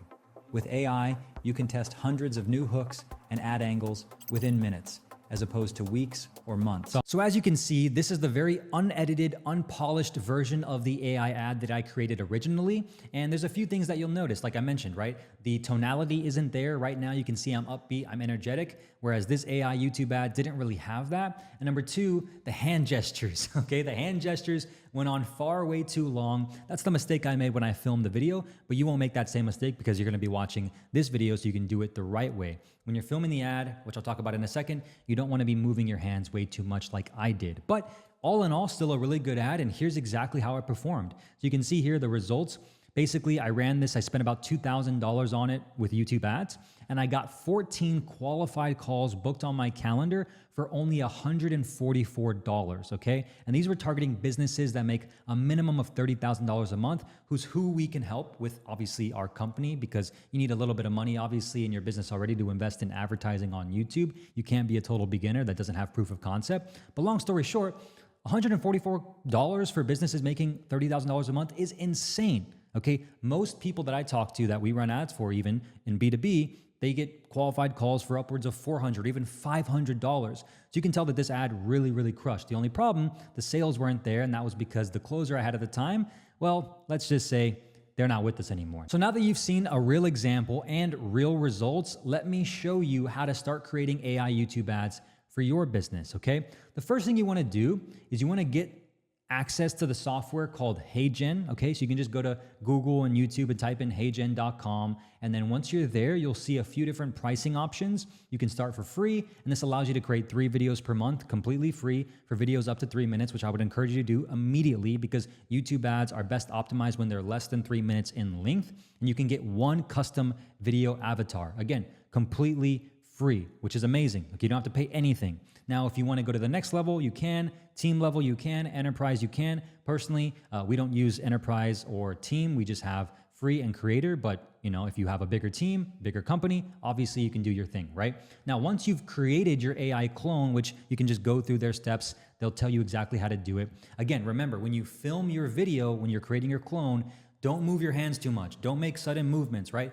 Be as still as possible, and only move very slowly so that way your AI can just be very replicatable to you and how you would normally speak and what you would normally do. Again, the mistake I made was I was doing too many hand gestures and it just didn't look too good, but I'm gonna show you how you can actually fix it in the post-production and editing process in a second. So once you've done that, the next thing you're gonna wanna do is you're gonna wanna write your ads using Claude or ChatGPT. And this is the real key, okay? So not only can you have your AI clone film all the ads for you, but you gotta feed it the right script. Because you and I both know, or as you'll learn here, as I mentioned on this channel, if you're new here, 80% of your success with YouTube ads comes down to your creative.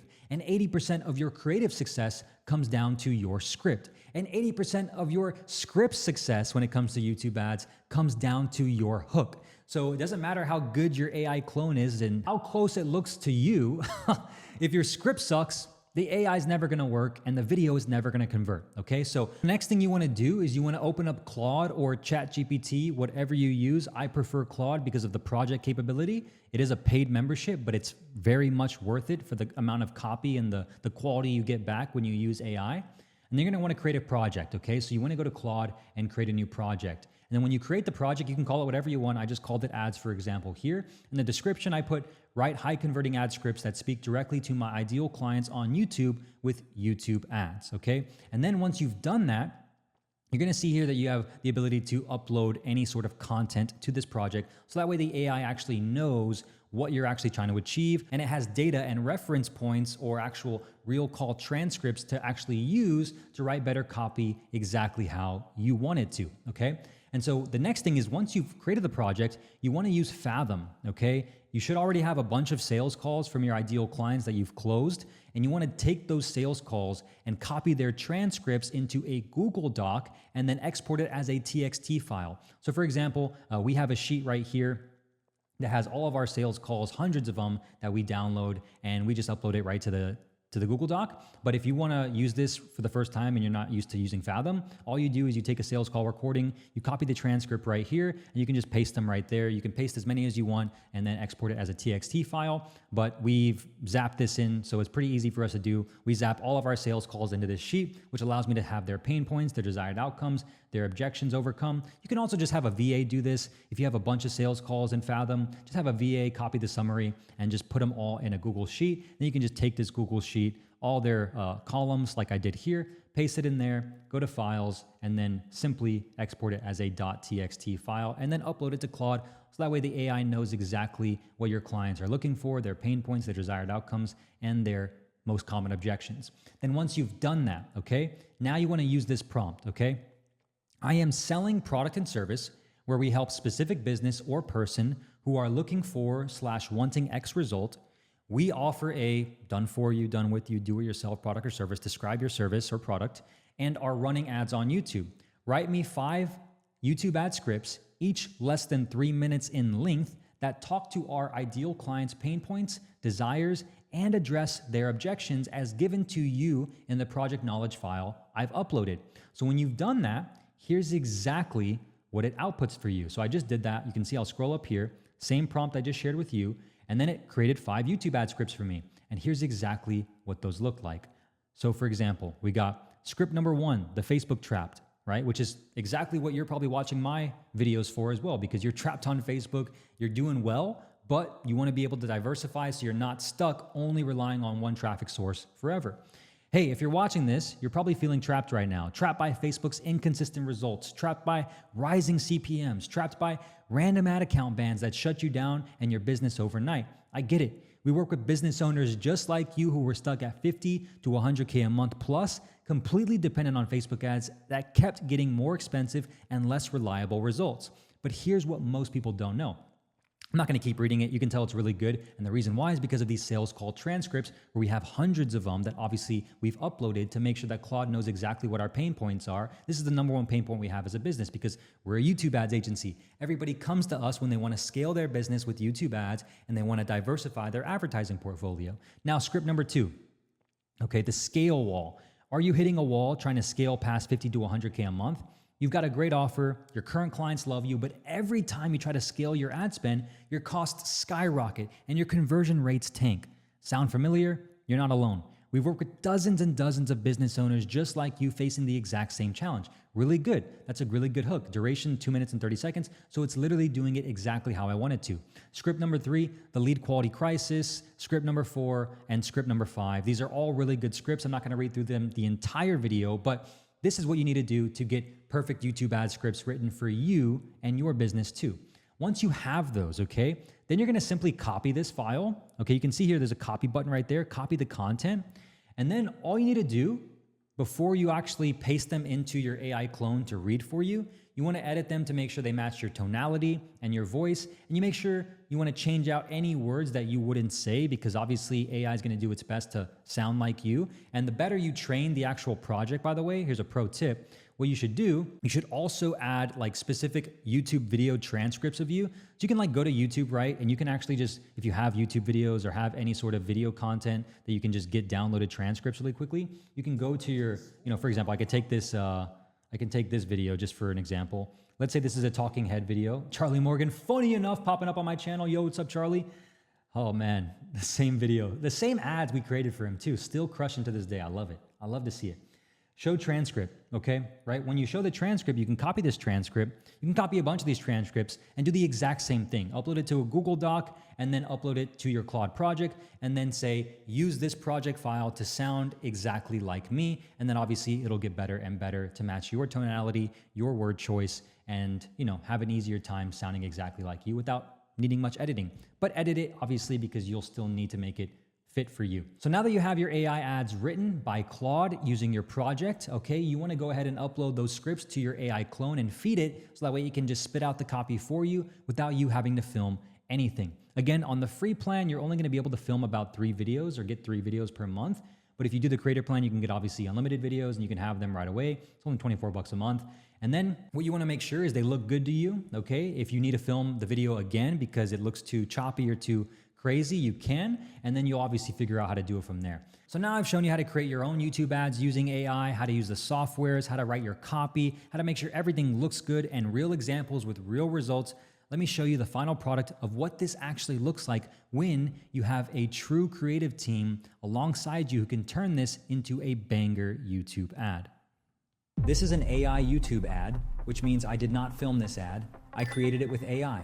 And if you're a coach, course creator, or agency owner, this is the new way to profitably scale your business with YouTube ads. No more filming, no more editing, just type a few simple words into a software and the video is automatically created for you. With AI, you can test hundreds of new hooks and ad angles within minutes, as opposed to weeks or months, just like you're seeing me do right now. So now, there you have it. You now know how to create YouTube ads using AI for your business without you having to film anything ever again. So if you're traveling and you get hit with the thought of an inspiration for a new video idea, but you don't have the camera equipment, you don't have your videographer, you don't have to stress anymore, because when you do this, you'll have that one setting that you film that one ad to create your AI avatar, and your AI clone can film everything for you. This is the key if you really want to truly test more ads, find new winning angles fast, and most importantly, scale and master YouTube advertising for your business at the highest level. If you like this video, give me a comment down below telling me you actually enjoyed it. And if you want to see more YouTube videos just like this, talking all about how you can scale your business using YouTube ads twice a week, I would encourage you to press subscribe. And then if you want my agency to help you set up all your ads, create all your campaigns, and scale your business completely done for you, because this is exactly what we do, then I would encourage you to click the link in the description and apply to work with me and my team right now. I'll see you in the next video, and watch this video right here, because this one's gonna help you even further. Cheers. A lot of people will tell you that YouTube ads actually hurt your organic channel's growth, which is completely false. In this video, I'm gonna show you how you can actually grow your YouTube channel faster with YouTube ads, and show you that it doesn't actually hurt your organic channel's growth at all. Here's what I'm gonna cover in this video. Number one, proof that YouTube ads actually help your channel grow with real client case studies. Number two, how YouTube ads work and why the more ads you run, the more subscribers you actually get. And then number three, how to use YouTube ads to grow your channel with 3 unique ways you probably didn't know before that you could use to actually grow your channel with YouTube ads. So let's jump into it. Here's the first case study, Charlie Morgan. You might recognize him because his ads are all over the place. And thankfully, I'll take credit and say that we were the one that helped him get up and running on YouTube. So now, here is his stats before working with us. He only had 22,000 subscribers. Now, Charlie was putting in the work. Let me be very clear. I'm not going to take credit for Charlie Morgan's success. He was already putting in the work to build a badass product and post consistent videos on YouTube. But he only had 22,000 subscribers when he started working with us before he started running ads. And that's just a fact. And then after spending just shy of $600,000 in a couple of months, and making him about $1.5 million in revenue, with about $859,000 of that being profit, he was able to grow to 109,000 subscribers in just a few months. What changed? Nothing. He just kept posting consistent videos, but he also started running ads. So very clearly, did ads hurt his organic growth? No, it actually helped him, because the more people that saw his ads, the more people that watched his YouTube videos. The more people that watched his YouTube videos, the more people that saw his ads. It's a flywheel. YouTube ads do not hurt your organic channel's growth. And now here is proof of it, because Charlie Morgan, as of today, is literally just shy of 200,000 subscribers on his YouTube channel. And he's spending more money than ever on YouTube and Facebook ads right now.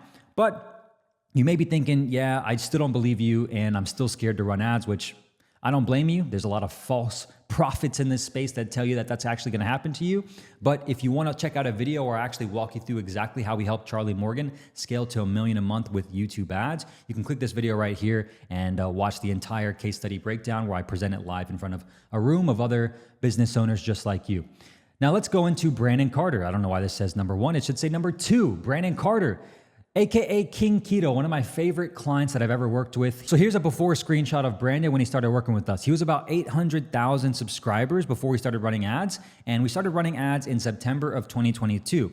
And after running ads, he was able to shoot up to, about 50,000 subscribers in 1 month. And today, Brandon Carter's sitting at 1.2 million subscribers and counting. So YouTube ads actually helped him get past the 1 million subscriber count, which is awesome. And he's being consistent with his channel still to this day, which allows him to get even more views and retarget those views with YouTube ads, which gets people to watch his channel even more, and of course lead to more subscribers and more YouTube organic growth. And if you want to see another case study breakdown where I walk you through the exact ad that we helped Brandon Carter make that allowed him to get all those views, that's still running to this day, that also helped him make $636,000 in just 90 days, you can click this video. Last but not least, Daniel Fazio, who just crossed $1 million a month in his businesses, who before starting to run YouTube ads with us was only getting about 650 subscribers every single month with his channel. But But then you can see the trend starts trending upward as he started running ads. He spikes right here. It goes down a little bit, but then he spikes right back up. And now he's sitting at just shy of 30,000 subscribers, whereas before he only had about 11,000 or so. So he's pretty much doubled his channel in just a few short months while also making a lot more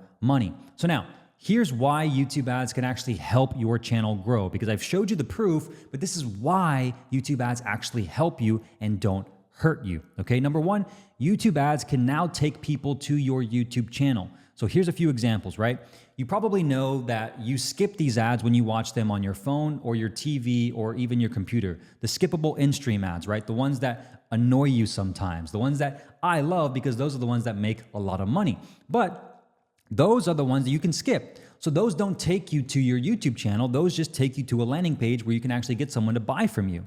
But there's also in-feed ads, and these ads are non-negotiable, which means that you have to run them alongside in-stream. You don't have the choice anymore if you want to get conversions from your ads. So what happens is they run as in-stream ads that you can skip, but they also show up on suggested videos. For example, here's the preview of desktop. What happens when someone sees your ad scrolling on their YouTube feed on their computer? Your ad pops up right here as a suggested video ad.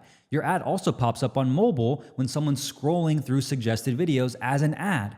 And your ad also pops up on desktop YouTube search results when they're scrolling for other videos to watch as an ad. And if they click on these ads, guess where it takes them? It doesn't take them to your landing page. It takes them to that specific video on your YouTube channel, which means if you have 0 subscribers and 0 views on your channel and no social proof, you look like a scam, which means you should run ads from your main channel, especially if you're posting content consistently, or especially if you want to grow your personal brand, because then people that click on these ads will then click on your channel and they'll see if you're actually legitimate. And if you don't have any social proof, any videos, any content whatsoever, the chances of them buying from you are a lot less, okay? A lot less, because they won't trust you. And your ads also show up as shorts. And so when you run YouTube ads for conversions, you have all different types of formats: in-stream, in-feed, and shorts ads. So if you run ads from a second channel, which has no content and has no social proof whatsoever,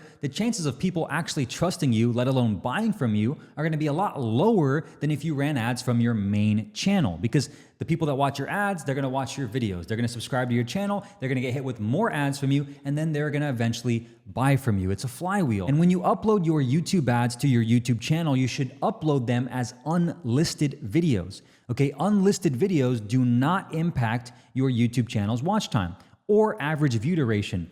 Only public videos impact your YouTube channel's watch time or average view duration. And YouTube only cares about 2 metrics: average view duration and watch time, which is exactly why YouTube ads actually help your channel grow, because they're only getting people to watch more of your ads and more of your videos without negatively affecting your average view duration and your watch time. Not only that, but YouTube ads can now optimize for more subscribers. Like Google literally now allows you to run ads with a campaign goal to specifically get more subscribers, to optimize to get more subscribers to your channel. Why would YouTube do that? Why would Google allow you to do that if they didn't know that you could get more subscribers with YouTube ads? If they didn't want your channel to grow, they wouldn't.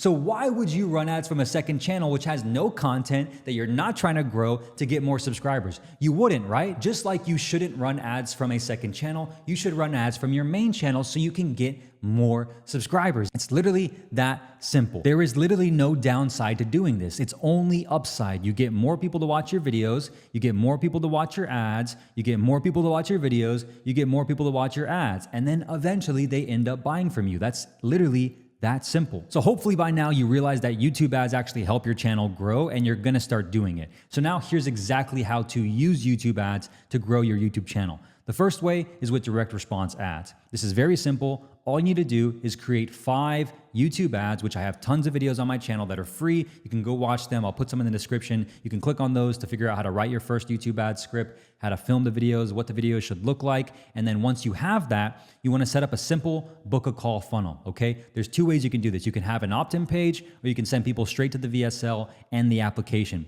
The reason why you should have an opt-in page is only if you already have a team of setters and you need more leads, okay? Typically, if you're a B2C offer selling something that's B2C, business to consumers, you want to have an opt-in. If you're someone like me selling B2B, like other business owners who don't have much time and they're very sophisticated, you typically want to go to the VSL and application, not waste any time, go from ad to VSL and application so they can apply and book a call right away. Then once you've set all that up, right, you're going to get calls on your calendar and you're going to be able to make more money. Now, the benefit of this, like I mentioned, is you get more leads, you get more calls, and you get more clients, okay? And subscribers, obviously, as a secondary benefit of the sheer amount of ad spend that you're putting in to show your ads to the marketplace. Like, you're gonna get more subscribers as a result of doing this, but it's not the main goal. The main goal is to get more clients. And this is exactly what we help all of our clients do at our agency, because we're trying to help them make more money, right? Which is exactly what we're the best at, using YouTube ads. As a secondary benefit, they just happen to get more views, more subscribers, and grow their YouTube channel, all right? So direct response ads, simple to set up, easy to execute if you know what you're doing. Number 2, in-feed ads, okay? These are the best way to actually get more views and more subscribers for a lot cheaper than direct response ads, because you're not going for conversions. You're not trying to get more calls on your calendar. You're not trying to get more sales directly. You're trying to get more people to watch your videos. And so the way you do this is you take some of your most popular YouTube videos. Okay, so here's a screenshot of like my most popular YouTube videos that have gotten me the most clients, the ones that I've tracked using HighRoast to see exactly how many calls I've booked from my YouTube channel, which I know because I have that tracking parameter installed, and I'm able to see which videos got me the most money. Okay, which videos actually helped me the most money for my YouTube channel. And now what do? I run those YouTube videos as in-feed ads on YouTube, which shows these videos to new audiences who are also interested in YouTube ads or Facebook ads, for example, who want to get on YouTube ads. And then they watch these videos, right, that are organic pieces of content that I'm promoting with ads on YouTube. And then I hit them with remarketing ads, direct response ads, and that's the flywheel, okay? So I'm pushing for views here. You can see I spent about $1,600,000 on this one, almost $600 on this one, $410 on this one, $329 on this one. And the benefits of this is I'm getting more views, more subscribers, and more people to retarget with my direct response ads. So they see these videos, they get a lot of value because they're very valuable masterclass trainings, like step-by-step YouTube ad breakdowns that are super valuable. And then I hit them with my direct response ads up here so I can actually have them enter my funnel, book a call, and end up becoming a client of ours. And these are less expensive than traditional in-stream ads, okay? In terms of the cost per click.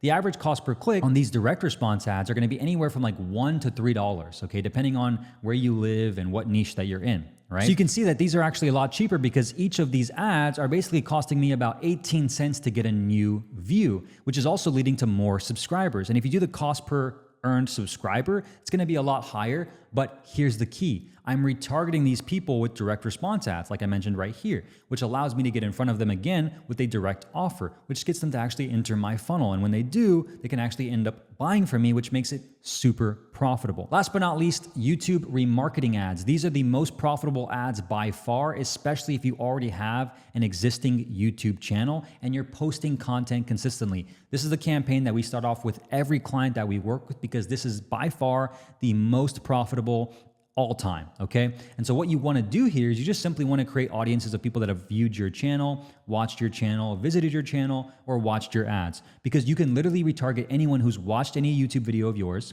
retarget anyone who's watched videos of yours as ads from your YouTube channel, which is why you want to run ads from your main channel. And you can do this with direct response ads, okay? So you can show people your offer right away and get them to buy from you. You can also target them with in-feed ads and show them more videos that they might like, more videos that they might be interested in watching, and get them to watch more content from you, which leads them to eventually subscribe from you. So for example, if you have an audience that's like people that have viewed this specific video, you can show them ads to get them to actually subscribe using the conversion action to subscribe to your channel, which is why you should run ads from your main channel, because you're going to grow your channel running YouTube ads. Both of which, again, can lead to more subscribers if you haven't already heard me preaching from the top of the mountain. The point being, there's a lot of creative ways to do this inside of your Google Ads account with YouTube ads that actually allow you to grow your channel a lot faster. And here's a pro tip. If you have a YouTube channel, okay, that you're posting content on consistently, create a Google Ads account right now. And once you do, then go and create these remarketing audiences immediately. Number one, anyone who's watched a video of yours from your YouTube channel. Number two, anyone who's watched videos of yours as ads, anyone who's subscribed to your channel, anyone who's visited your channel, anyone who's shared a video of yours. All of these are easy to create right now and allow you to start building remarketing audiences. So when you do run ads, at least you'll have a sizable audience you can retarget. Again, if you found this video valuable and you're here for the first time, make sure to press subscribe and give the video a thumbs up. I'm gonna post every single week 2 videos just like this to help you. And if you're a business owner who's already running ads on Facebook and you wanna diversify and start running YouTube ads, you can have a second traffic channel to scale your business even further and faster, then I would encourage you to click the link in the description and apply to work with our agency. Or if you're someone who already has a personal brand on YouTube and you're making money, but you wanna scale even further and faster using YouTube ads, I would also encourage you to click the link in the description and apply to work with our agency. We only work with a handful of clients where I actually help them one-on-one to run all of their ads for them with me specifically. And if you're someone who doesn't want a done-for-you service, we have a mastermind which you can join, which you can work with me and my team on a one-on-one consulting capacity where I help you implement all of these strategies and more to scale your business past 7 and multiple 8 figures. My name is Brian Moncada. I'm the founder of adspend.com. And until next time, keep smiling, keep learning, keep growing, and I'll see you in the next video. And if you want to watch another YouTube ads masterclass just like this one, go ahead and click this video here. I'll see you there.